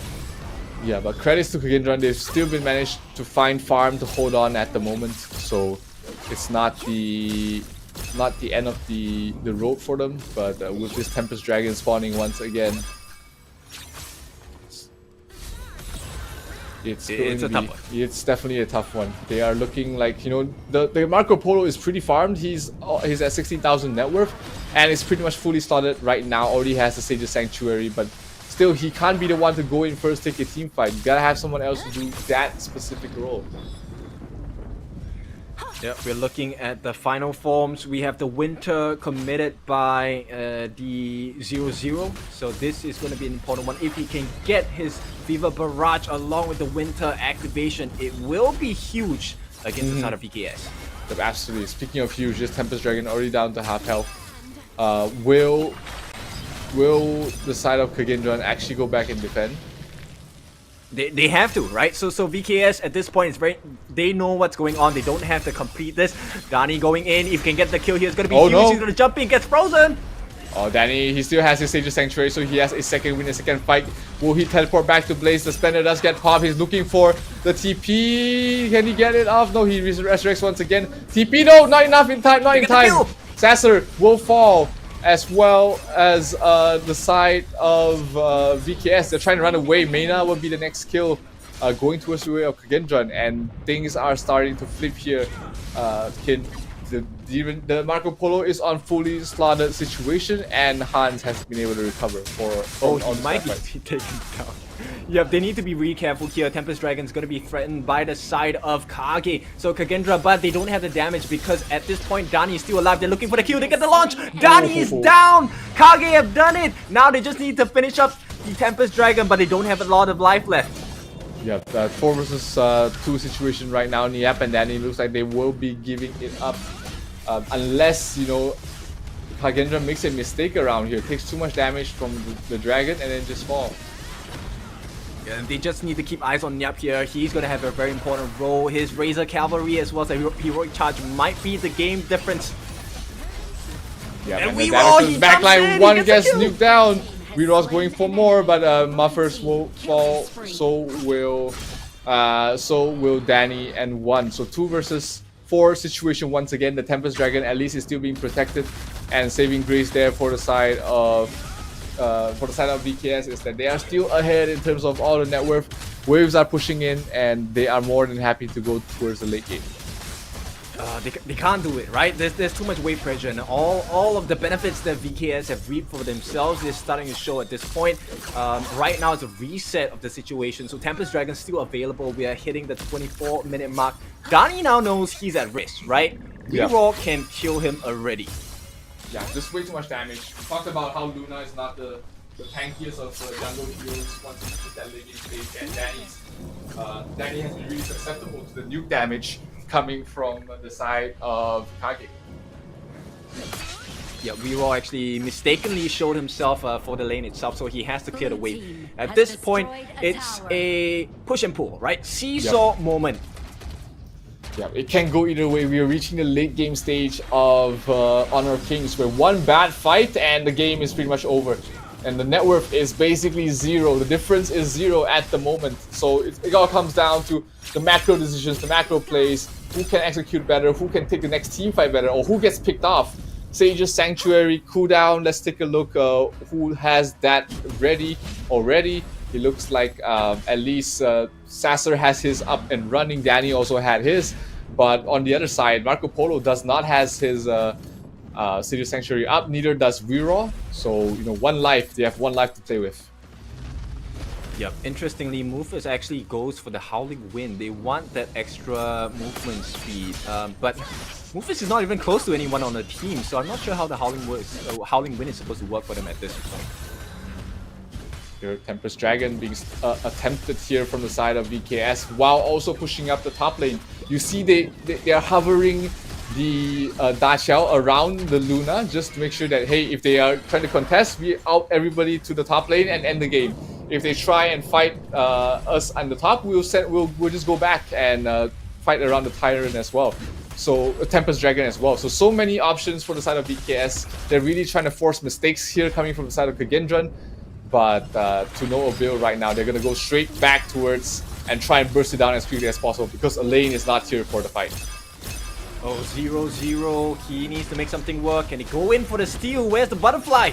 Butterfly, oh, he's coming back in. Mena will be the one to get the last hit, so that's going to be a Tempest Dragon going down. They get the Kyoto's Muffers as well. Muffers, Mena pops the ultimate, trying to go for more, but the flash, oh, here comes the huge damage from the lane towards the back line. He's trying to do the best he can. Then he does fall. Marco Polo doing so much damage. They do lose 1 more hero. That's going to be Weeraw going down. Oh, but the lightning damage from the Tempest Dragon, allowing Mena to get the final blow on towards the Marco Polo. And this might be it here, kid. 2-0 will be the scoreline for the side of VKS as they take a nail-biter of a win against Kagendran, who's just been playing better and better as the series progresses, but it's still not enough. VKS will be 1 game away from moving on to the top 4. Well, we expected things to be a little different, right, for this series itself, but VKS, I think they had a mini heart attack at that point. But props to Kagendra, they did so well for themselves. Unfortunate that they did not close this game.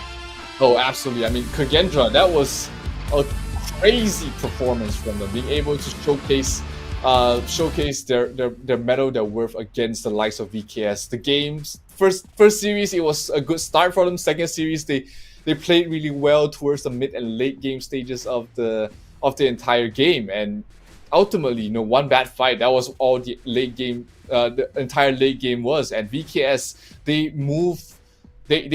were smarter in preparing that final fight. They moved the lane up towards the top to try and push out the lane, and then took a 5 versus 4 fight in the bottom. That was experience and strategy coming to play, and caught KAGE off guard. But at that point in time, 2 lanes down, there was no good call there for KAGE to really do. Yeah, I mean, the odds were against them at this point, and VKS, there's a reason why they won, and why they won so hard, right? Simply because of the map and wave management as well. The ability to take the turrets did matter a lot in the late game, because there was no chance for KAGE to really go in and pressure the Tempest Dragons, because they constantly had to defend the base.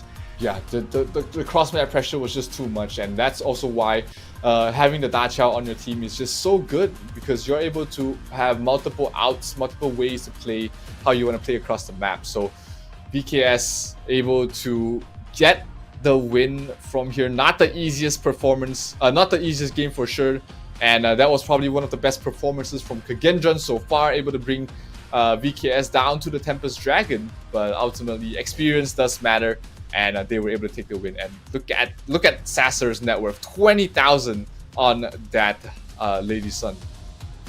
Yep, insane, really big win for the side of VKS. Although it's a pretty shaky one, regardless of how they actually played the map, it was in a good condition, but I think KAGE gave them a scare at that point. Now, I just want to take a look at Dani as well. One, I think the two of them played a very integral role, right? So, one with the Frozen Breath and the Mask of Agony as well as the Holy Grail, these 3 magical items did so much damage against KAGE, and I believe one should have decent damage as well with Dani as well.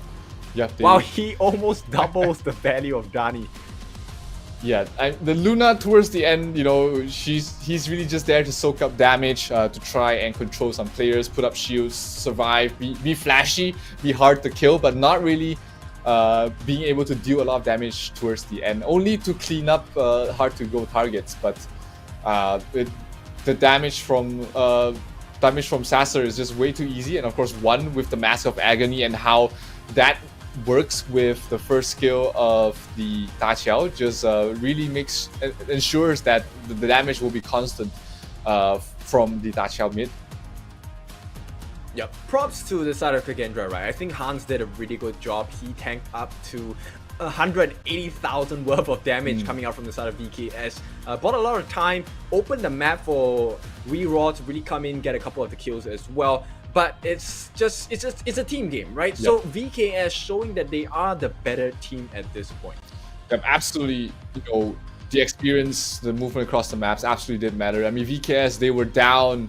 They were down about 2,000. Then KAGE, VKS was up by 2,000 at the start. Then KAGE started to take control of the mid game, but the late game movement across the map was just all on VKS's favor, and they were able to close out the game despite it going that late. I mean, this was not the situation that the first seed VKS was expecting against a more underdog team, but at least they were able to find the win towards the end.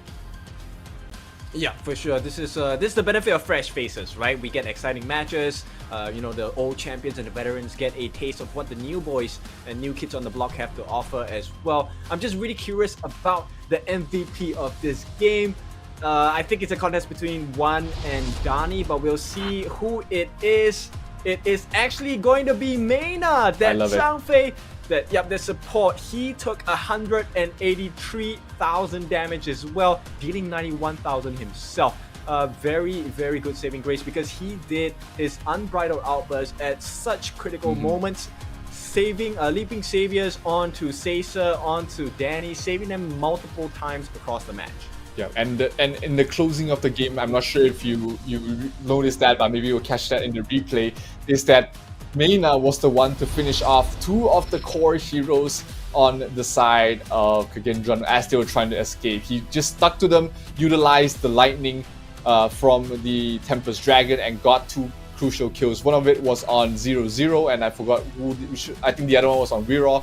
So yeah, he was integral to help VKS close out the game, and let's see if it's were able to spot it out here in the replay.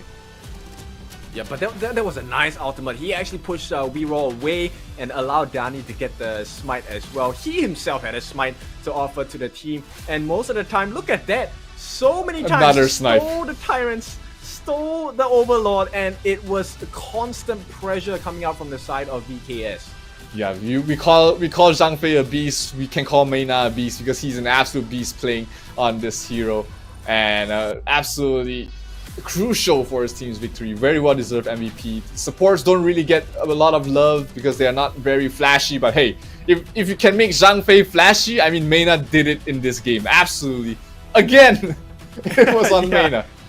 So he embodies what it takes to play Zhang Fei, and he is a beast himself for sure. And at this moment, I think, yes, we will see it. Meina was chasing in. He used the lightning buffs to kill off 0-0. I remember this moment itself.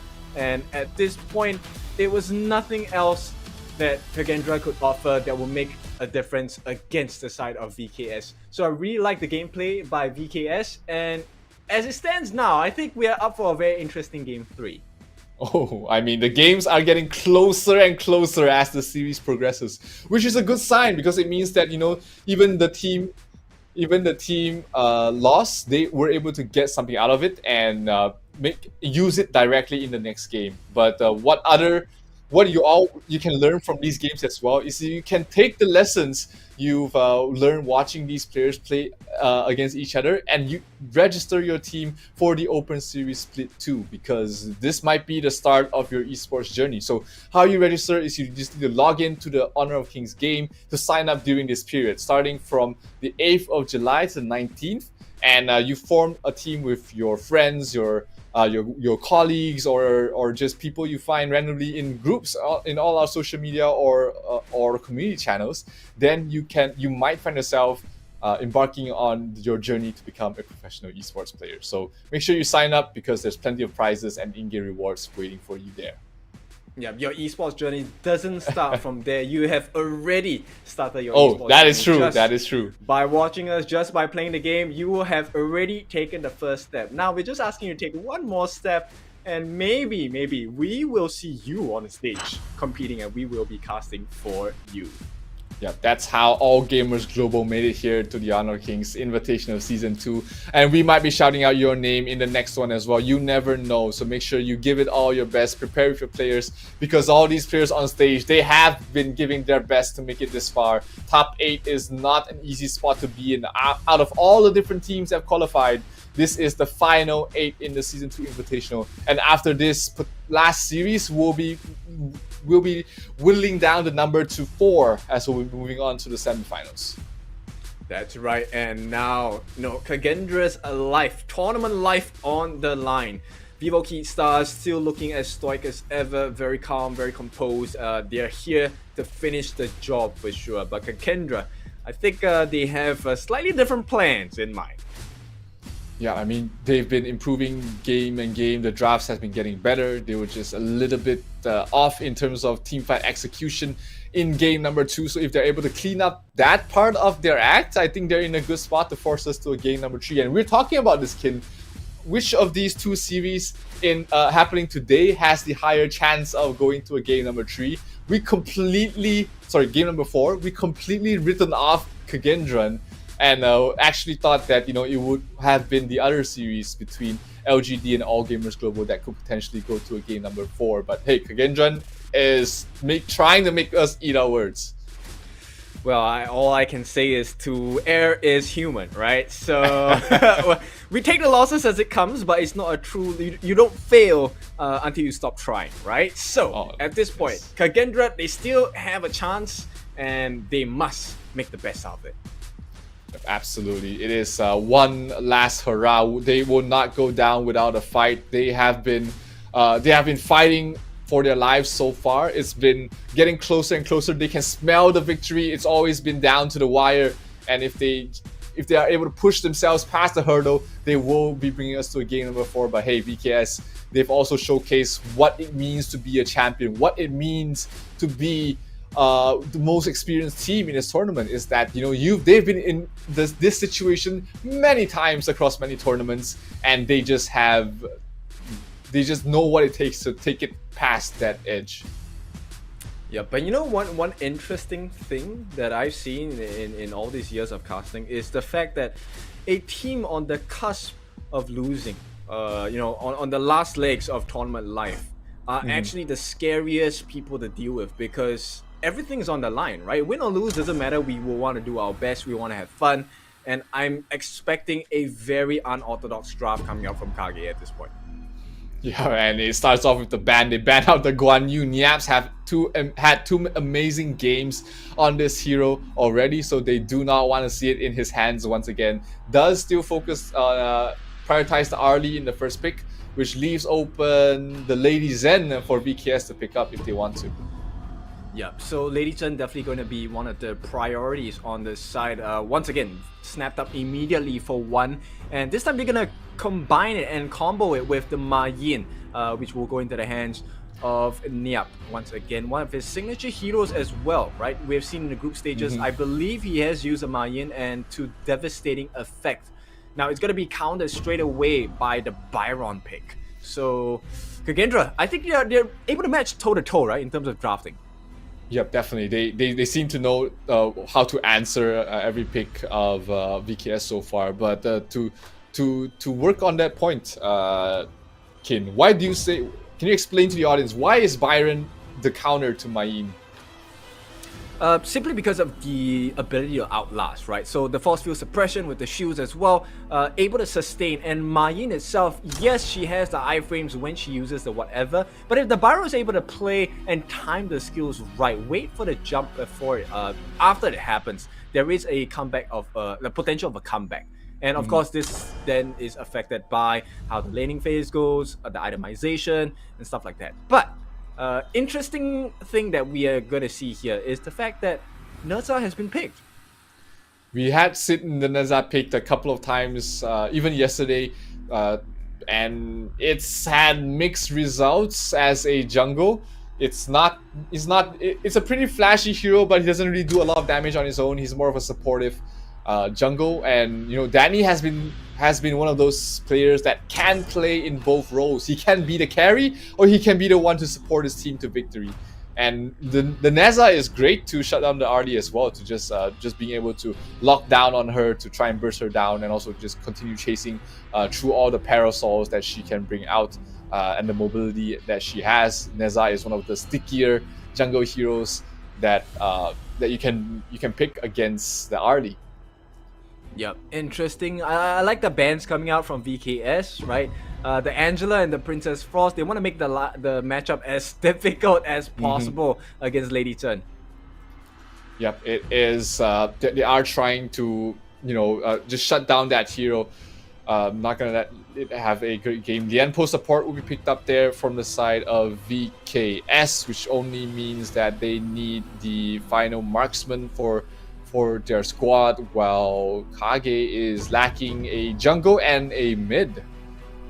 It will be the Luna jungle. Ooh, yep, told you. They're gonna go for those very unorthodox drafts. And I like what I'm seeing here from the side of Kagendra. We know they are mechanically gifted already, so expectations of a very high-paced game, because based on what we have seen from VKS's Luna, we can have a very spicy one. And bear in mind, they have a Yuhuan in the mid. This is going to have huge heals, huge stuns, and potentially a very devastating result against VKS.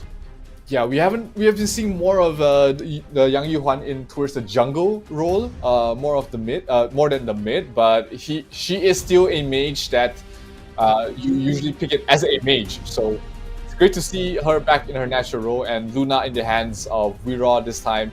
The only downside I see from the side of Kagendra's draft is that there is a lot of magic-based damage. You got the Luna, you got the Yuhuan, and you also have the Arlie providing a little bit of magic damage, which sometimes you just don't want to have that sort of damage distribution. Too much magic damage, not enough physical damage makes your team bit easier to build against in terms of the items.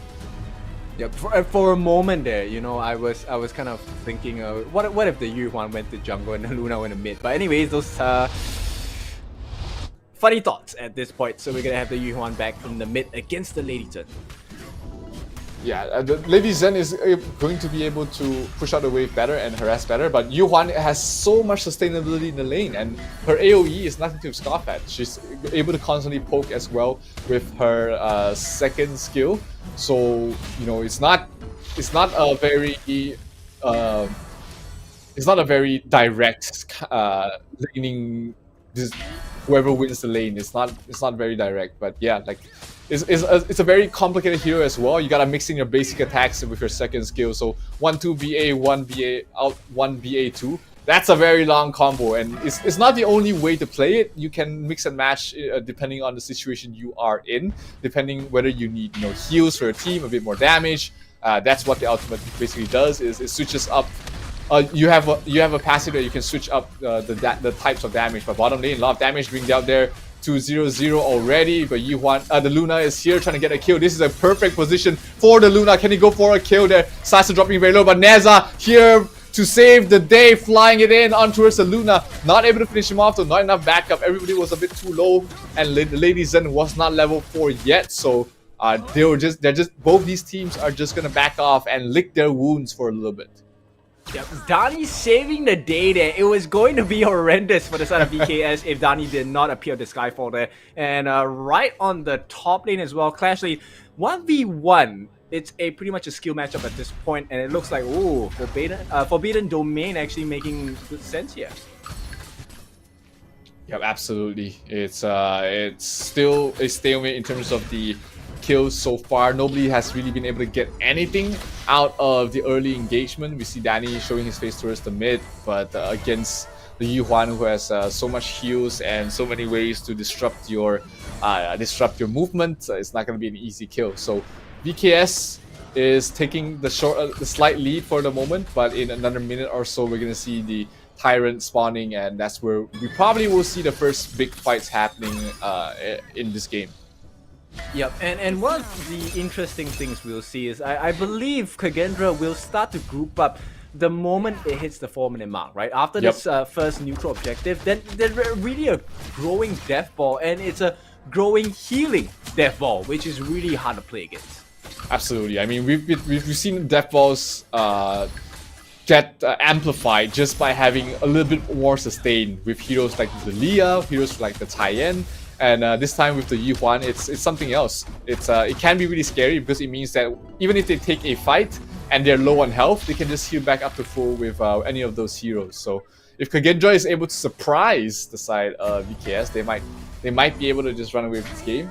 But it all comes down to the first Tyrant. Can they get this and secure it for themselves, or will VKS stop it at their tracks? Well, this is the most equal we have seen the both of them thus far, and it looks like Senku falling a bit with the unending sorrow as well. Oh, the jump in! Oh, perfectly played there by Senku as well as Weerod, really just juking and jiving, using their abilities to their fullest, and Senku using the ultimate to survive, being that a few seconds of invulnerability, gets herself out to safety and also heals back to full. That's the power of the young Yuhuan mid. You cannot gank her, she's tough to finish off, and she's always going to be back for a second round.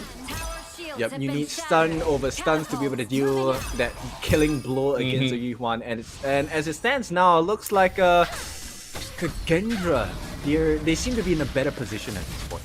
Oh, but they do have Mayin using a teleport. They're trying to go for 0-0, but he got himself back to safety after seeing the mark on his head. So 5 versus 5 engagement happening in the middle very soon. Byron's a bit too far from this. Can they take the fight? Oh no, the Zhangfei ultimate a bit too late, and it will be VKS taking the first blood as well as the first Tyrant. They're going to go for more. Yuhuan pops the ultimate a bit too early. He might be in danger. Niab goes for the kill, goes for the chase and the kill, and Hans 1 versus 5, not the position he wants to be in, and it only leaves Reroll, the last man to safety. We talked about this first fight, how crucial it will be for KAGE to take the win, but it will be VKS stopping it at its tracks. Yep, and right off the bat, right, we said that at the 4-minute mark they will group up together, and the death ball did not work out. They got split up in the fight, so the Yuhuan ultimate did not make too much sense because the heals didn't come through as well. So VKS understanding the win conditions on the side of Kagendra, just breaking them apart. Absolutely, and you can't give the Neza a good start because once that hero gets a snowball, he really starts to shut down your squishy heroes like the Arlie. If he's just locked down, by the Neza, he can really just get bursted. Arlie's not the tankiest of marksmen, but speaking of tanking, top lane, yeah, trying to tank up a gank here, but here comes the Marco Polo with the ultimate, enough to burst him down. He already has his Spark Force dagger completed, and that's going to be enough magical damage to burst him down through all of it. So good movement from VKS. Again, this is the classic VKS aggression and then into a objective across the map. Yep, it's a bit unfortunate here, but we might see the Skyfall being put into place because the Weeraw is alone. Okay, hang on, never mind. Senku is around. You have Senku just dissuading them for the moment. Danny towards mid. They do have 4 heroes here, and they're trying to get something else for their own. Luna, oh, that's gonna be the ultimate used. So we have to wait for the cooldown before he can really just dive again. Arlie trying to go for the tower, but there's just 4 heroes here that's really stopping them at the moment. But bottom lane, Mayin doing a bit of a macro play is gonna finish off the bottom tier 1 tower. Yes, she will. And that's going to be a lot more gold going to the side of VKS. Yep, so similar to game 1 and 2, VKS establishing the map control, we've already seen how hard it hurts and how heavy it hurts when you have absolutely zero map control in the late game. Yep, absolutely. It's hard when your jungle is constantly... Oh, we're all going for kills. No, not enough, but so much damage already dealt now. Oh, one's gonna get bursted down there. But Mafra's going towards the last hit, but it was all set up there by the Luna. But VKS able to come back from that, getting a kill on towards Weeraw as well as 0-0. So not a great fight so far. Danny trying to go for a kill. Yi-Hwan dropping very low. The heal's gonna get her back to half, and Danny's gonna stop the chase from there. But 2-for-1 trade-off. VKS is gonna still be happy with that if they can get one more objective out of it. But Niap, this is why you don't give Niap the Mayin. He's just so crucial on that hero. Yep, and this is also why you don't give the lead to Dani, right? Dani could not kill Dani. He bought so much time for the rest of the team to come in and support him from there. And at this point now, once again, map control fully for the side of Kagendra. Ooh, that was close. That was absolutely close, but oh, the pullback! Oh, Niap, that beautiful pullback on towards Hans gets himself the kill. And that is going to be another kill going towards the way of VKS. They're starting to run away with this game, Kin. 3,000 net worth. They're trying to go for more. Oh, but the Lianpo ultimate is absolutely huge on towards everybody. Zero will fall. They're going to go for more. That's going to be Senku falling as well. And Meina will pay with his life. Sasser dropping very low. Oh, he gets the hit on towards the enemy, which means that the aggro of the tower gets directed to him. But still, a 4-4-2 trade-off is still going to be benefiting the side of VKS. And they're going to get a slow ace on their side. Yeah, doesn't matter for them at this point for VKS. It's once again total map domination, right? Yes, they're gonna push away Hans, and they still have the minions working on the turret as well. Now, this is going to be free reign. They can get to choose, right? Do we want to go for the Tyrant? Do we want to go for the Overlord? And as it stands now, it doesn't really matter because they have all of the time in the world. All the time in the world, indeed. They just are starting to respawn, and VKS, they have to go back to base to regen as well to make sure that they're in fighting shape. Gonna start off the engagement by trying to steal away the Red Golem buff. They will get it, but oh, Neza, can he get a lockdown? Yi-Hwan forced to use the ultimate early, and that means they're not gonna have the ultimate of the young Yi-Hwan for the next upcoming fight. It looks like VKS is going to take the tier 2 first, because it looks like the time is up. They're not going to be able to get the Tyrant before it upgrades to a Shadow Tyrant. The pullback on towards it. Oh, the Neza going towards the backline. They get a kill on towards the Arlie once again. We talked about it during the draft that the counter of the Arlie can be the Neza, and he is showing it once again. They get the kill on towards Muffers as well. And with that 2 kills, this might sound the opening for the side of VKS to go for the tier 3 tower, and they go straight for it. Are they going to go for the win? That might be a bit too greedy, but they will at least go for this tier 3 tower. It's almost going down, and one more hit will secure it. Yep, and this is a pretty bad situation to be in for the side of Kagendra now. Take a look at the item growth coming in already with the Blazing Cape along the Blood Rage and slowly building in towards the Long Night Guardian as well. This Neza is going to be extremely tanky. He's going to be very survivable. On the flip side, we only have the Augur's Word along with the Insatiable Tomb coming in from the Luna. So Weeraw, he needs to get a lot more. He's trying to go for the Void Staff, but at this point, they need a lot more than that. They need to try and get a steal, get a stop, get a team wipe on their side, because 6,000 net worth and the lead is only starting to grow here for the side of VKS. The Arlie isn't at critical mass yet, doesn't really have the items she needs to really do the damage that she needs to do. And the Luna is, like we said earlier, not one of those big damage dealers. Neza going for the Arlie, trying to finish him off, but able to flicker across the wall. Neza sticky though, trying to chase, and this is why you have these sticky heroes against the Arlie. You will be able to chase her wherever she goes, and the Luna in trouble once again. The Mayin will be able to set up the kill for Assassin to pick up, and 3 heroes down. VKS waste no time. They're going straight for the crystal, and this might be it. This might be it, Ken. We might have our 4th semi-finalist in the Honor Kings Invitational Season 2, as VKS will clean things up. Clinical, aggression, fast, and they're moving on to the semi-finals.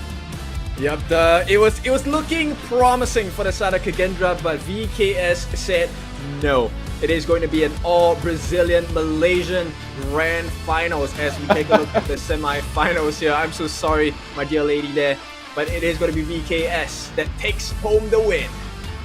Absolutely, what a fantastic performance from both teams, but GG's to run. VKS will be the one moving on, and we're going to have a winner's interview with VKS with Choo Choo.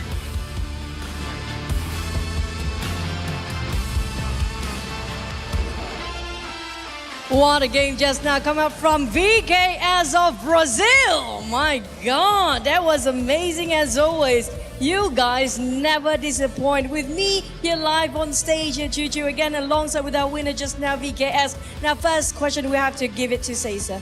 As per usual, Cesar, I think you have to take the mic. Ceci, pega o microfone. Ceci, yes, Ceci, sorry. Ceci, okay. As per usual, what happened in game number 2? What took you so long to finish? Or you guys actually can end it earlier. What really happened? O que aconteceu na segunda partida? Por que pegou tanto tempo para ganhar, né? Tava indo bem, aí mudou. O que aconteceu? Eu acho que a gente não conseguiu fechar o jogo com o roxo, e aí levamos as 3 torres, não conseguimos finalizar o jogo, levou pro dragãozão lá. E aí teve que fazer um flip mais ou menos, e eu acho que demorou porque a gente não conseguiu fechar com o roxo, e aí não conseguimos fechar sem, a gente não ia conseguir fechar sem o roxo. Basically, we couldn't finish the game when we had the chance early on, so that's why we had to take a few rounds until we managed to get where we wanted. We had to make basically an extra push. And there's going to be a lot of rounds after that, of course. Now next is going to be Niap. Yeah. Is that true? Did I pronounce Niap right? Yeah. That's right. I got the good from Coach Joko. Now, which is your favorite Clash Lane hero by far? Qual é o seu herói favorito na Clash Lane? Meu herói favorito é o Align, e acho que por muito é o herói que eu mais gosto de jogar e que eu mais tenho conforto em pegar em campeonato. Is one, because that's the one I'm more comfortable playing and the one that I'm more confident that will help me get this championship.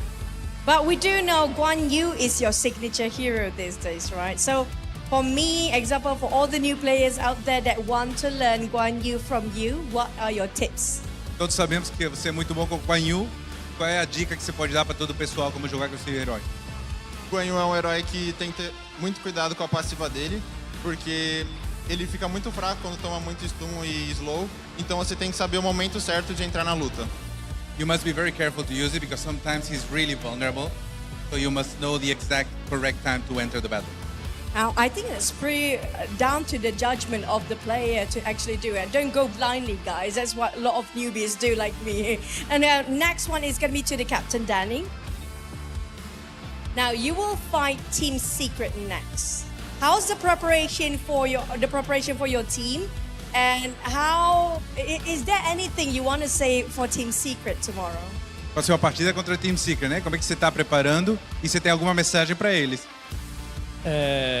Bom, a preparação para eles vai ser como se fosse contra qualquer time normal. A gente estuda todos os times, a gente pensa em vários cenários de draft. A gente assistiu basicamente todos os jogos do campeonato e com eles não foi diferente. Então, bom, acredito que a gente vai chegar bem preparado. E acho que a gente consegue ganhar deles e chegar na final. It's going to be a preparation just like we always do. We analyze all of their matches. We're going to see everything they have been doing throughout the championship. and I believe that they will allow us to reach there prepared and allow us to get the championship. Watch out, Team Secret, for tomorrow. Last but not least, from your team, I mean, like Danny, you can say it for all your fans all the way out there has been supporting, even here as well. There's so many fans of yours too. Outra vez, mensagem para os fãs. Quero agradecer todo o apoio, todo mundo que está assistindo aí.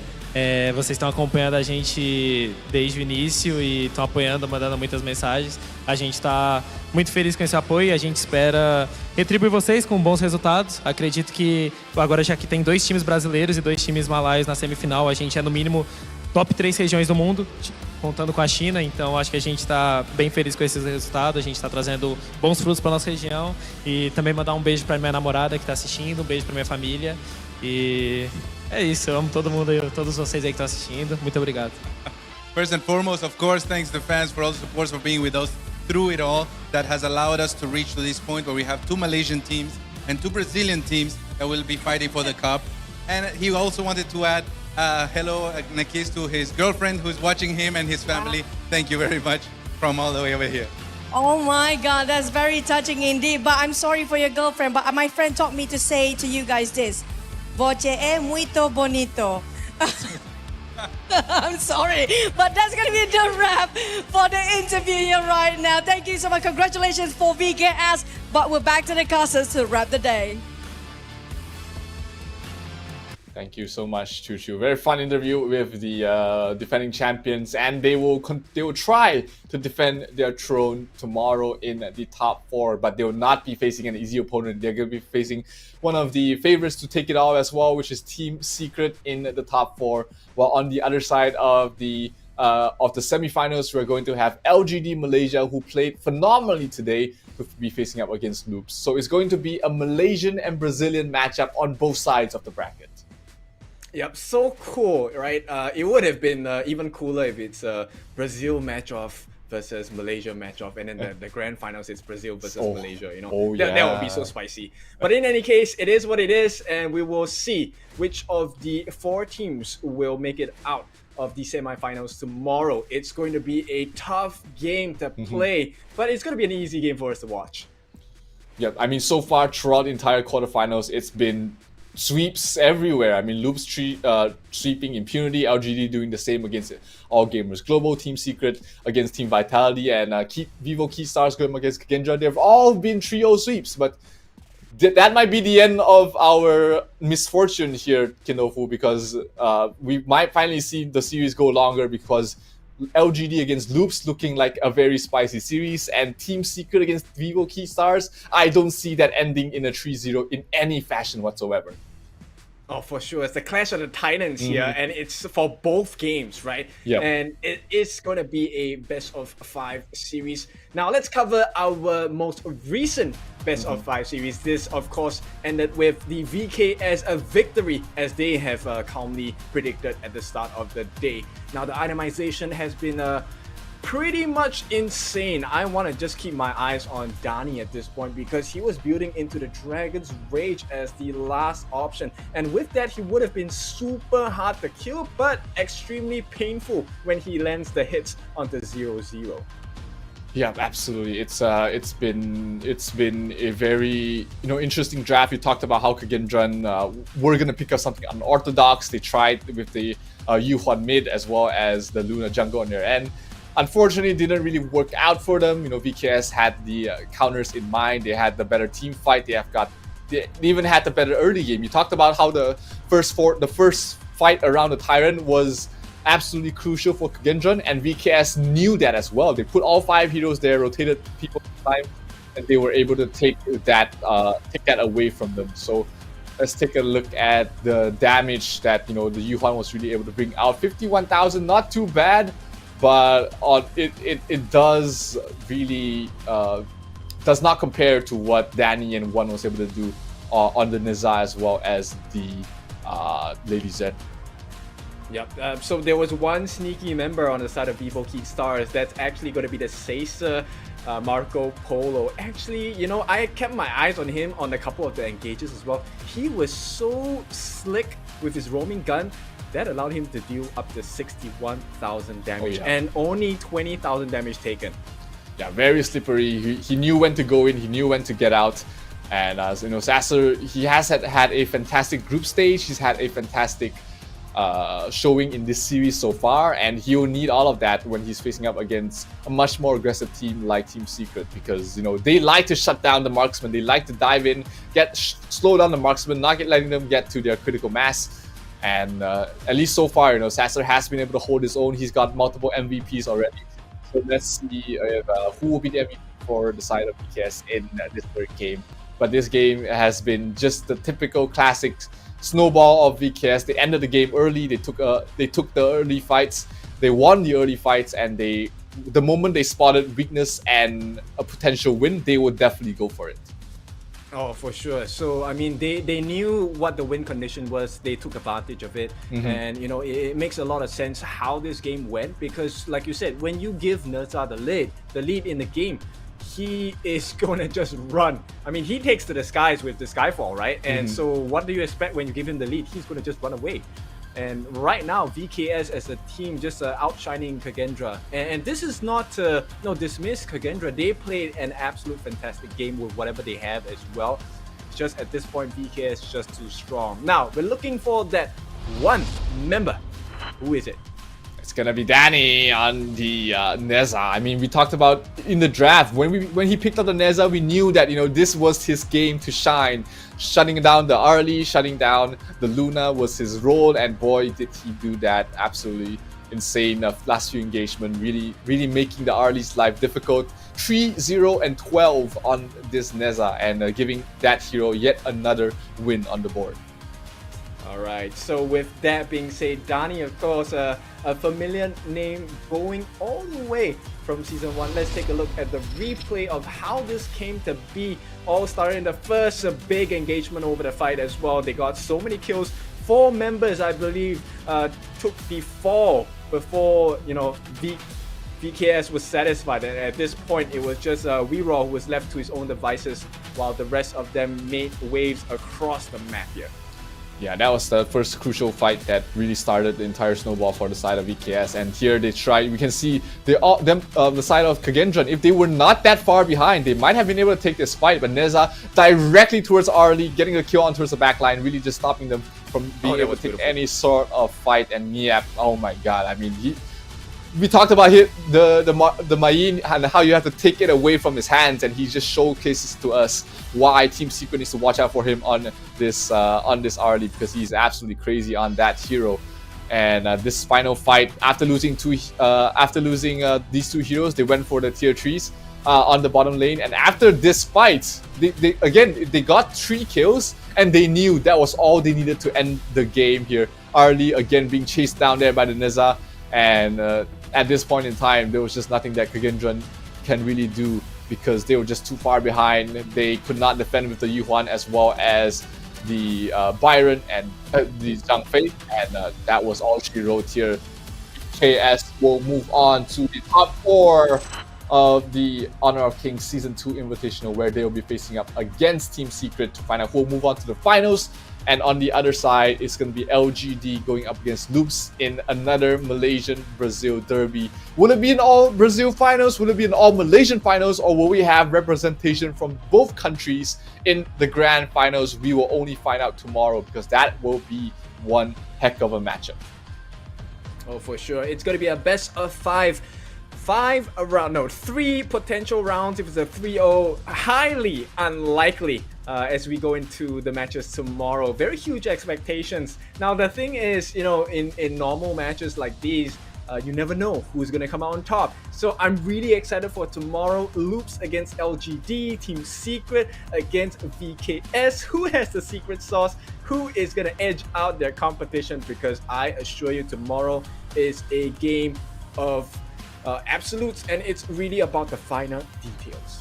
Yeah, absolutely. Every single mistake, every single small play you make will come into play in your journey to try and make it to the grand finals. When you're against teams like your opponents are, you have no room for error. You have to play at your very best, and it's going to be tough. So let's take a look at what time the matches are happening tomorrow, because those are 2 very spicy best of fives. Loops versus LGD Gaming will start out today at 5 p.m. just like today. And of course, Team Secret against Vivo Keystars as the second match happening as soon as the first match ends. So both those matchups will decide who will be moving on to the grand finals. There can be only 2, but it's still so much left to play for all these 4 teams. Yep. So tomorrow is a Saturday from in our region. So don't take too long. Prepare your popcorn and grab a seat while you wait for the games at 5 and 7:40 respectively. Now this is going to be a quick shout out to the people that have watched today and for the people that are telling their friends about the games today. Now bear in mind, these people are professional players. I hope you take very good consideration when you bring a Nerza into a ranked game. I'm expecting a lot of Nerzas coming out tonight. I'm expecting a lot of Marco Polos coming out tonight as well. And yes, it's good to build your dream for being a professional player. And of course, this will lead into our partner, our dear partner for the Esports World Cup, where the teams will go into Riyadh, the Kingdom, try and make their plays. You can do so too. But tonight is not the night to go for Nerza, please. Right? Let the pros do it. Let the pros do it. We will see them at the Esports World Cup. You will join us there and we'll have our fun.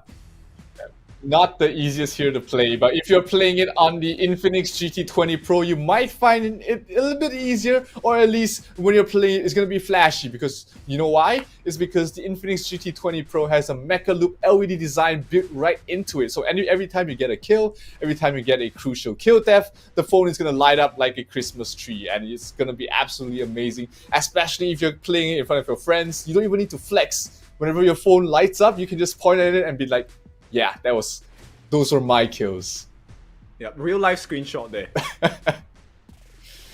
Yep, absolutely. And it's been an amazing day here, Kin. We've had two fantastic series. Both, sure, they were sweeps, but it didn't feel like that because both teams were able to take the win. Anyone could have taken the win there. Yeah. Now, of course, jokes about the ranked game. If you're serious about taking the wins, you want the stars, get yourself the shining star. That's going to be the Yao. He's already been released. We're already seeing him in the ladders itself. Pretty potent hero to use if you're looking to be in the role of the jungle as well. Now, for him, I think a lot of people have gotten used to him playing just 2-3 days already. So if you're not there yet, don't worry, the Yao is available for purchase. Skins are available as well in the near future, and you can get stars with the shining star. Absolutely. Make sure you get your hands on it, or at least know how to play with and against it. So when you play against the ladder, you know what to do against it. It all comes down to experience as well as mechanical skill, and you don't want to get caught unprepared. So just like all the teams today, they'll be taking a rest to prepare for their next upcoming matches, which will be happening tomorrow. Remember, 5 p.m. and 7:40 is the time in Malaysia, Singapore time. So make sure you are already well rested, well fed, so that you don't have to take too long of a break and miss any of those fantastic matches. Oh, for sure. I think tomorrow we are going to have pretty interesting drafts because we are getting closer and closer to the grand finals, but more importantly, against strong opponents, which means it's time to show your cards, right? We're not going to have the normal drafts with the My Band, with the Da Qiao Band. Maybe not. We're going to see something new. Yeah, I mean, all these teams, they haven't really shown the world what they're capable of. They surely have some pocket picks, some strategies that they haven't really been utilizing. They probably feel like, hey, we can just outskill our opponents during the group stages, and tomorrow is probably where we see the big guns. But tomorrow is where you want to be here again, ladies and gentlemen. This is Zero and Kinofu. We'll be seeing each other tomorrow for the top 4 of the Honor of Kings Season 2 Invitational. This is us signing out. Bye-bye. Blood, sweat, and tears. We'll never make it if we fall to everything that brings us down. With a comeback is now. Blood, sweat, and tears. Fight for what we want. Doesn't matter the cost. Every day, put in work. Blood, sweat, and tears. Nothing comes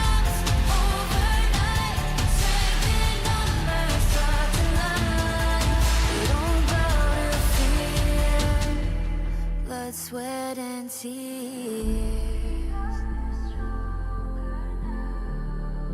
Blood, sweat, and tears.